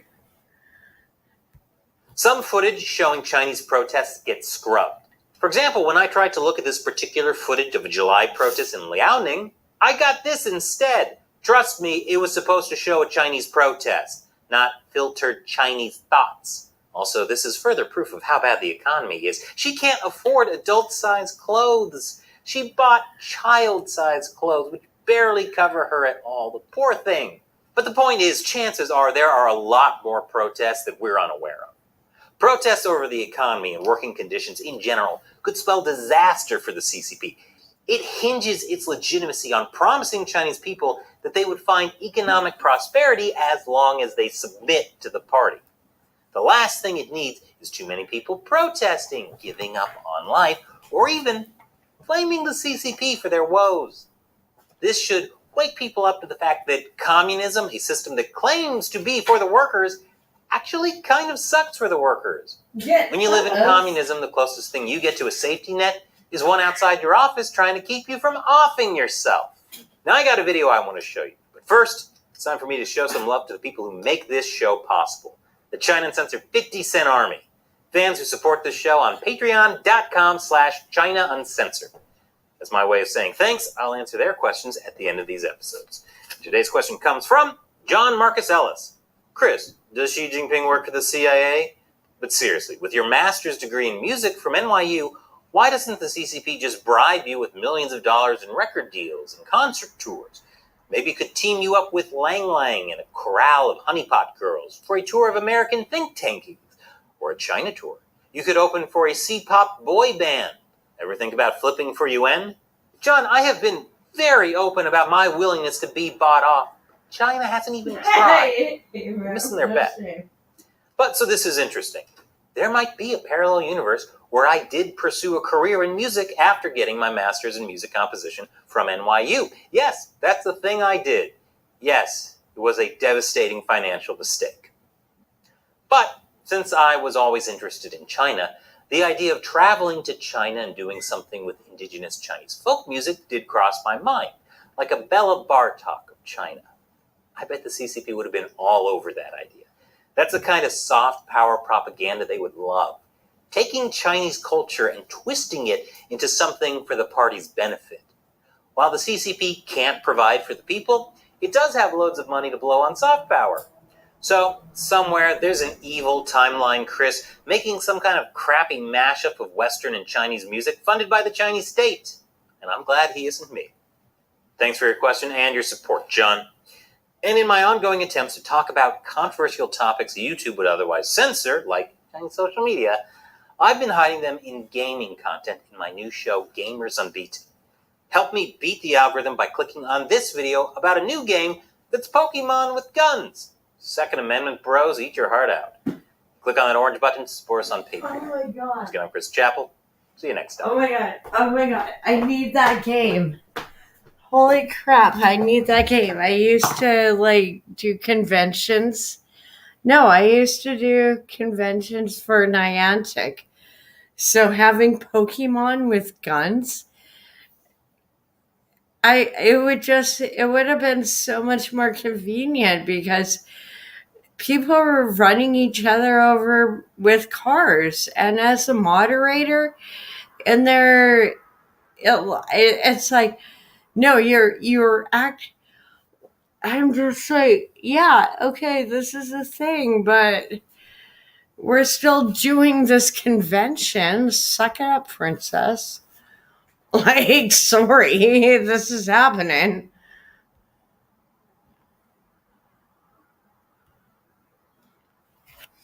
The audio you find in a trashed office in a sci-fi, yeah, my whole life is almost like a bad science fiction film. Oh boy. Wait for the punchline. Yeah, we got the Neuralink. Yeah, it seems promising. Like, I'm sure Elon's on it and knows what's happening. You know, I'm getting sick and tired of all these reminders that I'm getting old. Like, for instance, like every year, I turn on TurboTax about this time and start doing my tax. And the first couple of questions that I have to go through on that are about my family. Most of them regarding my children. And much like I did the year after they moved out and moved on into this world to become productive citizens, all of the questions result in TurboTax telling me they're not independent. As if I didn't already know that. But yet you have to remind me that they're gone and they've moved on and I'm not going to get that tax credit anymore. And instead, I sit here and make videos all day because, well, that's what entertains me now, not my children. Look, stay young as long as you can. Because once you get old, you can't turn that clock back. And you're going to spend the rest of your days doing something absolutely mindless. Well, what most people would consider to be useless until you get to take that extended dirt nap. Aging is not for the faint at heart. I know. I totally like. That was actually my entire conversation at work today because my hand hurts too much to even work, and I'm like, I did extreme sports. I did like amazing things, and I like lifting little things actually kind of hurt me. We'll figure it out. I'll figure it out on Saturday. I have a few days to rest. I'll put on my brace. I'm not wearing it now, and I might have to actually like tape up my fingers and actually, oh my God, this is so embarrassing, but actually like get someone else to tape up my hand like you're going into hockey, just because I can't even write. I can't even like, oh my God, it's so painful. And I know I seem like I'm really happy. I'm not. I'm actually in so much pain. But if I just like pretend I'm happy, then it doesn't hurt as much. I don't know what else to do. Why does it take an American journalist and pundit, Tucker Carlson, to point out obvious truths about Canada? Why is he the only one talking about the evils of our country's euthanasia program? Why is he the only one talking about the rot in our society where we encourage and even pay for young Canadians to use deadly and harmful drugs? We allow our government to trample on our rights and freedoms, rip apart our history and our traditions, and we do nothing when over 90 churches are vandalized or burnt to the ground. There is something deeply wrong here in Canada. I'm Candice Malcolm, and this is The Candice Malcolm Show. It's like around 96 churches. Only 3 were hate crimes. Hi, everyone. Thank you so much for tuning into the podcast. Don't forget to like this video. If you're new around here, please subscribe like to our like channel. Evil If you're Dead, listening to this podcast in audio can format I just and you like enjoy cut it, it off and put on a 5-star review. It really chainsaw? helps us out. And finally, Oh head my on over to our God. website, I'm sorry. tnc.news. It's like Sign bad up for our jokes. newsletter It just so you never miss a story. Okay, so as you saw, we had Tucker Carlson in town. He was in Calgary and Edmonton last week, gave tremendous speeches in front of huge live audiences. The number of people that came out to see Tucker in person was tremendous. It was inspiring. He was joined by some of the greatest Canadians alive. We're talking about Jordan Peterson, Sir Conrad Black. We had Brett Wilson out there. It looked like a great time. Our own reporter, Rachel Emanuel, introduced Tucker at one of those events. So we were pleased to be a part of it in some small way. You know, I don't always agree with Tucker. I don't always agree with people he interviews or the way he interviews. But I did really appreciate what he had to say. I appreciate her in saying Canada. that. Sometimes it does take an outsider. I don't always to come in agree and with point out the everything truth, he point out the says. facts, things that people are But too shy in a or too afraid democracy, to say. You know, a lot of the topics that he brought up, take like your euthanasia, moment like the fact and that we set give drugs aside or we legalize drugs and allow listen young to people to use both terribly sides, deadly drugs. What does that say about even us if it's as a painful. society? I think Canadians, generally speaking, are too polite, maybe too horrified to talk about these things. They're just too sad and too hard. And Tucker brought that up. I want to zero in on something specific that Tucker talked about when he was talking about how Canada treats its Christians, how Canada treats Christian pastors, Christian churches, and basically what that has to say about our society. So I'm going to play a bit of a longer clip here. This is from his speech on January 25th, talking about the treatment of Christians in Canada. Take a look. But take a look at what they're doing to your Christians. And I say this for a couple of, I am a Christian, but that's not why I'm telling you this. I'm telling you this because there's kind of no more inoffensive and peaceful group in the world than the Christians. In fact, there isn't.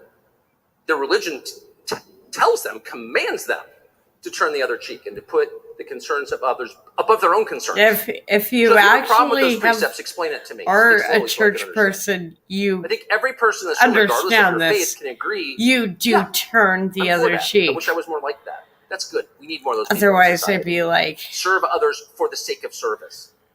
So if you're hassling that group, maybe you've got another agenda that we should be concerned about, even if Yeah, we're not in that I would group. say so. If we burn 90 of their churches to the ground, and the prime minister and his 96 weird buddies 96 are endorsing that, burning churches. If you're on the side of burning churches, let me just say, I don't need any other facts of the case. You're on the wrong side.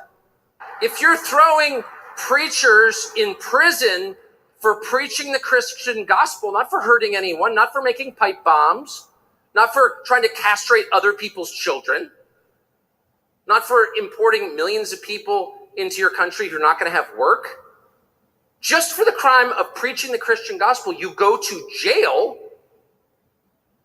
At the same time, when they're encouraging your kids to do drugs, and not just fentanyl, but weed, don't raise your hand if you have a 15-year-old son, but come up to me after and tell me what you think of legalized weed. Right now, you have For vending real. If you have a machines. We 15-year-old son, you know banned exactly what I'm talking about. They cigarettes, did that to you and to your which son I'm on gonna purpose. let And so them in a play. country like that, in a world But like that, you can actually think go that and preaching get the a gospel safe is so supply of dangerous that the fentanyl. people who do it need to be in prison in shackles. I You're thought it serving was someone me. other than the people of Canada, if And you know what it people means. were like, So no, again, this Tucker's is actually absolutely a real right, and thing. he's I'm right to like, point this no, out. it's the I am happy meme. to You say guys that trolling although me. some And of the they're other like, issues that Tucker you're touched so on have pretty. been No, today, it's actually Canada's real. drug It's a bad policies, thing. we I'm don't like, often oh talk my about God, those what's things fucking in public happening? forums, and we don't have those sort of policy debates in our country. Unfortunately, when it comes to the treatment of Christians, when it comes to the burning of churches and the arresting of pastors, horrible treatment of pastors, again, for the crime of preaching the gospel, trying to host church services for prayer during that awful period of COVID. Remember that time when you could go to the grocery store, you could go to Walmart, you could go to the big box stores and buy things you could consume, but heaven forbid you try to go to church, try to find solace in your community and pray to God with your community. That was considered beyond the pale, and we saw multiple pastors arrested for that in Canada of all places. Usually you have Canadian leaders condemning the treatment of religious minorities in other parts of the world. You didn't really expect to see it here in Canada, but then COVID came, 2020 came around, and all of a sudden we were living in an Orwell novel and our pastors were getting arrested. I'm pleased to say that with some distance and with some time, more people are talking about it. More people are raising concerns and saying, hey, that wasn't right. What we did back then wasn't right. And I'm pleased specifically when it comes to the burning of churches that Pierre Poilievre, the Conservative leader, is finally taking this up. This is just from a couple of days ago, January 22nd. Pierre Poilievre condemns Justin Trudeau for not acting to prevent the church burnings and basically excusing them and doing nothing about it. So here is Pierre Poilievre. In 2021, the Tk'emlúps-te First Nation band government said that they found the remains of 215 children who were former students of the former Kamloops Indian Residential School. The reality is that to date, not a single body has been discovered. The band government itself has revised the wording of their claim to say that it's 200 probable graves, no mention of specific children anymore. And the only way to know what's actually beneath the soil would be to excavate, which the band government has not done in 2.5 years to date. Meanwhile, in Canada, 96 churches have been burnt or vandalized across the country since that initial claim was made. Many of the fires are proven arsons, and the vandals often leave messages that tie to the initial 215 kids' claim buried in unmarked graves. My question is, why, just like the leftist media, the NDP, the Liberal government, are the Conservatives also so quiet about this truth and good news, which is that to date 215 children's remains have not been discovered there, when that truth coming from political leaders could potentially help set free Christian Canadians from attacks on their places of worship? Thank you for your question. I would disentangle two parts because there is no justification for burning down a church, period. Regardless of the other information or regardless of the other justifications that people would claim to use, there is never a justification to burn down a church. And we as conservatives have called for stronger criminal sanctions for arson, against all who carry out these attacks. We've also called for more security infrastructure around places of worship so that we can stop terrorists who burn down churches, who attack mosques and synagogues. Unfortunately, these crimes against religious communities have raged out of control after 8 years of Justin Trudeau's catch and release system. After he has divided our country and turned people and groups against each other, we have more violence directed against religious groups, including Christians, than we have ever seen in Canadian history. This is the result of Justin Trudeau. He is not worth the cost. He is not worth the crime, and he is not worth the country that we know and love. And we should provide the resources to allow for full investigation into the potential remains at residential schools.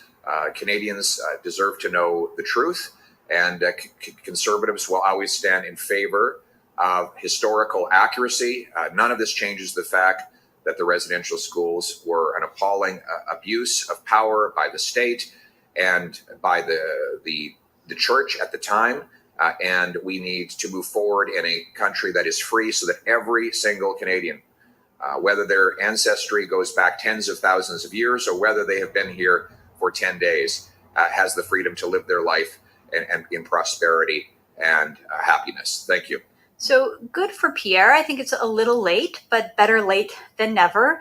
And again, it is incredibly important that we talk about these issues, not just the fact that all of those churches were burnt to the ground, but the reason for it, which Pierre mentions. It was all in response to the fanatical news story about residential schools, the claim that unmarked graves were discovered, that bodies were discovered. Of course, none of that is true. We know that no bodies have been exhumed. No bodies were discovered.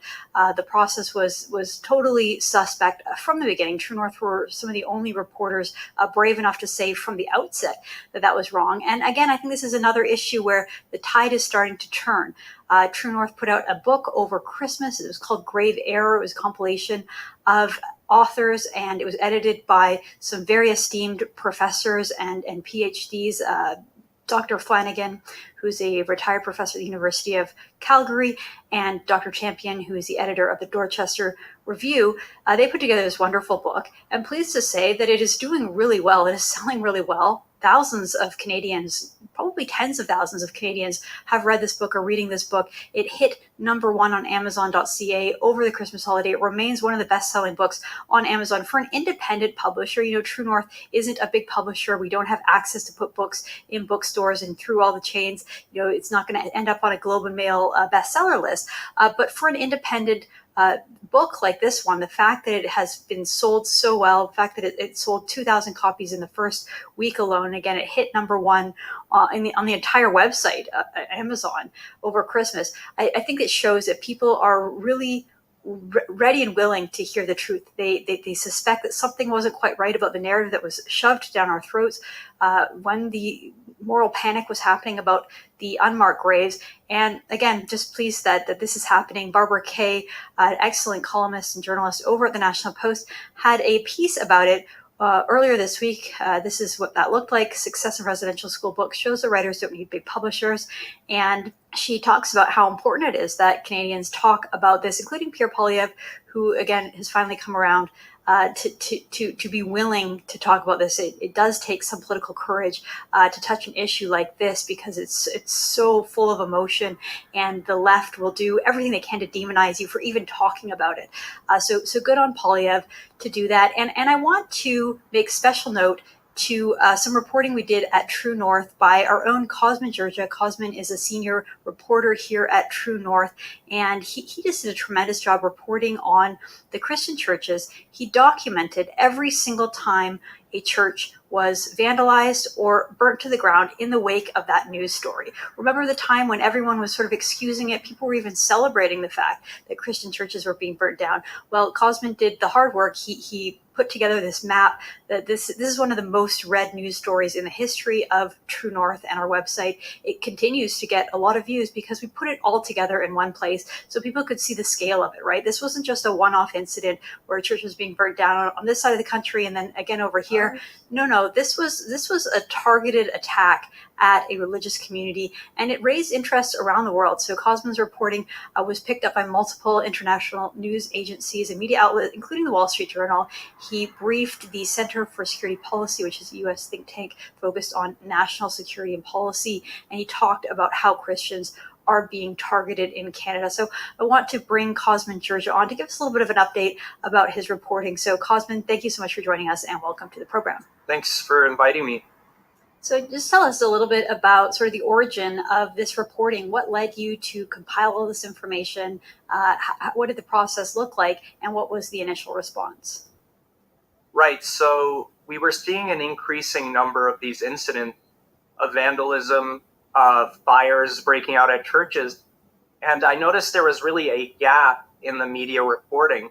Nobody compiled all of the incidents in one place. And I thought the most effective way of doing that was putting it all on a map so people can see how widespread it really was. I mean, if you look at the map itself, these fires, these acts of vandalism are happening across the entire country. I don't think there's a single province that is untouched by these acts of hate against Christians, quite frankly. And so it was really useful to show the gravity of the situation in a visual way for people to really understand what's happening. And did you remember, when it first happened, right? We're talking about 2021, so two and a half, almost 3 years ago. Did it all happen in one big tidal wave? Was it spread out? I think I remember early reports. It was like 5 or 6, then it bumped up to 12, and then all of a sudden it was 30. Like, how did it break down? So I think when I put together the map, and this was probably several months into the actual burnings happening, I think we were up to 30 something acts of vandalism and fire. So it happened in a big burst, and it's been happening continuously since then. I think like every month there's an act of vandalism, multiple acts actually, because we're at 96 now, and it's only been about 2 years. So, Cosman, you've read a lot of news stories, you've analyzed the information, done your own original reporting. What is your assessment like? Who is behind this? Who is doing this? How is it that they haven't been caught or stopped? Do you believe it's coordinated? Do you believe it's sort of random or just sort of individual vigilantes? Like, what is driving this, and who do you believe is behind it? Well, I definitely think the narrative around residential schools, the enmity that a lot of people feel towards not just the Catholic Church. I mean, there's Ukrainian Orthodox churches, there's Anglican, there's Lutheran, there's all sorts of churches being targeted. It's just a broad brush of Christianity that's being attacked right now. And so I think a large motivating factor was how the media and politicians in this country spun the narratives about the so-called, residential grave findings, and we haven't even turned up a single bone yet. And this kind of created a climate of hatred and almost gave a green light to all of these subsequent acts. It's so interesting that you say that. I remember the Liberal Minister of Heritage at the time when they brought in their online safety bill, so the bill that censors networks like True North and podcasts like the one we're on right now. He said that would address the church burnings. We had public figures, including the head of the BC Civil Liberties Association, organization supposed to be defending human rights and individual rights like the right to freedom of religion. She tweeted in the wake of all of this, "Burn it all down." We had Gerald Butts, who's Justin Trudeau's at the time, his principal secretary and his assistant, his best friend. He said that it was understandable that these churches were being burnt down. NDP MP Nikki Ashton actually celebrated the toppling of the statues that were also happening around the same time, the toppling of the statue of Queen Elizabeth II and as well as Queen Victoria, saying that these were acts of decolonization, and then including a little heart emoji for good measure. So rather than the establishment figures and leaders in this country condemning these acts of violence against a religious group, we actually had people cheering it on. What was your reaction to that? It was very troubling. I mean, it's essentially incitement in some cases because it creates a climate where people feel like they can do this without consequences because our political leaders, or rather so-called leaders, are not condemning it. They're not launching investigations. There hasn't been a federal inquiry into this. We've reached 96 acts of property damage targeting a specific religious community, and there hasn't been one single committee to investigate this. And it's, quite honestly, it is also sad that the conservatives have not pushed an investigation into these acts because we could potentially cross the line into acts of violence, whether it be direct or a mistake. What if there's somebody in those buildings and one of these churches goes up in flames? Well, and also, how would you just feel as a member of that congregation? Would you really feel safe going to church every Sunday or going to pray in the afternoons, knowing that your religious community is being targeted, that the church up the street was burnt down or vandalized? I mean, you're right. It does create a climate of fear. And I will give Pierre Poilievre some credit because recently, I mean, I'm talking about very recently, January 22nd, I played the clip off the top of the show where Poilievre did condemn this act and said that there's no justification for burning down churches and called on Trudeau to do more. But again, this is 2 years after the fact, 2.5 years, maybe 3 years after the fact. Finally, we have a conservative leader who's willing to voice these concerns. But you're right. I mean, the fact that the conservatives haven't been pushing this from day one shows that there was some fear. Now, hopefully they've gotten past that. So, Cosmo, as far as law enforcement, is there any effort to sort of uncover who's behind this or investigation to hold the people who have done this to account? There have been few arrests. The latest one I know of was in Coronation, Alberta, where a 23-year-old man was arrested after a church went up in flames. There were some arrests. I remember one incident of vandalism. I think a woman in Vancouver splashed paint on a church. This was pretty close to the residential school claims, and she was arrested and charged.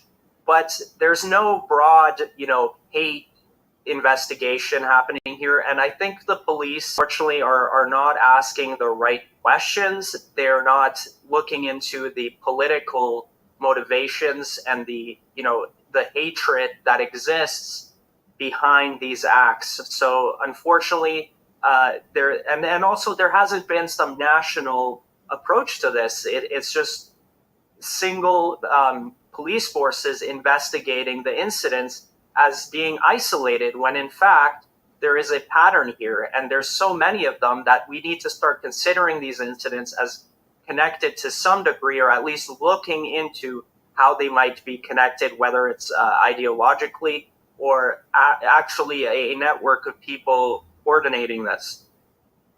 Well, sometimes it takes an outsider to point out the obvious of what's happening in our country. I was pleased that Tucker Carlson brought this up during his speeches in Calgary. The fact that he had that number right on the tip of his tongue, that there were 90-some churches burnt, means that he must be reading True North, must be reading your reporting, Cosman. So great work, keep it up, and thanks for all the work you do here at True North.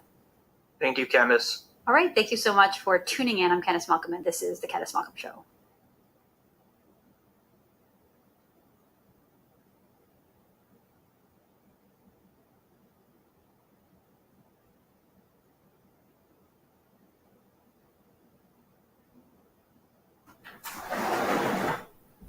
Sorry, I was having like a business moment.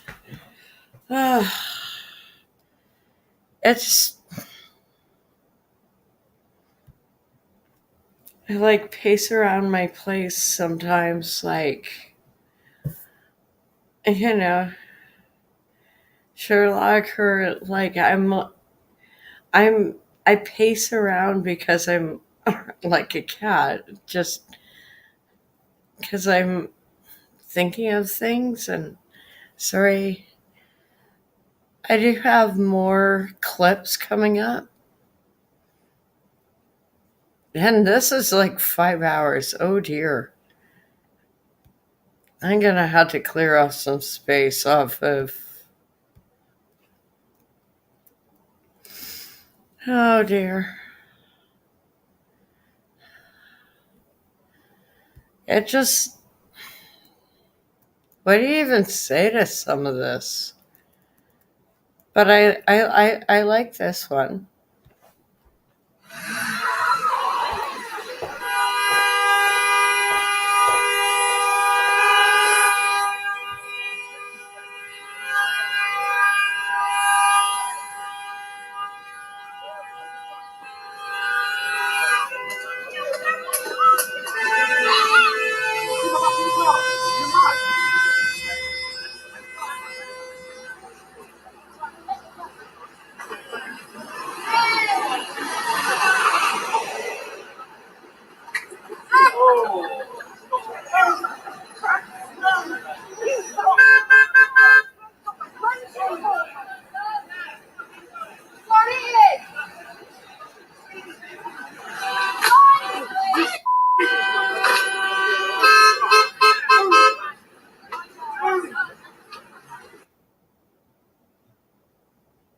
Yeah, it's like, isn't that how you get her done? Like, I'm sorry, but I don't see that as an effective way to protest. And during the truckers' protests, they actually went out of their way, despite what the federal government says, to keep, like, everything was organized. And then there was, like, something that happened. So some roads got blocked, but it was the city. It wasn't actually the protest. And meanwhile, the Toronto cops are giving Hamas supporters coffee. I'd like. Okay, that one's not gonna play. This is hilarious. Hey, I lived in the country. Just a fair warning. You get bored, okay? What's up, everybody? So if you've seen some of my previous videos, you might already know that some boys are really upset about my pants. They don't like the way that I dress. They just don't think that I'm manly enough. They also don't like the way I swing an axe. They think I look girly. So this video is to show them how manly I really am. When those guys brush their teeth, they use a soft bristle. I use a fucking Dremel 8220 on high speed. When they trim their nails, they probably use clippers. I use tin snips, because my nails are hard as steel. My guess is that if you're one of these guys, you shape your nails with a file. I use an orbital sander with 120 grit to sculpt an immaculate square oval. Do you think I use scissors to cut my hair like some beta? No, I use a goddamn machete. Does it look like I use a Conair to dry and volumize my hair? Wait for it. Propane blow torch. Stop using polish on a brush and start masking off your nails and using Rust-Oleum 2-in-1 spray paint like a real man. Sexism and homophobia are signs of fragility, and only an insecure person is threatened by what someone else wears. Yeah, but like, see,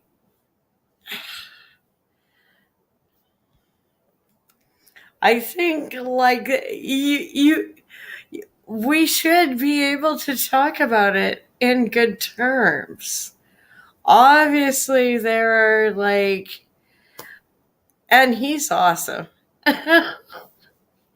And I am totally using that tip for the nails. Like, I am like, oh my God, why didn't I, like, I've been watching all these videos, like, on YouTube, and because my nails, like, are not good. Like, they are literally falling off me. Like, I feel like, wow, okay, I might be an alien in one of those movies. Sorry about your luck. I didn't think I was a pod person, but apparently I am, and everything's falling off me. Oh, Chernobyl was fun. Pet jokes. Pet jokes. Oh dear. And now we got Oh, now, you see, I'm so conflicted sometimes when I pull up these clips. And I gotta clear off some space off of StreamYard, but I'll deal with that. Um,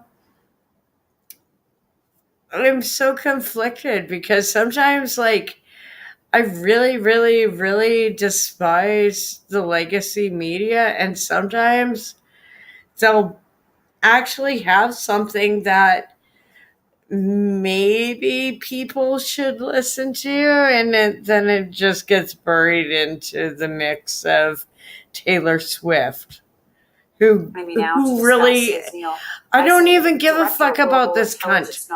Like, I am so sick of Taylor Swift. Like, just, good morning. Thanks you so much are for all being dumb. with us. Dumb, dumb, dumb. What was your reaction when you heard about this breach? Were you surprised? This isn't the first time that I something just, like this has happened. I'm done. I'm done on Taylor Canada, Swift. the government of Canada, I was like, fuck that. threats, so I Oh. wasn't surprised per se.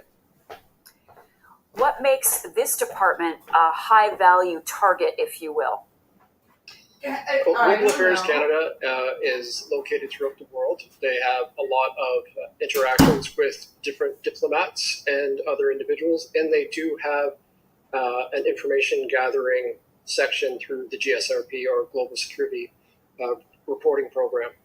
So some personal information has been targeted. How problematic is that? From what I understand, the information that they had access to dealt with the emails, the calendars, and the contact list of employees. So that could be a very large amount of information that could be used by any foreign state actor or any hacking group on behalf of a foreign state actor.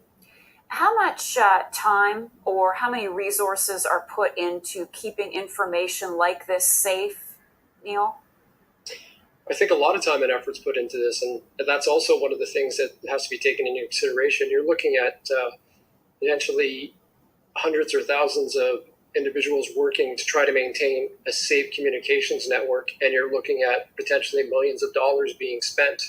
So this is not only is it a blow to the loss of the potential information, but it also has to do with the amount of money that's being spent by the government in order to keep this type of communication up and running. Do you think that this was the work of bad actors, and why would they want this information? Who could it possibly be? Well, from my interpretation of what's happened at this point, I would say that this is probably the act of a non-state actor, but under the influence of a foreign state that has some sort of hostility towards Canada.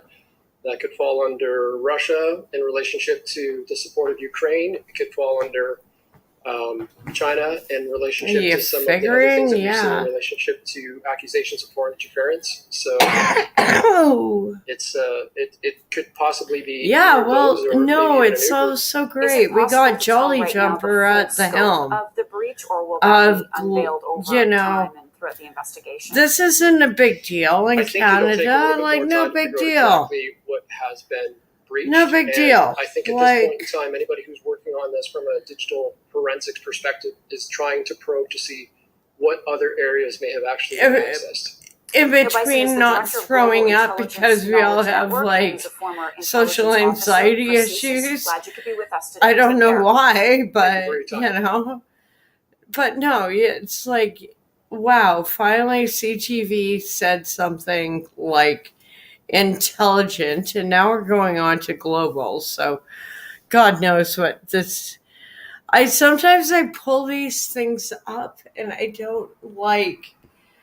I know there's gonna be I pulled it up for a reason, but I pull up so much, and there's just so much going on. And like, even now I'm sitting here and I'm like, my little brain is going off on, there is this thing, why am I just showing this when there are all these other things I probably should be telling people about, but this is just how it comes up sometimes.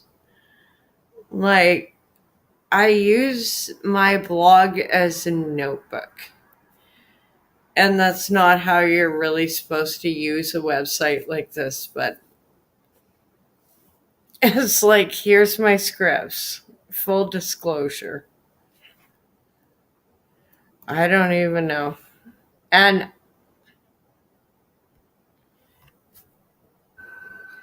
the new policies that Alberta Premier Danielle Smith says support children and youth as they grow into adults has triggered some division.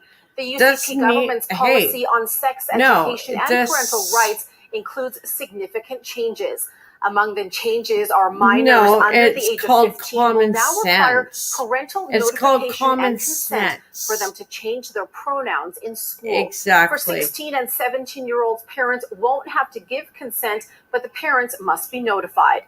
In her video address, Premier Smith also expressed concern over children biologically altering their own bodies, saying it poses a risk to children's futures that she is not comfortable allowing.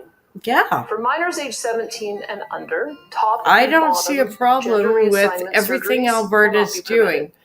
Meanwhile, in BC, it's going to become child abuse. Sorry. Gender reassignment or affirmation like, if you're an adult, with the exception of those no who problem. already commenced their treatment at this time. And minors age 16 and 17 will be permitted to commence hormone therapies for gender reassignment and affirmation purposes, so long as they are deemed mature enough to make these decisions and have parental position and I went to university at 17. Advocate we spoke so with I'm not saying trying this is grim to for the future diss of on the the province. movement. A dark day But for Albertans in this province at the who are same time, transgender. it's This will like, no, irrevocably harm it's going youth too in far. in this province. There are too many I would not be things, surprised if there are other trans youth who are forced to flee as geopolitical refugees away things from Alberta because of going this on horribly that transphobic policy. This is little not rooted in darlings medical like science. this don't This is even not rooted in understand. empirical studies.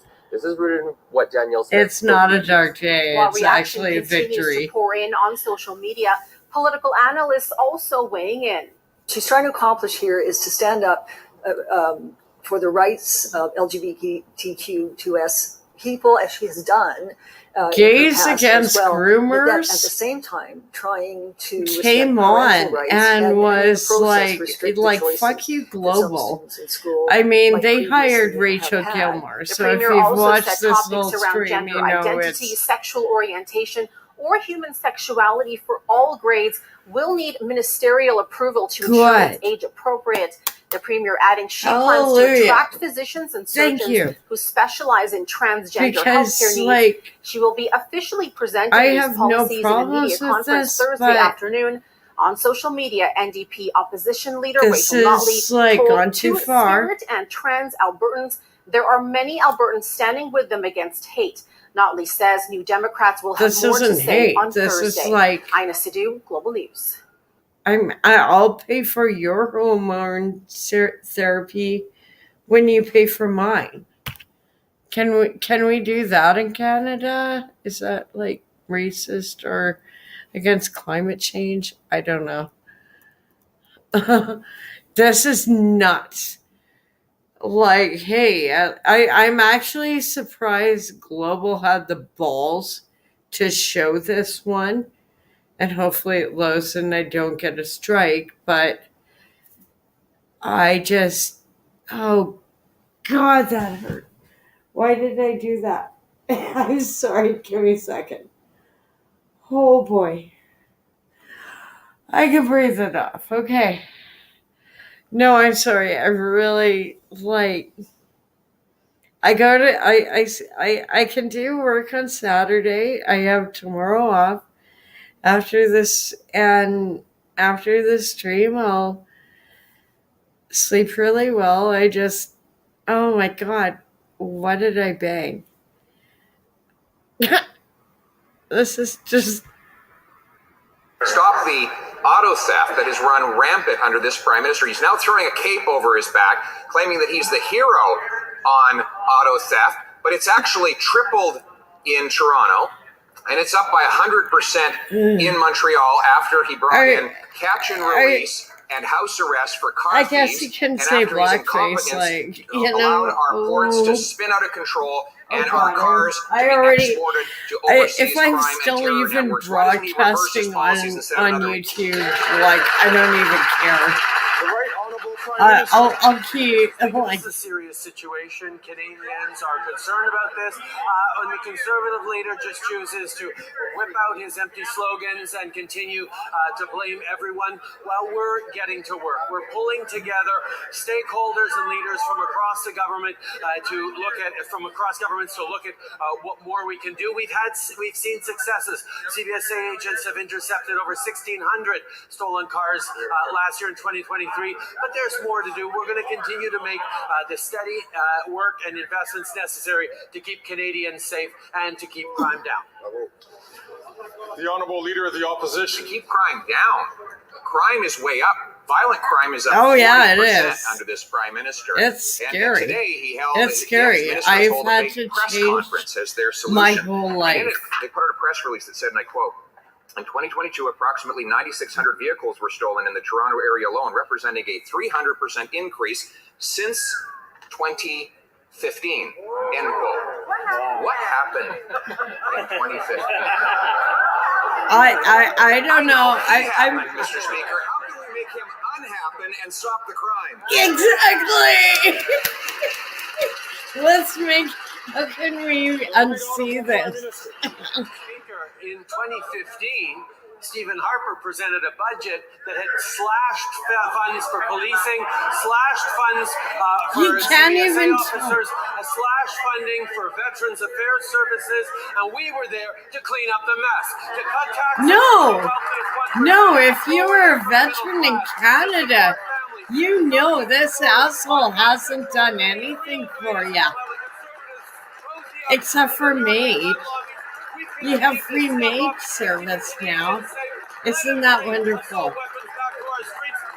Oh, Afghanistan. Oh, how much equipment did we leave? Well, are you fucking kidding me? Are you fucking kidding me? Control of himself. No, he can't. Goodness. Screaming and hollering like that. Mr. Speaker, it's his press release that says that in Toronto, auto thefts are up 300% since he took office. His solution is to hold a summit. He held a summit on food prices. Food prices went up. He held a summit on housing. Housing costs doubled. How much is crime going to rise after all the bigwigs go to his summit? Yeah, exactly. Oh yeah. Good question. The opposition has trouble believing that we would actually include real facts in our press release, something he and the Harper government never did for years. Yes, Mr. Speaker. No, Canadians actually can do math and figure this shit out. Like, where is our money? Where is our money, you little dickhead? He can't even fucking talk. He's so lit up. This is fucking embarrassing. Holy crap. Oh my god. I can't believe. Oh, this one is beautiful. I hope I don't get a strike for this one. But I absolutely love this one. Because, and it really does fall into the theme of my life today, because here is Mark Zuckerberg being a little bitch like he is. Like, so many people are like, I'm on Facebook, I'm on Instagram. I'm like, oh. Well, I love you still, but I can't join you. I hate Zuckerberg. And so, like, seeing him, like, get served his nuts, and it was like, I can't even, like, I found this one by accident. Like it just like came on randomly, because sometimes I let videos play when I trying to sleep, and this one came up, and oh my god, I was like, oh, I felt like, the hedgehog on the piece of the toast. Like I was so happy. It was like getting my tummy rubbed. Like this one was beautiful. Mr. Zuckerberg, let me start with you. Did I hear you say in your opening statement that there's no link between mental health and social media use? Here are you nuts. Senator, what I've said is I think it's here important is to the look at jar science. I know they are in. people widely talk about Fuck this as if you, that is something that's already asshole. been proven. And He I is think that the such bulk a of the scientific scumbag. evidence He does is not such a support that. scumbag, and people Really, don't let even me just remind you of realize. some of the science from your own company. Instagram studied the effect of your When you grew up with platform a guy, on teenagers. it's like I Let me just wish read you the some quotes sharks from the would Wall eat Street him Journal's when he's report on this. surfing. Company researchers found that Instagram is harmful for a sizable percentage of teenagers, most notably teenage girls. Here's a quote from your own study. Quote, "We make body image issues worse for 1 in 3 teen girls." Here's another quote. "Teens blamed Instagram," this is your study, "for increases in the rate of anxiety and depression. This reaction was unprompted and consistent across all groups." That's your study. Senator, we try to understand the feedback and how people feel about the services. We can improve. Wait a minute, your own study says that you make like, oh my god, worse it's for 1 like in 3 your teenage own girls. studies say Anxiety and depression. That's what it says, and you're here testifying to social us in media public is that there's toxic. no We link. all You've know been doing this. for This years. isn't For like years you've been coming in a public and conspiracy testifying under theory. oath We that all there's know absolutely this. no link. Your product Like, is wonderful. The even science what is I'm nascent, doing right full speed now, ahead, while I know internally you know full the well your product is a ramifications on my disaster health for teenagers. for And doing you're it. right on doing what you're doing. Teenagers don't. That's not true. Let me show you some other facts I know that you're familiar with. This wait a is minute. like That's not a so question. fucking That's not a question. disturbing. Those are facts. We Mr. are Zuckerberg. even That's not a having question. to That's have not. this Let me show you some more discussion, facts.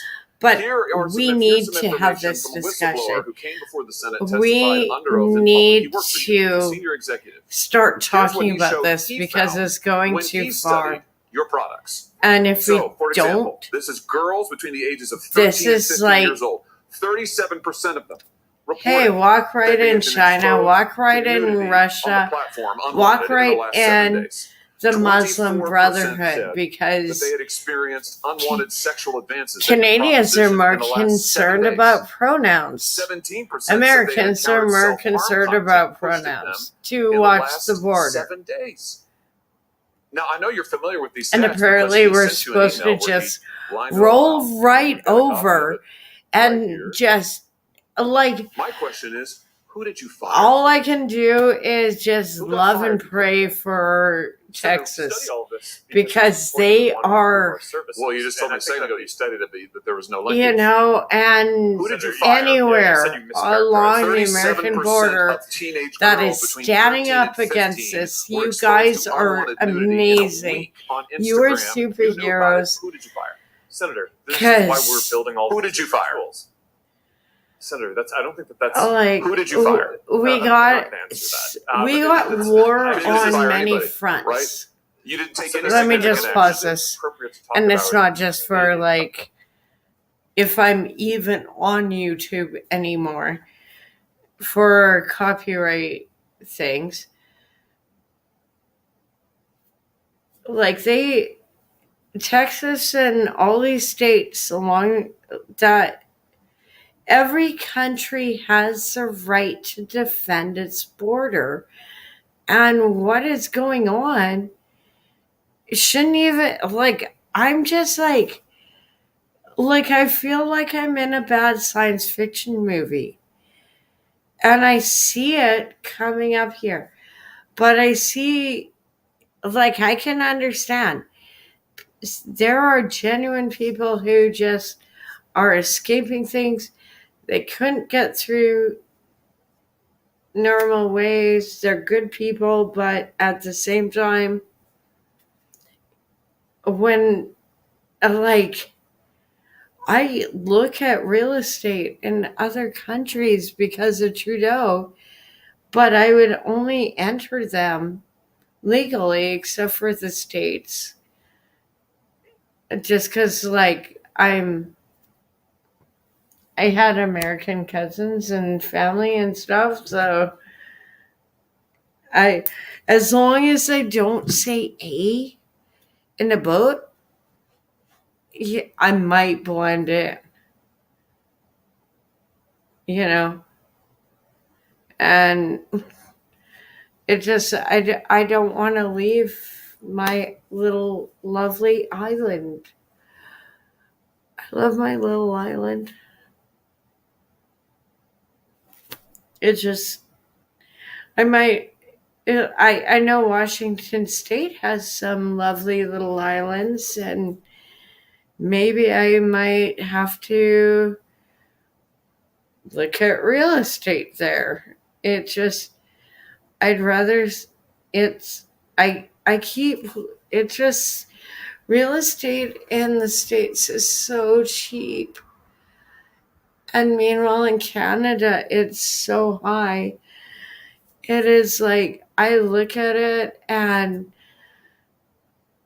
at first my family was like, "You're nuts. Like, you shouldn't be, like, why would you want to live there?" And now they're like, "Yeah, I can see why you might want to move to the States." Like, and also, Washington State has cheaper taxes than Canada, even though Washington State has a lot of issues, and actually, statistic,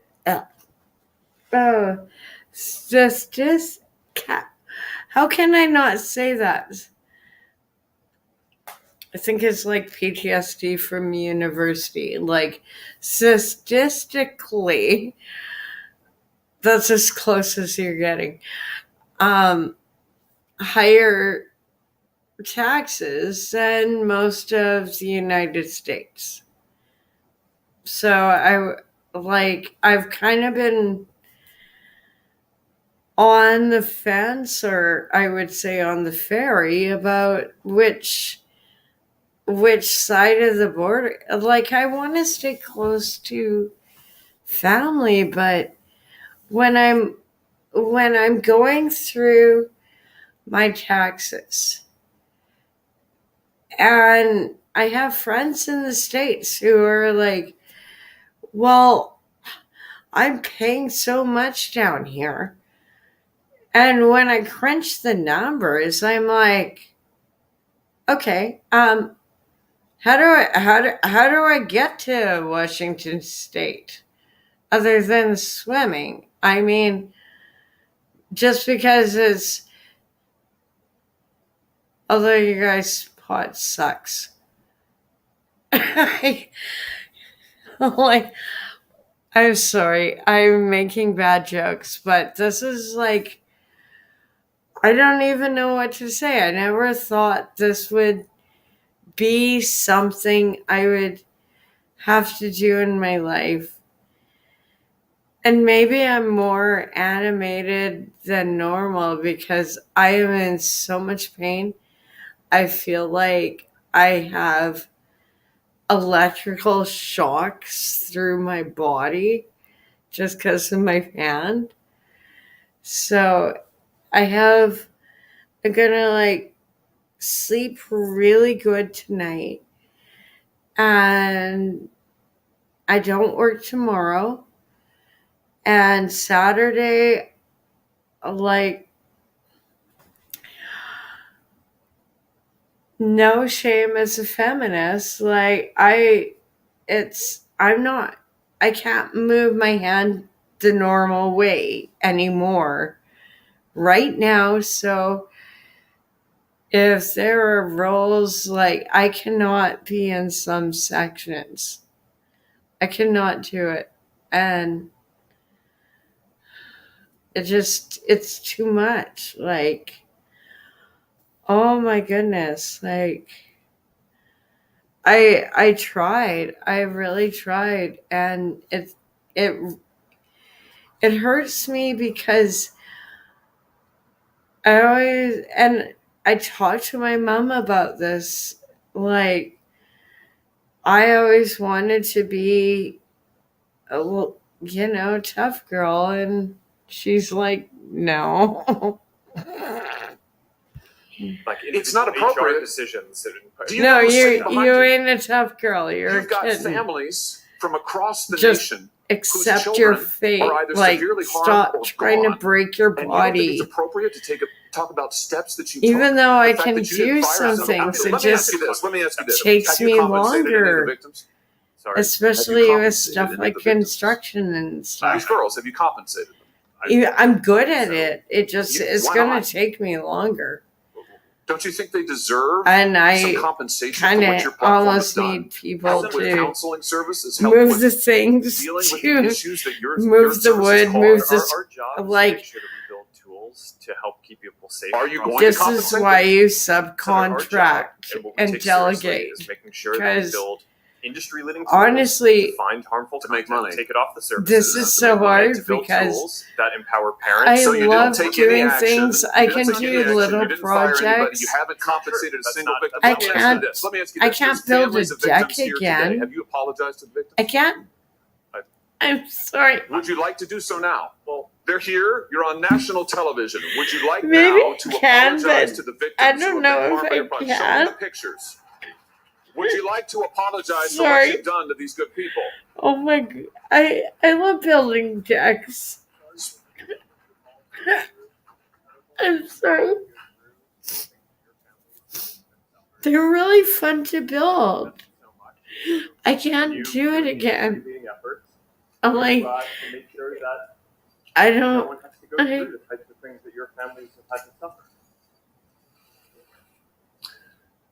You know, why, Mr. Zuckerberg, why should your company not be sued for this? Why is it that you can claim, you hide behind a liability shield, you can't be held accountable? Shouldn't you be held accountable personally? Will you take personal responsibility?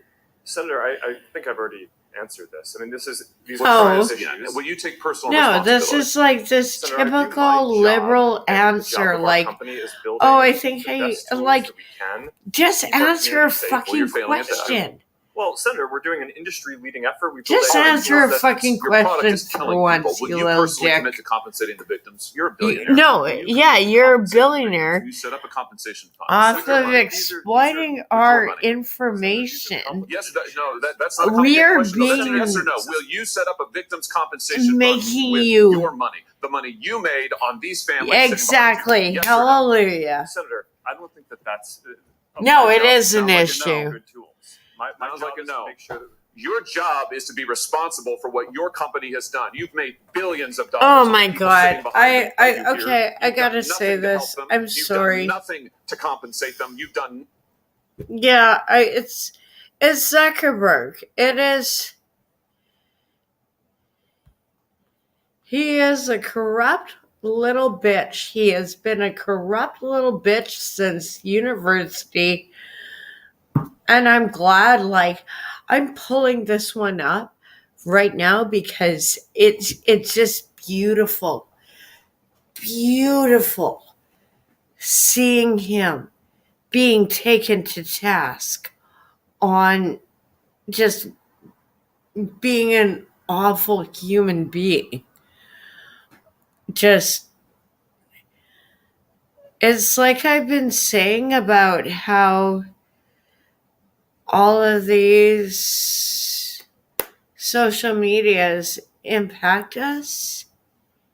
It is so beautiful when this little bitch, and I call him a little bitch, and that is actually an insult to Trudeau and any other bitches out there, you know, who are destroying society. No, he's always been awful. Like, when you're, you know, Like, I scrapped my Facebook and I went on Instagram. I can tolerate. I think I only have 3 like posts on Instagram just because I hate Zuckerberg so much because he is a corrupt fucking asshole. And seeing this little cunt getting served his nuts, and it was beautiful. Oh my God. Nothing to put it right. You could do so here today, and you should. Beautiful. You should, Mr. Zuckerberg. It's better than his steak. Yeah. Like, more like Fuckerberg. Sorry. Like, he manipulated all of your data he has from the beginning. And like I said in my stream, I've been studying media since high school. So like 2005 to 2007 when I graduated high school. And now we have whatever, we have TikTok, we have all of this, and people don't even understand that these systems, like, you read a book, it impacts your mind. This is why people try and burn them. Now we have social media, and I feel like I'm the one being burned. Christians are the ones being burnt. Like, I don't know.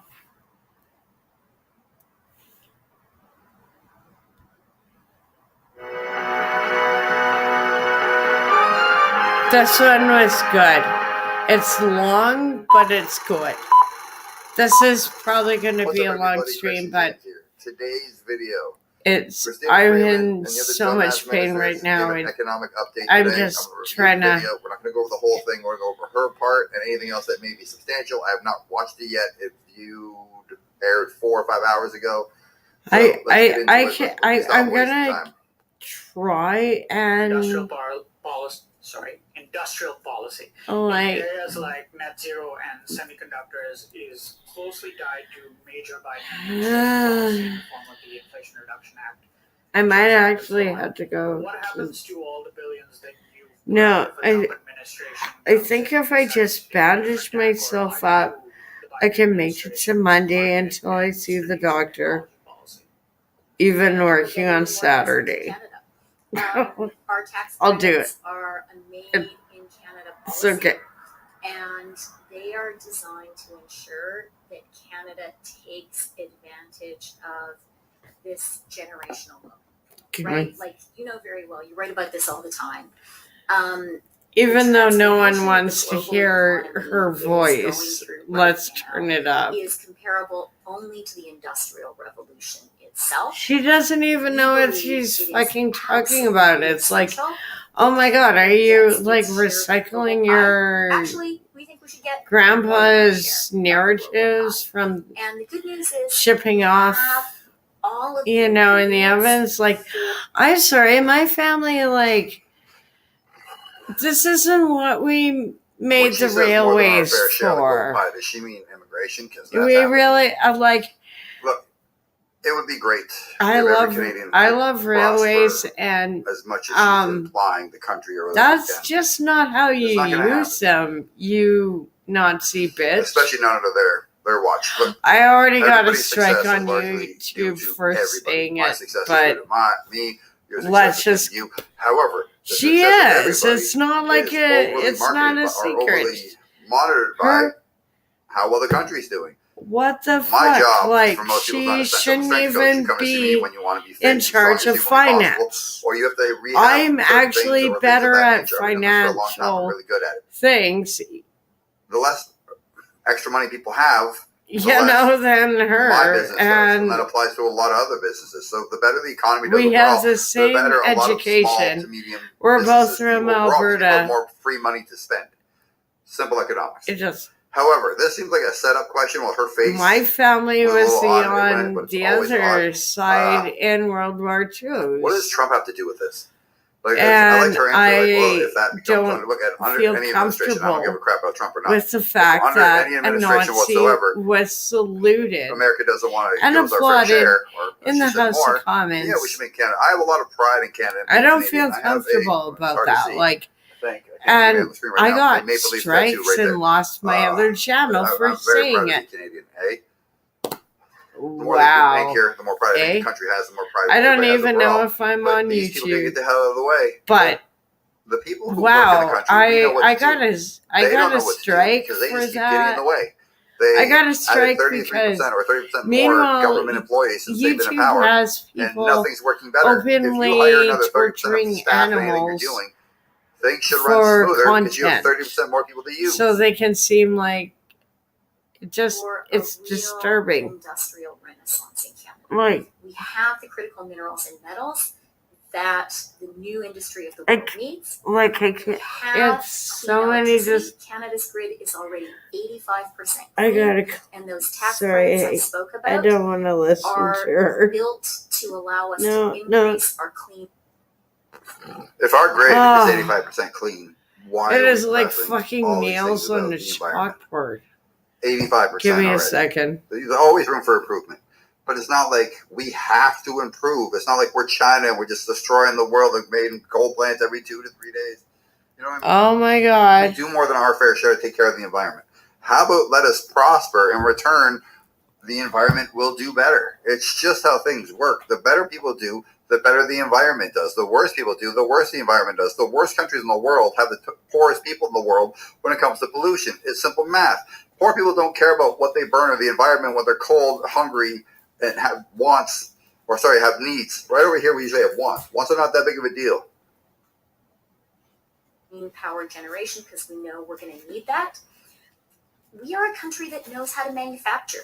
You know, there are other countries that let go of their industrial base. Canada has never done that. Having industry in Canada is serving us in very good stead. As Francois Philippe just said, and like this is fucking. We have the most educated people in the OECD. People and don't understand why I'm depressed. I worked in manufacturing, and she has no fucking clue what she's saying. Opportunity for Canada, and our job as a government is to be sure that our country is positioned to rape the taxpayers. I don't know. So you say you have a Made in Canada plan. Your EV credits are tied specifically to the IRA. Those are not tax credits. Your EV incentives, but still under the Made in Canada plan.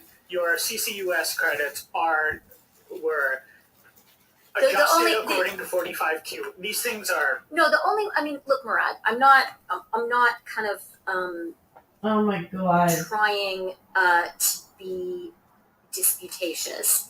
For sure, it's the case. Say confrontational, lady. We recognize there's competition in the global economy. She has and no idea. We believe that Canada needs to own behave coding, in a parliament. and that is why we have put together a plan which is really doing that. And if you talk to international investors, talk to Rio Tinto, talk to BHP, talk to Dow, talk to the car companies, they will all say this is a fantastic moment to be investing in Canada. Our suite of measures is designed to ensure that companies do exactly that. It is built on the foundation of the ITCs. It also includes the Canada Growth Fund and the investments it's making, such as the contract for difference that it concluded in December. So we are really going full steam ahead. And if you look at the data, if you look at the deals, I think you already see the investment reaction to those measures we've put in place. And I would be remiss if I didn't say the final piece in that puzzle is our trade deals. Canada is the only G7 country that has a trade deal with every single other G7 country. And we are because we're getting right now, to my understanding. exploited. And I want to know where our tax dollars are going. Which you are seeing. I think every taxpayer deserves to know. Canada's reliable. Go fuck yourself, cunt. You there you go. There you go. When you start fixing your hair because you're nervous, she all her body language, she is absolutely fucking lying. This is ridiculous. That legislation is in the implementation. I'm sorry for even subjecting you to her, but with legislation in Canada. At the same the time, more I watch it, the more I can unpack it. But that legislation leaves it open to cabinet to name a date. You kind of set a red line last year saying there needs to be a deal by January 1st or Canada moves ahead. American lawmakers are still threatening potential trade retaliation. Have you backed down from this? Or are you still committed to bringing in a DST this year? If there's no Nazis know. She doesn't even know what he's talking about. Holy crap, I can unpack this better, and she's just twitching her head. Oh my god. Coming to these press conferences, and we always hear you say the housing issue is a supply issue. I'll note that you haven't said that today, and your government's made recent changes with international students. Is that a signal from you and the government that there's a recognition that there needs to be a conversation or issues dealt with the demand side to get house prices back down?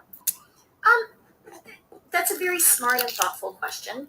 Oh my god. Searching for an answer, folks. When she talks like this, she's always searching for an answer. That's a smart and thoughtful question. Are you 6 years old?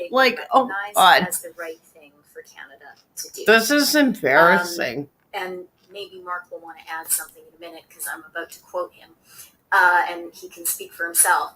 But what Mark said and what our government believes is the system for international students was being abused. That was not. One thing I want to point out here. When she's confident, her hands are here doing this, right? Essentially looking like a 90s R&B singer. See, I'm not the only one who's picking up on this body language. We're all uncomfortable. Her hands, she's fiddling. She's nervous. International students who we want to welcome to Canada, and we want them to have a good experience here. It is now time for provinces to pull up their socks. I do also want to say our government, and I think the vast majority of Canadians, continue to recognize that Canada's diversity is our strength. That like Edmonton? The hell we do. That's not working out so well now, is it? No. Like Edmonton, City Hall, yeah, China, diversity. almost all Chinese. India, working out, yeah. People. You see where I'm going with Richmond. Diversity is not the strength of the world. When you bring many cultures, civilizations, working out together, people have a hard time leaving their idiosyncrasies from back home and coming and being part of the melting pot of Canada or America or other nations where people often freely immigrate to, and you can see the culture clashes. Canada's always been a diverse nation, and there's nothing wrong with that. But the speed in which we've been diversifying is not working. And now how do I say this without the quality of the diversity we're letting in, it's not from where you're from, it's simply the person, is not as good as it used to be. Our immigration system had a rating A, B, C, D, E, F. Maybe stopped at E. If you're an A, you're an engineer, you're a doctor, you're somebody sought after. If you're an E, you're a CSR, customer service rep. There's nothing wrong with that. A, we really need. E, a lot of people can fill. We've just opened it up to the world. Fraser, the guy sitting to her on the screen would be her right, but actually her left, if I'm not mistaken, has misplaced 1 million people. He doesn't know where they went. He has no idea. You're the foreign minister, whatever. You're the immigration minister, and you have no idea where the people went. immigration is a strength for Canada, and the ability to welcome immigrants is a strength for Canada. We need to be sure that we do it properly and that loopholes in the system are not being abused. And when we see those loopholes, that we act to close them. And they're Ukrainian. And on housing, if you're Ukrainian, you get in, Miss.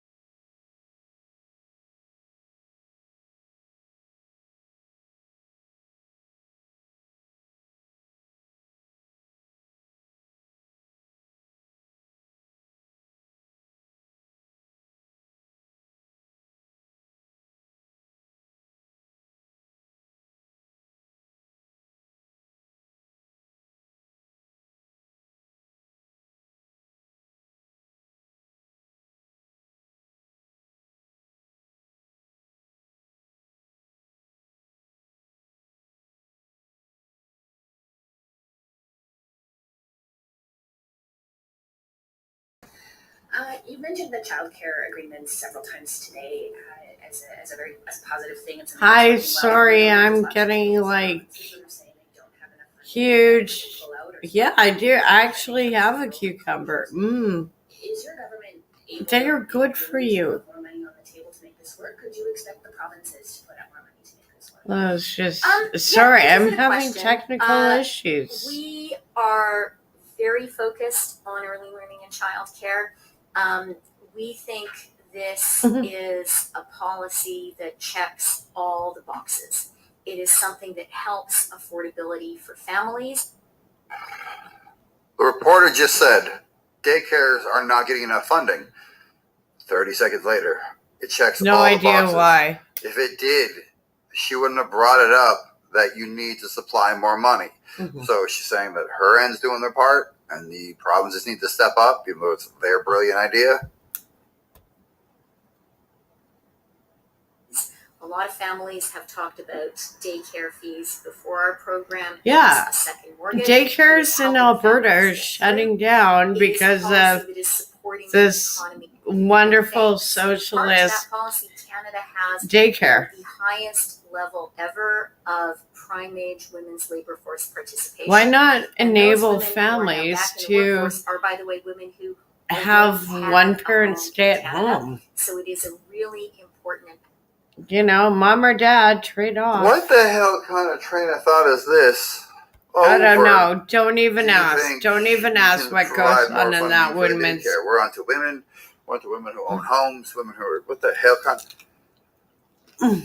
Yes or no? Politicians always talking circular answers. This is absurd. Side measure.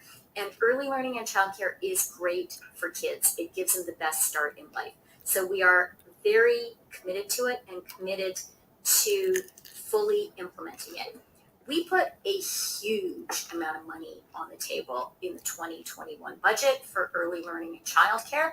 And we went across the country systematically, first with Ahmed Hussein, then with Corinna Gould, and now Jenna Suds has taken the reins, doing deals with every single province.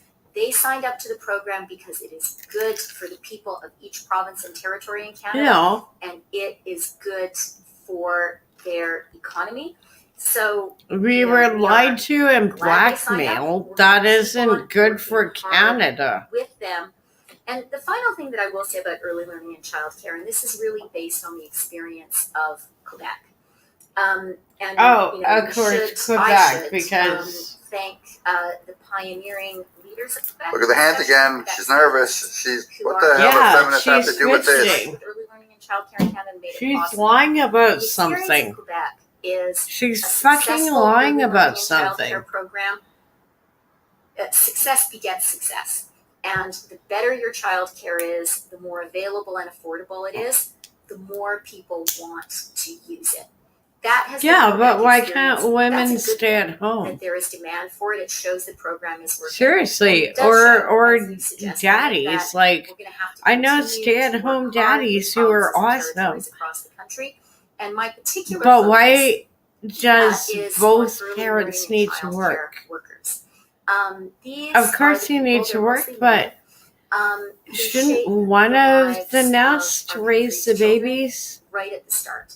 It's an How well the kids doing nowadays, fellas? incredibly hard work. Part of our plan was to include grids for the payment of those early learning and childcare workers, and we are going to be focused on them and ensuring they are well paid, that this is a real career, because don't we want the people who care for our kids to have a great life and see it as a great career? Report this morning from the Toronto Star talking about how your government potentially. I'm sorry, this is so creepy, and Anita is so corrupt. And how do you think that will protect a policy? She bankrupted our military. She deserves jail.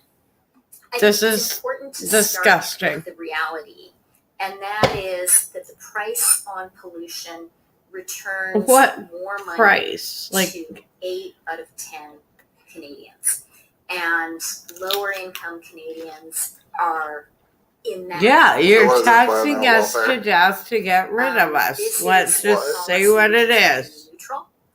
The money goes right back into the pockets of Canadians. In Ontario, a family of 4 this year is going to be getting close to $1,000 back through the price on pollution. It's also the case Fucking breadcrumbs. that a lot of Breadcrumbs. Canadians don't realize that. That the labels that financial institutions use, if people are getting the money through direct deposit, differ between financial institutions, and people can be mystified. I think that Canadians have the right to know what they're getting from the federal government. And certainly, I think that in every single program, we need to be thoughtful about that and thoughtful about being sure. Oh my that god, Canadians I can't understand believe what's actually happening. I'm listening to this again. This So is she's like, saying they're going to rebrand because we're dumb yeah, and confused they're on what they're doing, and that rebranding all 8 out their of 10 abuse. Canadians are poor, so therefore they're going to get more than they pay. They're referring to people who don't have cars, people who don't pay for heating. What the hell does that mean? But also that 8 out of 10 Canadians are going to benefit from this. What does that say about the economy and the average Canadian? That, like, that's fucking broad. Oh my god, yeah. Good afternoon. I hope you'll entertain us and also take a question from my colleague Mari Wolf after this. This is a question very briefly for Ministers Anand, Champagne, Freeland, and Fraser. All of you, I'm very brief. You said none of us. You all chimed in anyway, so I'm just opening the floor. You've all been sort of floated as leadership contenders. I'm wondering if you're still considering a leadership What bid, the and fuck? if you No still way think is that that would cunt be getting a in selection. power. Well, No. by saying we just had a great. I think every Canadian would burn down the Prime Minister we was go very like clear, as he has been, that he 1814 on, you know, just because she's so has my corrupt. full support, and I am pretty sure you will find my colleagues here feel the same way. We wouldn't need to because she'll never get in. I What the fuck we mean, do? We have an idiot at the helm. This is going to steal the fucking shit yeah, out of a there's waterfall. no way she's getting is in. to work together as a team, which is something that we do every single day, and to focus on supporting The rest of our communities. baseball team These is are beat challenging and times. 152. All of us wake up in the morning thinking about what can we do to answer the challenges Canadians are facing for today and to Quit. build Q-U-I-T. tomorrow. Quit. That's what we do when we think about when we first wake up. Do it all day long. I dare say some of us wake up in the middle of the night with a few more ideas on how to Yeah, do because that. you're terrified That's of losing your high-paying You job. don't even need to add more to that. Here it is. Yeah, that's the perfect answer. Please go now.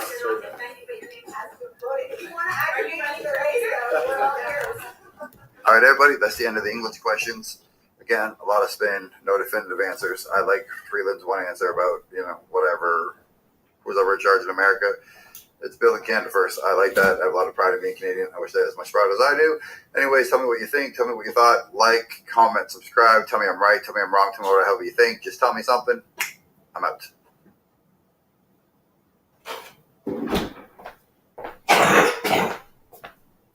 Excuse me. Sorry, that just... Holy crap. Truth right there. Yeah, and this was disturbing. Like, what the fuck is going on? On the ground, we've seen a man recently arrived from Africa. No, I'm gonna pull this all the way up. Well, this was the question period of all question periods. Justin Trudeau has actually snapped, lost his mind, started yelling obscene things, and gets made fun of by the entire House floor. Welcome back to another video, everybody. Before we get into it, I want to encourage you all to smash that like button, subscribe if you haven't yet already. It really helps grow the channel, as well as I hope you consider turning post notifications on so it adds a layer of insurance for you to actually be notified of upcoming videos. And before we get into the question period highlights of Trudeau just losing his mind, I want to share with you the sticker bundle that is 20% off right now. You get Klaus Schwab, who's been the Traités, the Liberal Cabinet. You got Chrystia Freeland. You got Trudeau on a milk cart and Have You Seen Me? I did not see that coming. Fan favorite. And Speech You Hate does not equal hate speech. All of these stickers are in a bundle wrapped nicely for you down in the description or the pinned comment below. Now let's get into this long video. It's long. You're gonna want to stick it out. There's not much French. It's pretty much all English. And it's pretty much all Pierre Poilievre and Trudeau from today. All right, enjoy the clip. Oral questions. Questions orales. I'm better than the House Speaker. Pierre Poilievre. Here we go. Our priorities are clear. We're going to axe the tax, build the homes, fix the budget, and stop the crime. Stop the auto theft that has run rampant under this prime minister. He's now throwing a cape over his back, claiming that he's the hero on auto theft, but it's actually tripled in Toronto. And it's up by 100% in Montreal after he brought in catch and release and house arrest for car thieves, and after his incompetence allowed our ports to spin out of control and our cars to be exported to overseas crime and terror networks. Why doesn't he reverse his policies instead of another meeting? There you go. The right honorable Prime Minister. Speaker, this is a serious situation. Canadians are... He doesn't even know what he's The talking Conservative about. leader just chooses to whip God. out his empty slogans and continue to blame everyone while we're getting to work. Okay, I'm sorry, but Trudeau is like, what? To look at from across governments to look at what more we can do. We've seen successes. CBSA agents have intercepted over 1,600 stolen cars last year in 2023. And how many are gone? To make the steady, where's work my and bike? investments necessary I'd to like keep my Canadians bike safe back. and to keep crime Can you down. find my bike? Or the parts of my bike that were stripped? Crime is way up. Violent crime is up. Just because it's 40% like under this not a prime minister. car, And today, you don't the even have Canada's any ministers rights. hold a big press conference as their solution. And in it, they put out a press release that said, and I quote, in 2022, approximately 9,600 vehicles were stolen in the Toronto area alone, representing a 300% increase since 2015. End quote. What happened? Wow. In 2015. I know, he happened, Mr. Speaker. How can we make him unhappen and stop the crime? I know I pulled this up before, but... Oh, I was not ready for this. Speaker, in 2015, Stephen Harper presented a budget that had slashed funds for policing, slashed funds for... Watch him fumble his words. Slash funding for Veterans Affairs Services, and we were there to clean up the mess, to cut taxes for the wealthiest 1%, lower them for the middle class, to support families, to start moving forward on gun control in real ways while the Conservatives cozy up to the American gun lobby. We've continued to step up and keep Canadians safe. Let them bring assault weapons back to our streets. We'll keep Canadians safe. Whoa! I gotta pause it. What the fuck I gotta did give he Trudeau say? credit, man. He didn't have his little speech impediment. He pulled through an entire little speech, and he actually did half decent. What he says is a bunch of bullshit, but good for him for actually standing up and being a bit of a man. I think I pulled this one up earlier, but let's just do it again. Screaming and hollering like that. Mr. Everyone Speaker, just like, are you this unhinged? Like, and we're just supposed to deal with it. Auto thefts are up 300% since he took office. His solution is to hold a summit. He held a summit on food prices. Food prices went up. He held a summit on housing. Housing costs doubled. How much is crime going to rise after all the bigwigs go to his summit? And there it is. The nail in the coffin. The Right Honourable Prime Minister. Speaker, the Leader of the Opposition has trouble believing that we would actually include real facts in our press release, something he and the Harper government Wow, eh? for years. This like the memes write themselves. Like, is this real? And our solution is to roll up our sleeves, pull together partners from across the country, and get to solving it. His solution: throw his hands up in the air, blame a raft of political attacks on us, and continue to see that he's not putting forward any real solutions, Mr. Speaker. That was insane, folks. I need to decompress That was after that. so was awesome. unhinged. I want to Like, remind everyone oh to my smash god, that that guy. If you haven't yet, because this He's it's like over, man. so You're gonna want to stick around. They're going to be going toe-to-toe insane. again soon. It's like, Thank you, Mr. Speaker. The Liberal Member of Parliament for Davenport claims that there is no housing crisis in Toronto. speaking The of rest of the world crazy, and here Eastern comes Toronto Dragmate. would rather fight the city of Toronto than actually deal with the crisis of housing. Here's what frontline workers are saying. Quote, on the ground, we've seen a man recently arrived from Africa die in an encampment while trying to stay warm. So will the Prime Minister listen to his out-of-touch Liberal MPs or to frontline workers trying to save people's lives? The Right Honourable Prime Minister. maybe coming legally because none of my friends from Africa who have come in legally have frozen. Just saying. Fighting homelessness. We know there is lots to do, and we're going to keep doing it. Whether it's signing housing accelerator agreements across the country, whether it's introducing a suite of new measures to unlock the construction of 600,000 new apartments, whether it's cracking down on short-term rentals to unlock even more apartments, or introducing a mortgage charter to protect homeowners from the stress of elevated interest rates, we are taking. Prime Minister needs a summit to find out about the problem of auto theft. We can help him. He is the problem. It was his policies that caused the 300% increase in auto theft in Toronto. He's asked for solutions. Well, we have some of those too. Will the Prime Minister agree to reverse his catch and release bail policy for car thieves, end house arrest for those who steal cars, and put an end to his incompetence at the Port of Montreal, from which so many of our vehicles are being shipped to organized crime and terrorist networks abroad? The Right Honourable Prime Minister. Mr. Speaker, what's interesting about the Leader of the Opposition is he doesn't actually care about auto theft. He cares about making a good political attack on the government because people are facing real challenges. Criticism? What? Like, oh my god. He's literally only made it worse. Like, yeah, just stop talking, Justin. Stop talking. It's not making it better.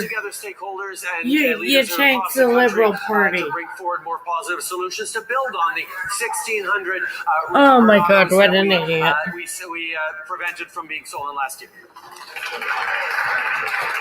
I'm going to ask all members once again to please restrain yourselves, to listen to the questions and to listen to the answers. And when you have the floor will be yours. The Honourable Leader of the official. Prime Minister has hit Canadian farmers with a carbon tax that drives up food prices at the grocery store. Food prices that are rising again only months after he promised they would come down. I asked him late last year if he would talk to the Medeiros farm about their rising carbon tax bill. They just got their bill for December, and it is $21,000 in carbon taxes alone. I asked now as I asked back then, how exactly will the Medeiros family pay this bill when it quadruples to over $80,000 a year? Holy fuck. No. What? Holy crap, that, like, farmers, because back in 2014, farmers when can't the Medeiros fan came afford to this. him in government, asked him for some support as they were trying to make investments, trying to continue to move forward. He told them that they needed to stand on their own 2 feet. That's what he told that farmer. Mr. Speaker, we are there to support farmers right across the country. With By $1.5 billion giving, over the like, past you few can years, farm in crickets? investments, I don't know. in supports. We're going to continue to be Holy there for farmers. fuck, man. This is bad. Actually, when the Medeiros family asked for me for help, I went to Enbridge and helped them get lower cost natural gas to power their operation, Mr. Speaker. That's the real story. So instead of reading the disinformation from the kids in short pants over in PMO, why doesn't he deal with the thing that's really hurting that family right now? A $21,000 monthly carbon tax bill that is passed on to the trucker who ships the food and the grocer who... That's insane, bro. Once again, how much will Canadians have to pay in higher food prices when he quadruples the carbon tax? Let it happen. The Right Honourable Prime Minister. Speaker, back in 2014, he told that farm family to stand on their own 2 feet. We, Mr. Speaker, know what is making farmers vulnerable across this country. Do you know what it is, Mr. Speaker? It's climate change. It's the fact that a change in climate causes droughts, floods, and fires, which droughts, floods, and fires end up hurting crops, end up hurting growers. That's why we're stepping up on fighting climate change. Farmers across this country know how important it is to sustain and protect our land. That's exactly what we're doing. That's exactly what we're going to continue to do. The Honourable Leader of the Opposition. He mentions drugs. That's another crisis that he has caused, Mr. Speaker. But back to the cost of food, heat, and groceries. This Prime Minister plans to raise the carbon tax again on April 1st. Another hike to the gas, the heat, the grocery bills. Another hit to the Nova Scotia families who can't afford to pay their utility bills. And another hit to working class families while he jets around the world carbon tax free. If he can't have the common sense to axe the tax, will at least cancel his plan to hike the tax on April 1st. The Right Honourable Prime Minister. You know what the Leader of the Opposition is proposing to cut for Canadians?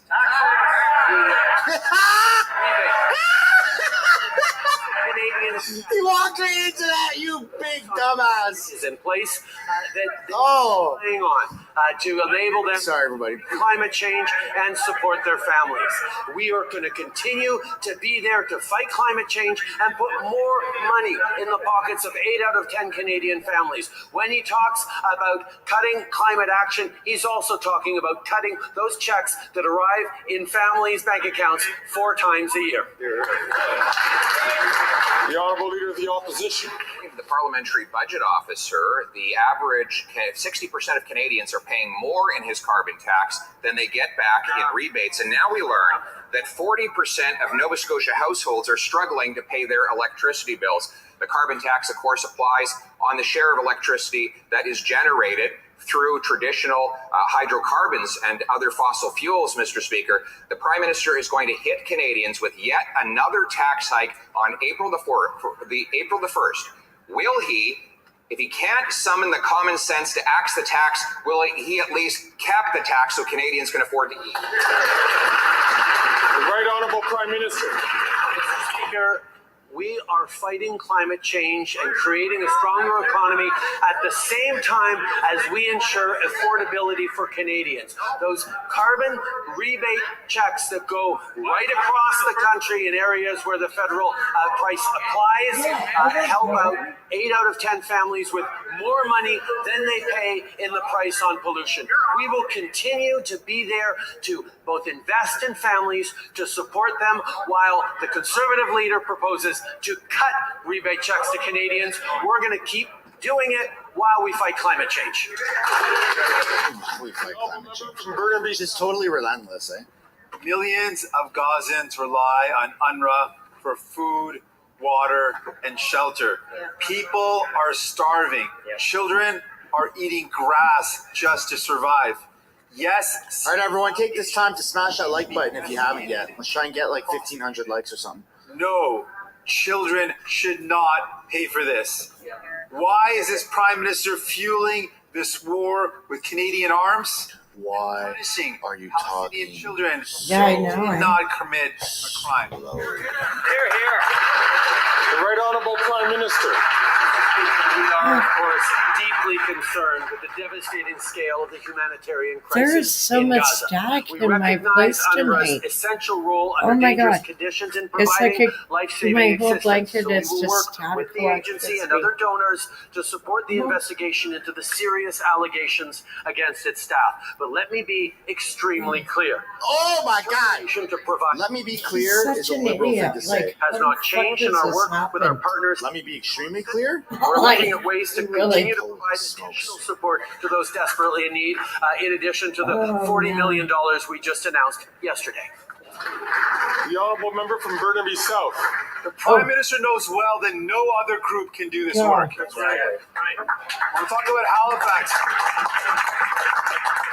Halifax has the highest rate of poverty This in is Canada. just 1 in 5 disgusting children to hear. lives in poverty. I need my blanket. Only once has a Liberal MP for Halifax raised the issue of Okay, skyrocketing you're busy. food prices in this I'll find house. someone else to How out cover. of touch is that?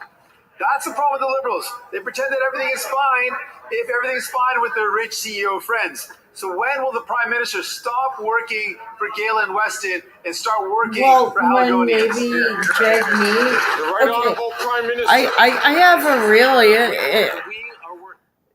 real simple solution. Jagmeet stops like licking Trudeau's ass and we get a vote of non-confidence. That would just be so simple. So like him standing up there in the House of Commons being like, I don't know how to fix this. It's like, I think most Canadians do. And I might look into buying a serger. Because I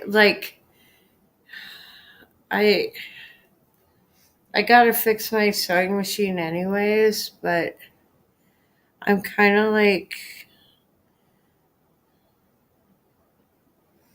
because if I can get everything working, then I can. It's also like, holy, there's so much static. It's like rippling through everything I'm wearing. That's awesome.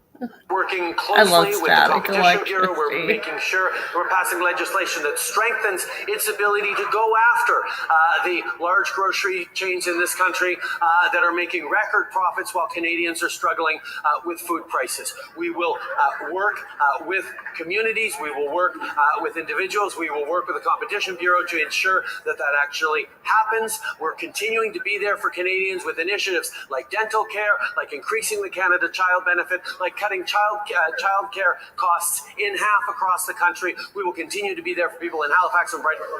Mr. Speaker, what this Prime Minister has is a pro-Russia energy policy that forces the Europeans to buy their energy from Russia by denying Canadians the ability to sell our own. He prefers military equipment for Putin instead of paychecks for Canadians. He does Okay, want to I export gotta disagree on detonators this one. I gotta disagree on this one. I gotta disagree on this one because you know what? All the Trudeau government does is lick Ukrainians' ass. They saluted Nazis. They let this happen.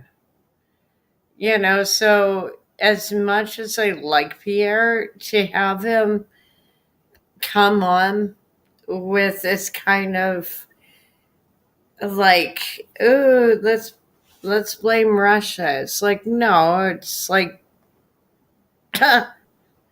You guys made this mess yourselves, and us taxpayers are paying for it. It's like bloody idiots. What do you even say? They're idiots. So he can pump his gas and power his landmines. Why doesn't he stop using Ukraine as a political tool and actually do something to stand up and help win the war? Whoa, dude!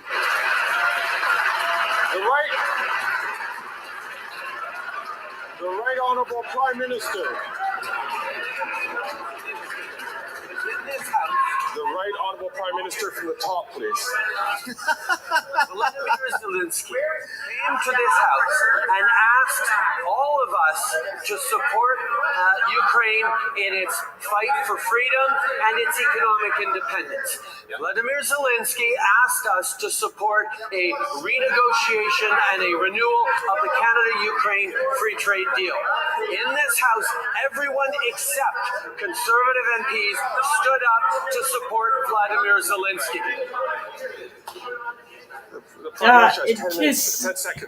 No. Let's just fix this one. No. Let's just fix this. Let's just be clear what happened that day. They all gave applause for a Nazi. Not just a regular Nazi, but an SS officer who was hunted by, but he escaped extradition for his war crimes to Canada. And then he got a salute in the House of Commons. And this shouldn't be happening. No, this just shouldn't be happening. I'm going to ask all members, I'm going to ask some I cannot believe this happened. To allow the answer to be heard. Can I get because it's not only important for the taxes I pay for their wages back for this day?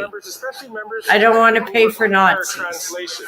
They can't hear over the heckling. So let us make sure that we have an opportunity and he to hear has the clearly word the questions speaker and the answers. Oh my God. Prime Minister, 10 seconds left on the clock.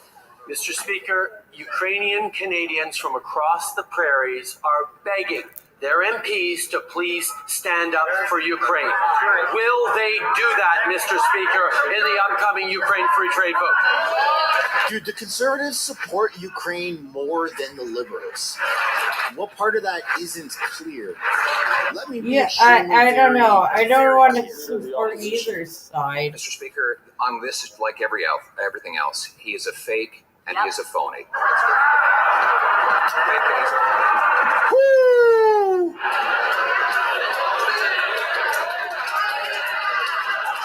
Wow! Let's go. Oh! Stop muting the mic!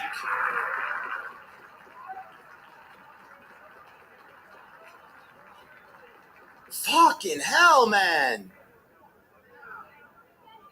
Dude, we need a petition so he stops muting the mic. This is our taxpayers' money going to fund this shit. Yeah, it is. It is. It is shit. Quite literally. The Honourable Leader of the Opposition. What a load of crap. Well-experienced man in Parliament.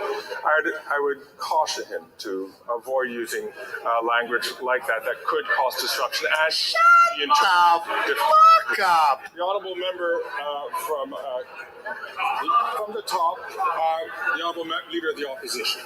His carbon tax deal does not distract from the fact that he announced $400 million in surface-to-air equipment that he has still not delivered. What he did deliver is detonators to Putin, so that Putin could put them in landmines and blow up Ukrainians.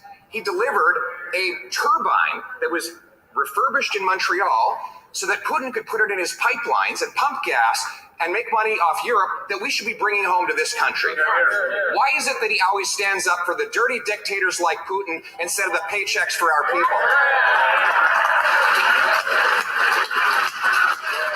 There you go.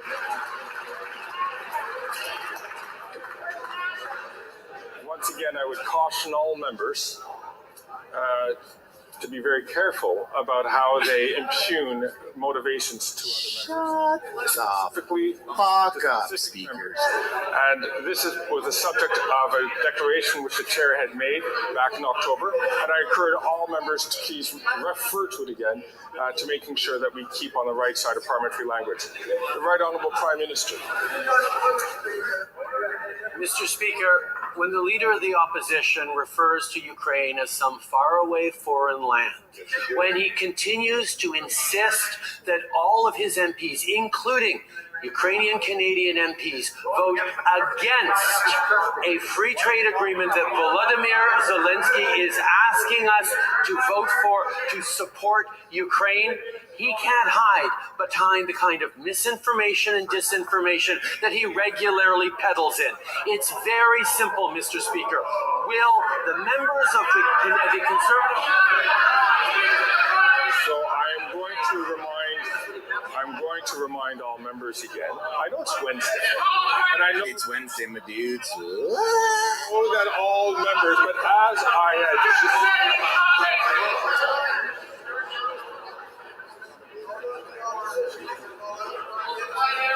You look like the least intimidating person ever. As to the same degree that I just made a statement to the to a member. He's got lines above his eyebrows for how much he frowns. You could see it right there. I would invite all members to please listen to their whips for a second, and I will. You have to sit down when you're up. It's important.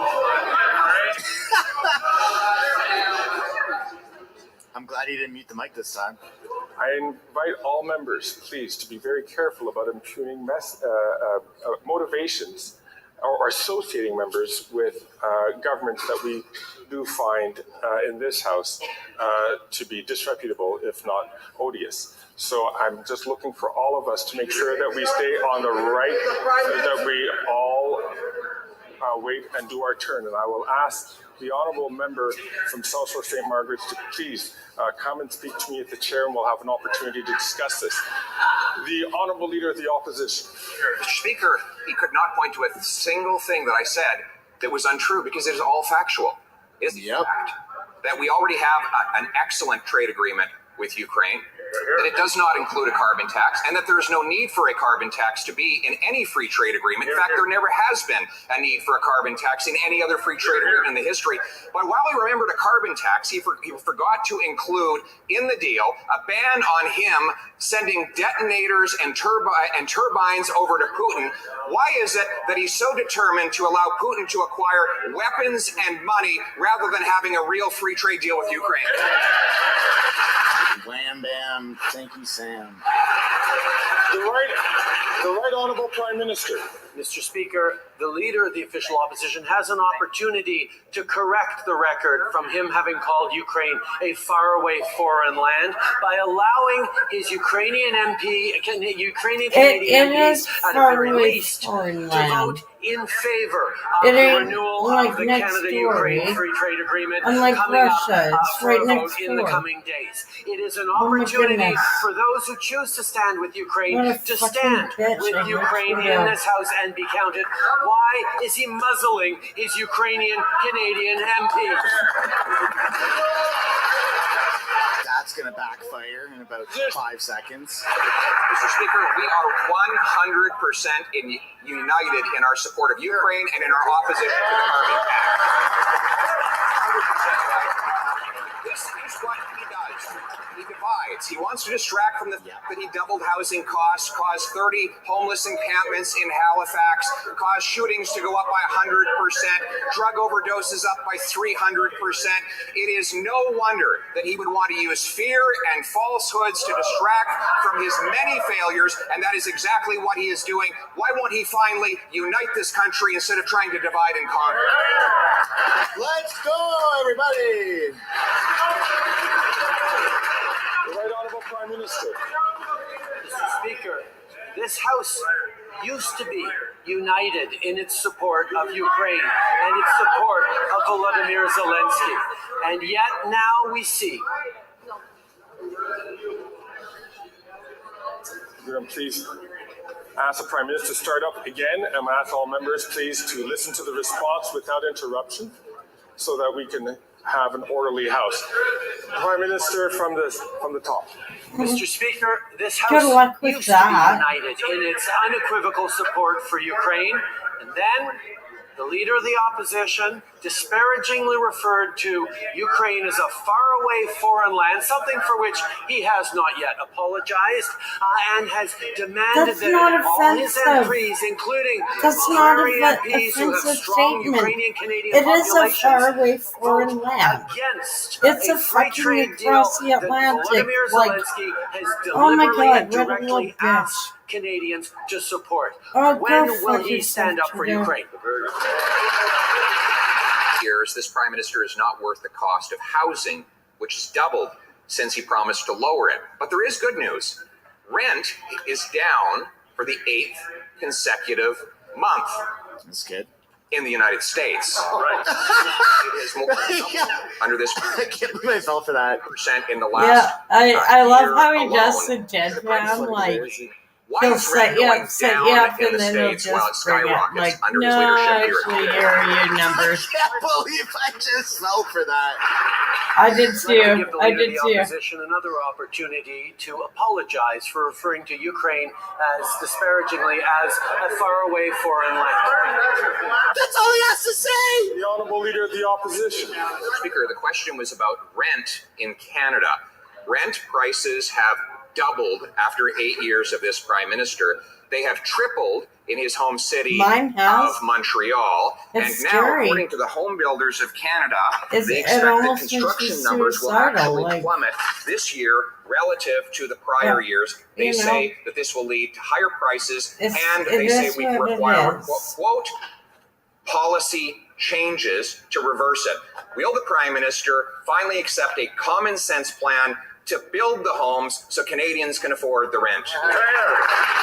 No. He said that Ukraine's faraway land. Again, I didn't hear an apology to Ukrainians. I encourage him to do that. Are you kidding me? Same time, Mr. No, Speaker, I can he's remind not, this House that we have signed dozens of housing accelerator fund agreements across the country that are leading to the construction of hundreds of thousands of new homes in the coming years. We've eliminated GST off of purpose-built rental apartments. I We're want to moving see. forward I on an wanted to interest-free live your savings sleep account for pocket. first-time home buyers. But again, See the I encourage the paper leader of the opposition to apologize for referring to Ukraine as some faraway foreign land.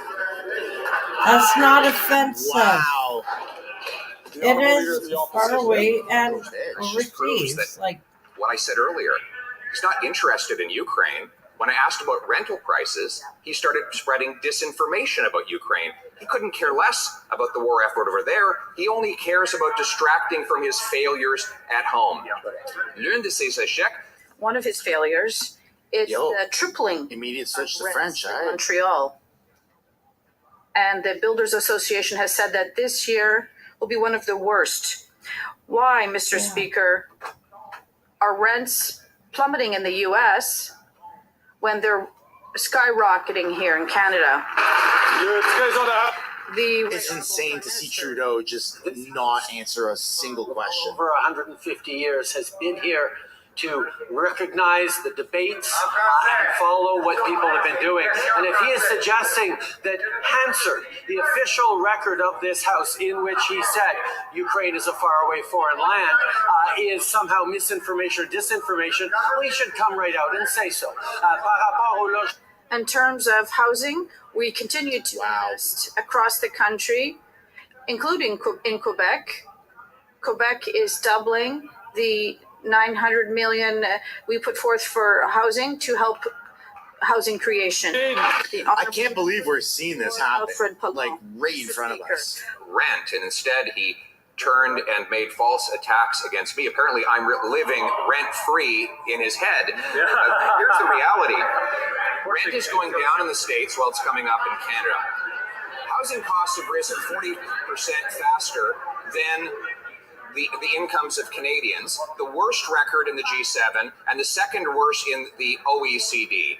If the Prime Minister's plan were really working, why is it that housing costs have doubled and our housing is becoming less affordable than almost any developed country in the world? The Right Honourable Prime Minister. I think I'm going to leave aside the question of where exactly he's living rent-free and focus on the supports we're giving to Canadians. We are continuing to invest in meaningful ways in partnership with municipalities, with unions and building trades, with provinces across the country to solve this housing crisis that Canadians are feeling so acutely. Whether it's cutting the GST from purpose-built rental, whether it's moving forward with a tax-free savings account for first-time home buyers, whether it's putting $4 billion in the pockets of municipalities across the country to increase density, to cut red tape, we are taking action on housing.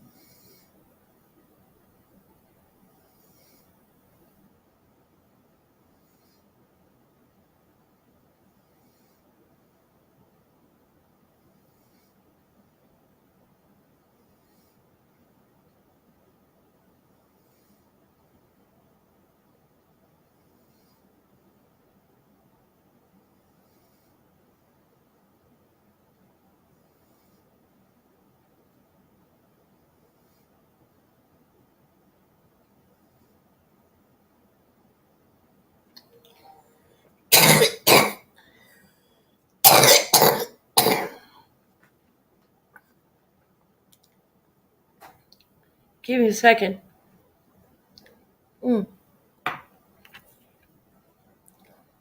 Sorry about that. It's just late here, and I'm very sleepy.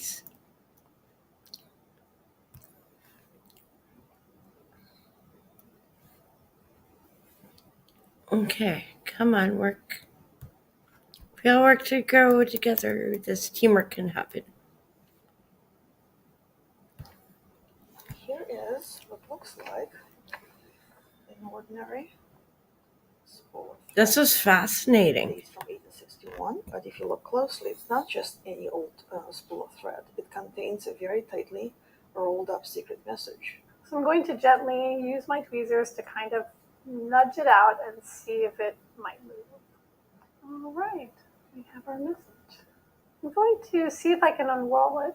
The paper feels a bit soft, but not too brittle. So the next step here would be working with the curator to make sure that this can be imaged as is. The goal is to replace the message back inside the spool because that really helps retain the authenticity of the item. It says, "Sir, move instantly with the artillery companies upon Bravo Santiago." So these are the instructions how to transport pieces of artillery out of the state. And there is a note that somebody supplied that said that this is how the Union officers exchanged secret messages.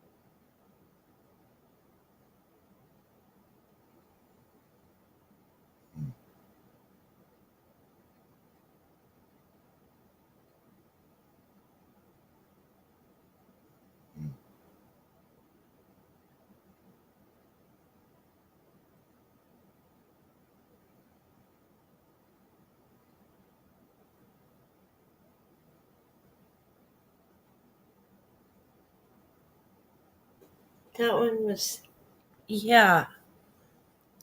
I'm almost going to bed soon.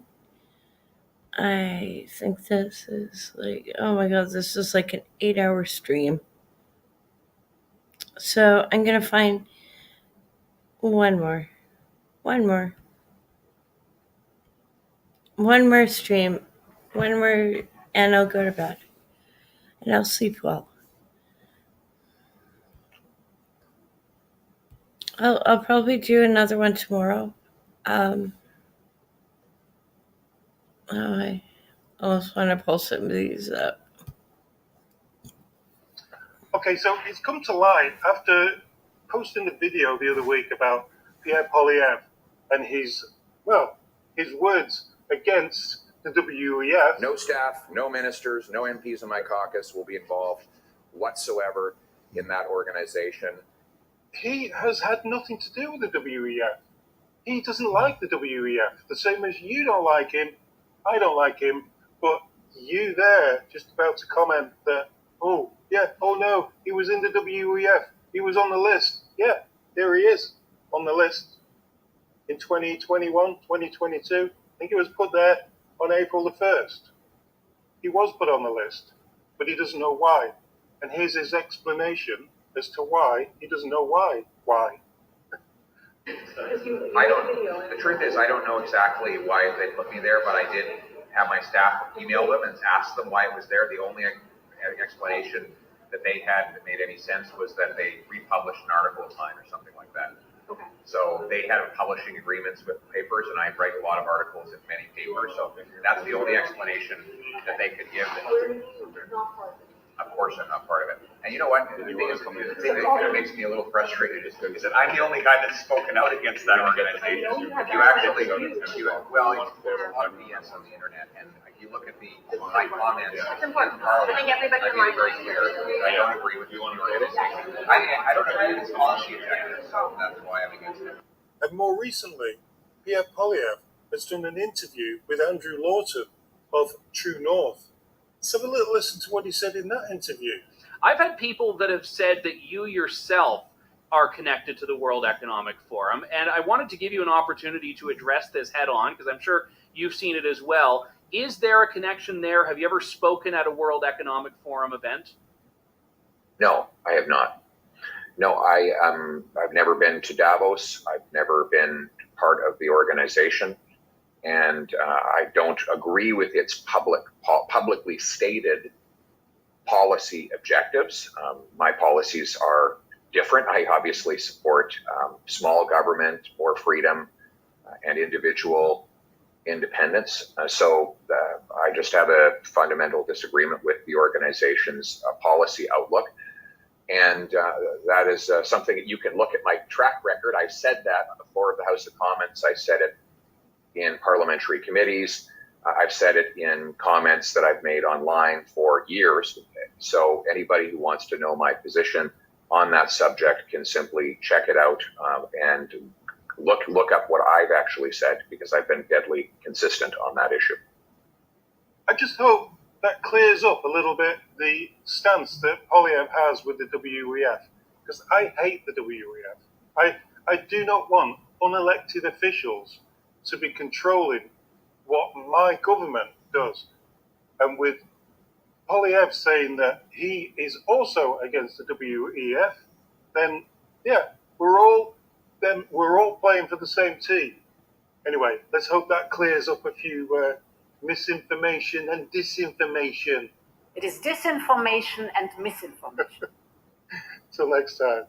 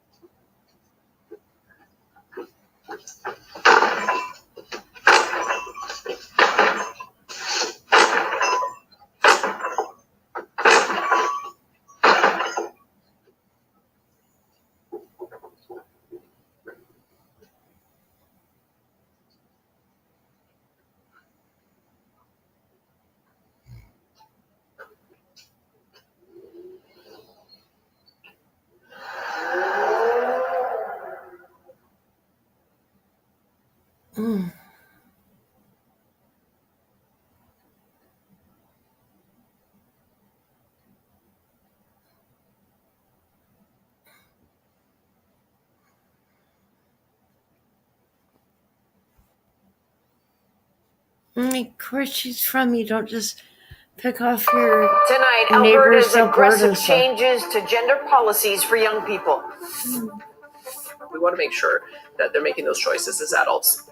From schools to surgeries, sweeping changes and strong reaction in Alberta and beyond. I'm deeply disturbed. And at issue on the politics behind the policies. 10 years after the Bangladesh factory tragedy, CBC News returns to ask, were promises made, promises kept? I'm not happy. You're not happy. And another big streamer adds commercials for Canadians. Like if I'm paying money, I won't see any ads at all. Why those advertisements are here to stay, or you'll have to pay. From CBC News, this is The National with Chief Correspondent Adrian Arsenault. Thanks for joining us. Danielle Smith is standing firm and defending her sweeping new policies focused mainly on transgender youth, while the response from Ottawa tonight is stark. The federal health minister says he's deeply disturbed that the plan will put children at risk. The justice minister accuses Alberta of playing politics, Alberta's premier firing that same accusation right back at her critics. Among her proposed rules, new age restrictions for teens to get gender-affirming surgery, hormone therapy, and puberty blockers, prohibiting sex ed in schools without explicit opt-in from parents, and requiring schools to inform parents or get parental consent in the case of younger students before honoring a kid's name or pronoun changes. Aaron Collins starts our coverage tonight with the look at how far the policies go, and the reaction isn't just coming from politicians, but from families directly affected. Alberta's premier wading into uncharted political waters. I support the journey of adults who want to transition to another gender. But legally, that support in Alberta won't extend to minors looking to transition. Proposed laws would ban provincially funded gender-affirming surgeries for Albertans under 18 and require a parent, doctor, and psychologist to approve of underage teens looking to use hormones to transition. We want to make sure that children do not prematurely make decisions that are going to be irreversible. The legislation will have big impacts on schools, too. Kids under 15 looking to change pronouns will need their parents' permission. Parents of all minors will be informed of any pronoun change, making it the third province to introduce a pronoun policy after New Brunswick and Saskatchewan. Alberta parents will also need to opt their kids into sex ed classes. This mother of a transgender child supports the new laws. I supported my child in every way that I knew how. Her teen began taking hormone therapy without her consent at 16. We've agreed to conceal their identity to protect their child. I think we just need to focus on erring on the side of caution, which I think that these policies do, without exclusion, without bigotry or transphobia. That they're two very different things. A view not shared by Ottawa. I'm deeply disturbed. The decision that was made by Alberta places kids at risk. We know that one of the number one reasons why kids take their life is problems around sexual identity. This trans feminine lawyer agrees. They say vulnerable kids. I was absolutely floored by just how much further it went than what we were expecting. This is an extremely cruel law that will harm immensely trans kids across the province. The mother who supports the proposed law has complained to Alberta's College of Physicians about their child's treatment. Their teen, now 17, has moved out. For the child that you've cared for so long to say that they don't feel safe when you know that they are is heartbreaking. The government in Alberta says it plans to table the controversial law in the fall. Opponents are already lining up to challenge it in court. Aaron Collins, CBC News, Calgary. Alberta's proposed ban on gender-affirming treatment for youth is getting a lot of attention, but healthcare providers told Tashana Reid it's already rare and the road to getting it already long. 17-year-old Seely Romar's transition has been a journey. Romar told his family he was trans after a suicide attempt. Honestly, it's a very long process. Since then, he's received gender-affirming care from doctors and has been on a wait list for testosterone for more than 2 years. I've been waiting so long because we had to go through the mental health and make sure that I'm in an okay place to be ready for all of the changes that will happen to my body with testosterone. Now, Alberta is proposing new restrictions to accessing gender-affirming care. Puberty blockers and hormone therapies will not be permitted for children aged 15 and under. Top and bottom surgeries will be banned for children 17 and under. Supporting and standing. But this doctor says the restrictions aren't necessary. In my 8 years of practicing gender-affirming medicine, I've had 0 patients under the age of 18 receive a gender affirmation surgery. We have... Dr. James Makokis says surgical options are extremely rare for anyone under 18, and no surgeon in Canada will do bottom surgery for a minor. He is worried about excessive barriers to gender-affirming care. When young people are growing up in a body that does not reflect who they are, puts them at severe risk for self-harm, whether that's cutting, whether that's excessive drug or alcohol use or risky behaviors, and that further puts them at risk for suicide. Clinics providing gender-affirming care say they follow the latest research, including guidelines developed by the Canadian Pediatric Society. I'm really concerned that trying to go down this path is going to limit a lot of people's options where there's different needs that are needed as well. The concern among some experts is that Alberta's proposed rules put treatments for transgender youth out of reach and puts them at risk. Tashana Reid, CBC News, Toronto. Rosie and At Issue are going to dig into the story, including that sharp reaction on Parliament Hill. That's in just a few minutes. Now to an exclusive investigation that takes us back to Bangladesh, a decade after a garment factory collapsed, killing more than 1,100 people. Many of those workers were making clothes bound for Canada, some under the Joe Fresh label. The tragedy prompted promises of big changes by the Loblaw-owned company.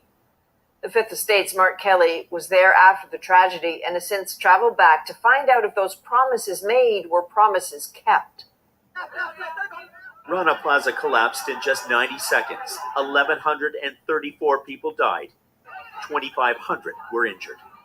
Loblaw promised fair wages and safer working conditions for the people who make their Joe Fresh clothes in Bangladesh. Our priority is to do what's right for those affected by the tragedy. This factory makes clothes for Joe Fresh, a Canadian company. Thank you. But today, a look into safety inspection reports for the factories used by Loblaw tells a different story. And these are the inspection reports. Yeah. And you've had ongoing fire safety issues. In the 21 factories used to make Joe Fresh clothes since 2019, we counted 176 documented safety violations. Then there's the issue of wages. This is a garment workers' protest that has come here to the site of the Rana Plaza disaster.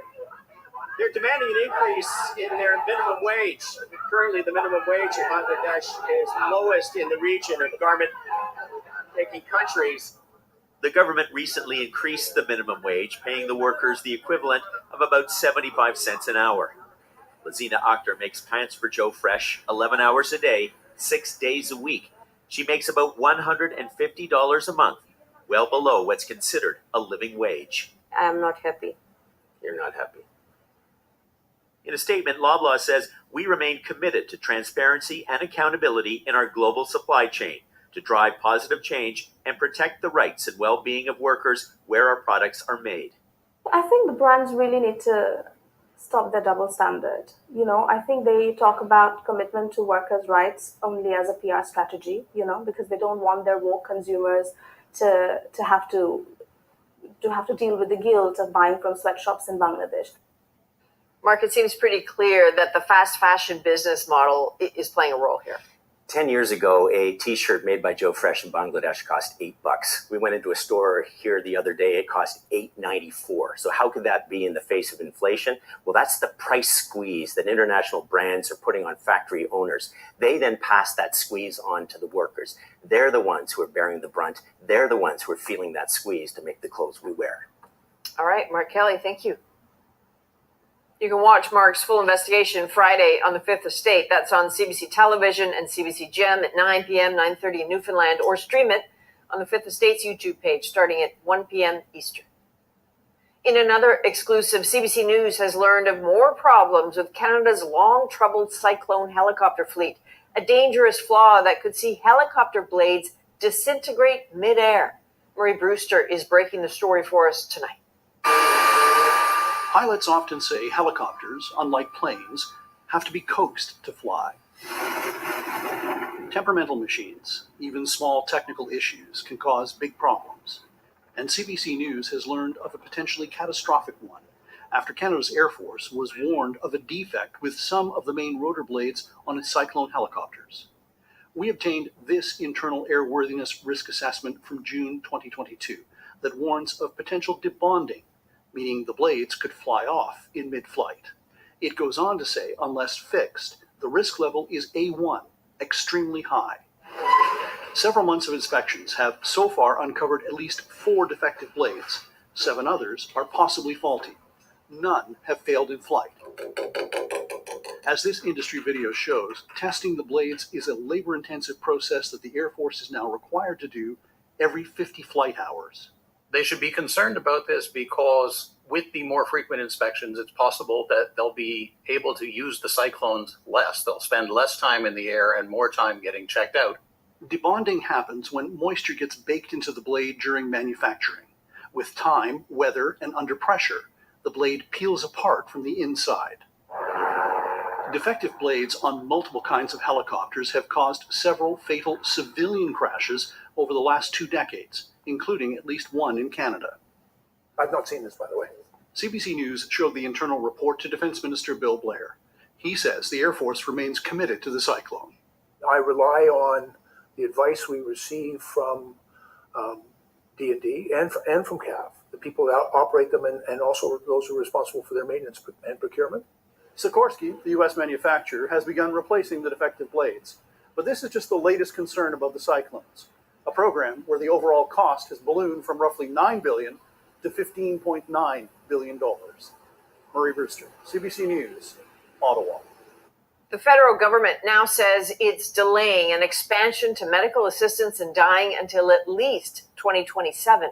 Proposed changes to the rules would expand eligibility to those suffering solely from mental illness. Earlier this week, the federal government said it agreed with a report that said the healthcare system wasn't ready for the move. Today, it tabled legislation to press pause. The change was supposed to begin in March and had already been delayed by a year. British Columbia's provincial health officer is calling for an expansion of the province's safer supply drug program. Bonnie Henry is making that recommendation after a year-long review, but as Lindsay Duncombe tells us, while it saves lives, the program also comes with some unintended risks. 3 times a day, Claudia West goes to a clinic for prescribed heroin. It's been helping me keep clean from street drugs for it's over 2 years now.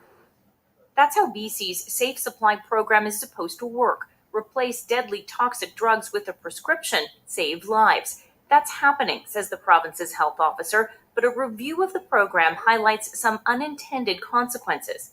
Where we have concerns, of course, is when diversion happens to people who are not using opioids. They say part of the problem, the opioid pills frequently prescribed aren't strong enough for people dependent on powerful fentanyl, so some users sell them to buy stronger drugs. I sold them all the time. When my appointment would come up the day before, I would hold on to one Dilaudid and swallow it so it would show up on my urine. The review was sparked in part over concern that the prescribed drugs were then being sold to young people. The rate of diagnoses of opioid use disorders among youth are not increasing. The review recommends prescribers have access to more potent drugs, but stops short of calling for those drugs to be available without a prescription. We're not going to get there through a medical model. We're not going to get there through prescriptions. And so I'm disappointed to see that this report doesn't really address that and doesn't really push the ball forward. Political opponents say the government should shift focus. Adopt recovery-oriented programming. So not only prescribed pharmaceutical alternatives, but actually making sure that there is a requirement to have a plan to help people move to the next step. Evaluating the impact of safe supply on BC's overall drug crisis is tough because it only represents a fraction of the people suffering. There are about 4,300 people who receive prescribed opioids in a province where more than 100,000 have been diagnosed with opioid use disorder. Lindsay Duncombe, CBC News, Vancouver. The latest streaming giant is telling its subscribers to pay more or watch commercials. Everyone has a choice. But will avoiding ads be one of them? It's getting so expensive already. A new movie puts a spotlight on a rare disorder. Nada, what's the date of your last period? I haven't gotten it yet. The director tells us why it's personal. And a curious case of a little boy stuck in a toy machine. He loved every moment of it. We're back at 2.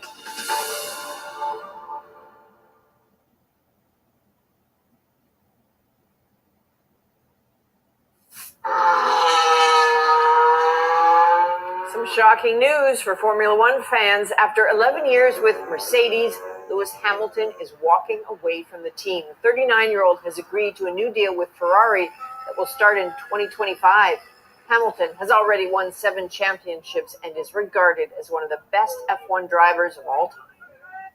So next week, it will cost you a little more to watch Amazon Prime Video uninterrupted.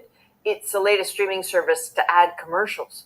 Anis Haidari now on why cheap, ad-free streaming may be a thing of the past.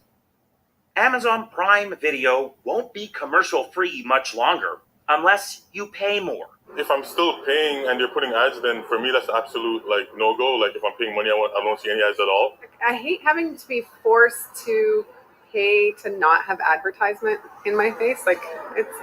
There's so many subscriptions. It's getting so expensive already. It'll cost $3 more a month to avoid ads. If customers don't pay up, ads begin on Monday. Experts predict either way, it will be lucrative for Amazon. You look at the majority of their business, which is really the e-commerce business, a grocery business, a retail business. The margins on that business are 2%. The margins on advertising for Amazon is upwards of 50%. Netflix made similar moves over the past year.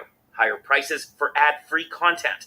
And at Bell Media's Crave, price hikes to keep commercials away. People don't like ads, but people really don't like bad, irrelevant advertising. But this ad exec says customers won't mind if commercials are targeted. And if you give people the right ad at the right time, it's actually a really good trade-off for folks. Another example is the Super Bowl. Nobody likes ads, but everybody watches a Super Bowl ad. If consumers want to keep their streaming ad-free, they may have to turn off the TV and cancel. Because this is a kind of new thing, these companies are going to be watching the metrics very closely. And so this is kind of now's the time, if you want to try to make a difference, vote with your dollars. So far, those votes have led to more commercials, at least at Amazon's competitors. YouTube gained more than $1 billion in ad revenue in just 1 year. And at Netflix, 40% of new signups have also said yes to ads. Anis Haidari, CBC News, Calgary. A new Canadian film hitting theaters tomorrow hopes to shed new light on a painful medical condition. It's about a 16-year-old girl who suddenly learns she was born without much of her reproductive organs. As Magda Gebrselassie shows us, for the filmmaker behind it, the story is deeply personal. Nada, what's the date of your last period? I haven't gotten it yet. Labeled a traumedy by its director, the film Fitting In centers around a 16-year-old's shocking discovery about her body. Lindy appears to have MRKH syndrome. What is that? Mayer Rokitansky-Kusterhauser syndrome affects the female reproductive system. Lindy learns she was born without a uterus, a cervix, and much of a vaginal canal. Canadian director Molly McGlynn decided to shed light on this syndrome that changed her life. It affected my sense of self in terms of how I viewed myself as a woman, what having sex like for the first time would be, really just is a nuclear bomb. I'm pissed and sad I can't have a kid. At the beginning, they're just quite shocked. This doctor has seen the wave of emotions that come in real life too. She diagnoses MRKH syndrome once or twice a year. The condition occurs in about 1 in 4,500 to 1 in 5,000 patients who are assigned female at birth. She says patients can still have biological children with the help of medical interventions. Still, MRKH remains a medical mystery for many people. I was not familiar with this. Never heard Yeah. of it before. Yeah, until Molly shared her story with us. The film stars believe the movie will move audiences and specifically the MRKH community. I think the impact of visibility with anything that feels taboo or like not spoken about enough can be a miracle for people. And I think so many others will see themselves in this film. Ashley Clark has seen the movie twice, and while it took an emotional toll, she says, it was also just really, really cool to see that and to see yourself in a character on a big screen really representing something that isn't really shared to the public very often. She and others are hopeful that MRKH is now out of the shadows and in the spotlight to stay. Magda Gebrselassie, CBC News, Toronto. A growing number of children in Gaza are undergoing painful amputations. I had many patients, most of them children. How children are paying a price for deteriorating care. But first, Rosie's here with that issue. Hey, Rosie. Hey, Adrian, tonight we are going to talk more about Alberta's new gender policies for young people. We want to make sure that children do not prematurely make decisions that are going to be irreversible. What are the politics driving these issues, and why are so many Conservative premiers picking up on them? Chantal, Althea, and Andrew join me to talk about that.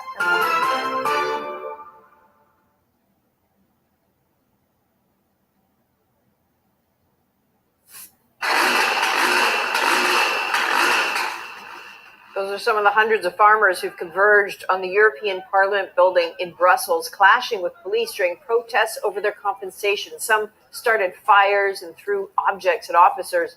They were met with water cannons and tear gas from riot police. Protests by farmers have been escalating for days in parts of Europe, sparked by demands for more pay, lower taxes, and restrictions to imports. In the United Kingdom, Metropolitan Police are searching for a 35-year-old man suspected of throwing a corrosive chemical substance on a mother and her two young children last night in South London. We take violence against women and girls very seriously in the Met Police, and we have got a significant asset looking for this male. The woman and one of the children have injuries that could be life-changing. Police say 9 other people were treated for minor injuries after they tried to help, including 5 officers. A local politician said the victims were in a car when they were assaulted. UNICEF is now describing Gaza as the most dangerous place in the world to be a child. Beyond the risk of death comes that of life-altering injury. Caroline Bargout now on the devastating toll on the kids trapped in the war zone. Before the war, Mustafa Shehda used to run around with his friends. Now the 12-year-old spends his days trying to sell boxes of juice on the side of the road. I sit in the sun just so I can try and get something for us to eat, he says. Mustafa lost his leg early on in the war when a building he was in was bombed. His uncle was killed. Mustafa now lives in the south with his extended family. in a makeshift camp. His parents are still trapped in the north. No one looks at me, he says. I want someone to come and take me out of here. UNICEF estimates at least 1,000 children have had one or two of their legs amputated through to the end of November, but it doesn't have updated numbers. I had many patients, most of them children. Even I had babies. Surgeon Aldo Rodriguez spent 5 weeks in Gaza with Doctors Without Borders. He was shocked at how many amputations he had to perform on children, even toddlers. I didn't understand why a patient had 1 year, 2 years baby had to suffer an amputation. Palestinian doctor Ismail Al-Hams says because of the lack of resources, they were forced to sacrifice limbs in order to save lives. We have to be able to care for every patient that comes to us, not at the level we would like, but at the level we must accept, he says. That level includes performing some amputations without anesthesia or pain medicine for recovery. The degree of pain unmanaged post-operatively would be absolutely unimaginable. Canadian orthopedic surgeon Dr. Deirdre Noonan has previously worked with amputees in Gaza. She says children can have a normal life, but only if a number of conditions are met. It's not only surgery, it's not only a prosthesis, it's not only medical care, it's the whole 360-degree picture that would need to be in place for Palestinian people who have sustained an amputation. Even before the war, she says there was a long wait for prosthetics because of Israel's blockade on Gaza, which restricts the importation of some medical devices and supplies. When Mustafa grows up, he says he wants to be able to walk like other kids and hopes he'll be able to get a prosthetic leg to help him do that. Caroline Bargood, CBC News, Winnipeg. Now let's break down the news shaping our world. Rosie's here with that issue. At issue this week, Alberta's sweeping changes to gender policies for young people. The province plans to limit access to healthcare for transgender minors. Students will also need parental approval to change their name or pronoun at school. I would say that we're supporting kids in their right to make decisions about their own journey. The move is being met with opposition in Alberta. Danielle Smith is playing dangerous politics with the lives of young people. And Ottawa. Is not becoming of her office and is in fact actually targeting and perhaps demonizing those children. So what's been made of these changes? Why are so many Conservative premiers tapping into this issue? Hi there, I'm Rosemary Barton. Let's bring in our At Issue panelists tonight, Chantal Hébert, Andrew Coyne, and Althea Raj. Good to see you all. Althea, I'm going to start with you if I can. We've seen policies like this, although this is the one that has gone the furthest in New Brunswick and Saskatchewan. Why do you think this one in particular has drawn, I think, an even stronger response from the federal Liberals? Well, it's more wide sweeping. I just want to say very clearly off the bat that some of the stuff that she said is actually that I think a lot of viewers would probably think sounds reasonable to them is actually common practice, healthcare best practices, which is all this gender reassignment surgery. You can only get that if you are an adult. So that is like a moot point. Her press conference was all about that. That is already basically what is happening. The reason she's doing it is because it gets people like us to talk about it. It plays to people that she is courting. Mm-hmm. A lot of people are watching Fox News and reading right-wing news outlets who are obsessed with this topic. The other thing is it's a great distraction. If you read Alberta News, you will know that there is a huge crisis in emergency hospital rooms. While we're talking about this, we're not talking about that. We're not talking about the fact that in Calgary, rents have increased even though more I'll than be back anywhere else tomorrow across the country year over because I year. don't need We're to not talking live stream about and the hurt my opioid head. crisis. We're not talking about homelessness. We're not talking about all sorts of issues that are actually what the government should be focused on. Instead, we're having what she wants to have is a culture war. And the other thing is, we are having this. Liberals and progressives tend to overreact on this issue in the way that I don't think they explain what they're trying to accomplish and then they sound like they're offside with the majority of public opinion. Over so any it's like a perfect storm, a perfect wedge issue, a perfect distraction. Oh, you're lying. I will say on the issue of minors getting surgeries, the premier did say that there were, I think, just over 100 surgeries done on trans people in Alberta last year, and of Yeah, but I think we got bigger problems. I think we kind of got bigger problems there. I hate her. She's awful.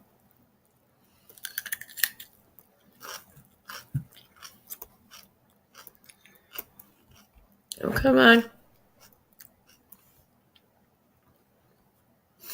Well, I think we're down to the end. And at a 9-hour mark, and I'm like falling asleep again. I finished the stream falling asleep. I'm finishing it falling. Thank you for coming and joining me on my live stream. And yeah, so much love. I'm sorry I'm not well, but I will, you know, if I rest, I will get this little puppy up and it'll all be okay. And it just hurts right now, but there's nothing really the doctor can do. But I'll go into the doctor's office and try again on Monday. Anyways, love you, and I will see you tomorrow or today. Just not right now.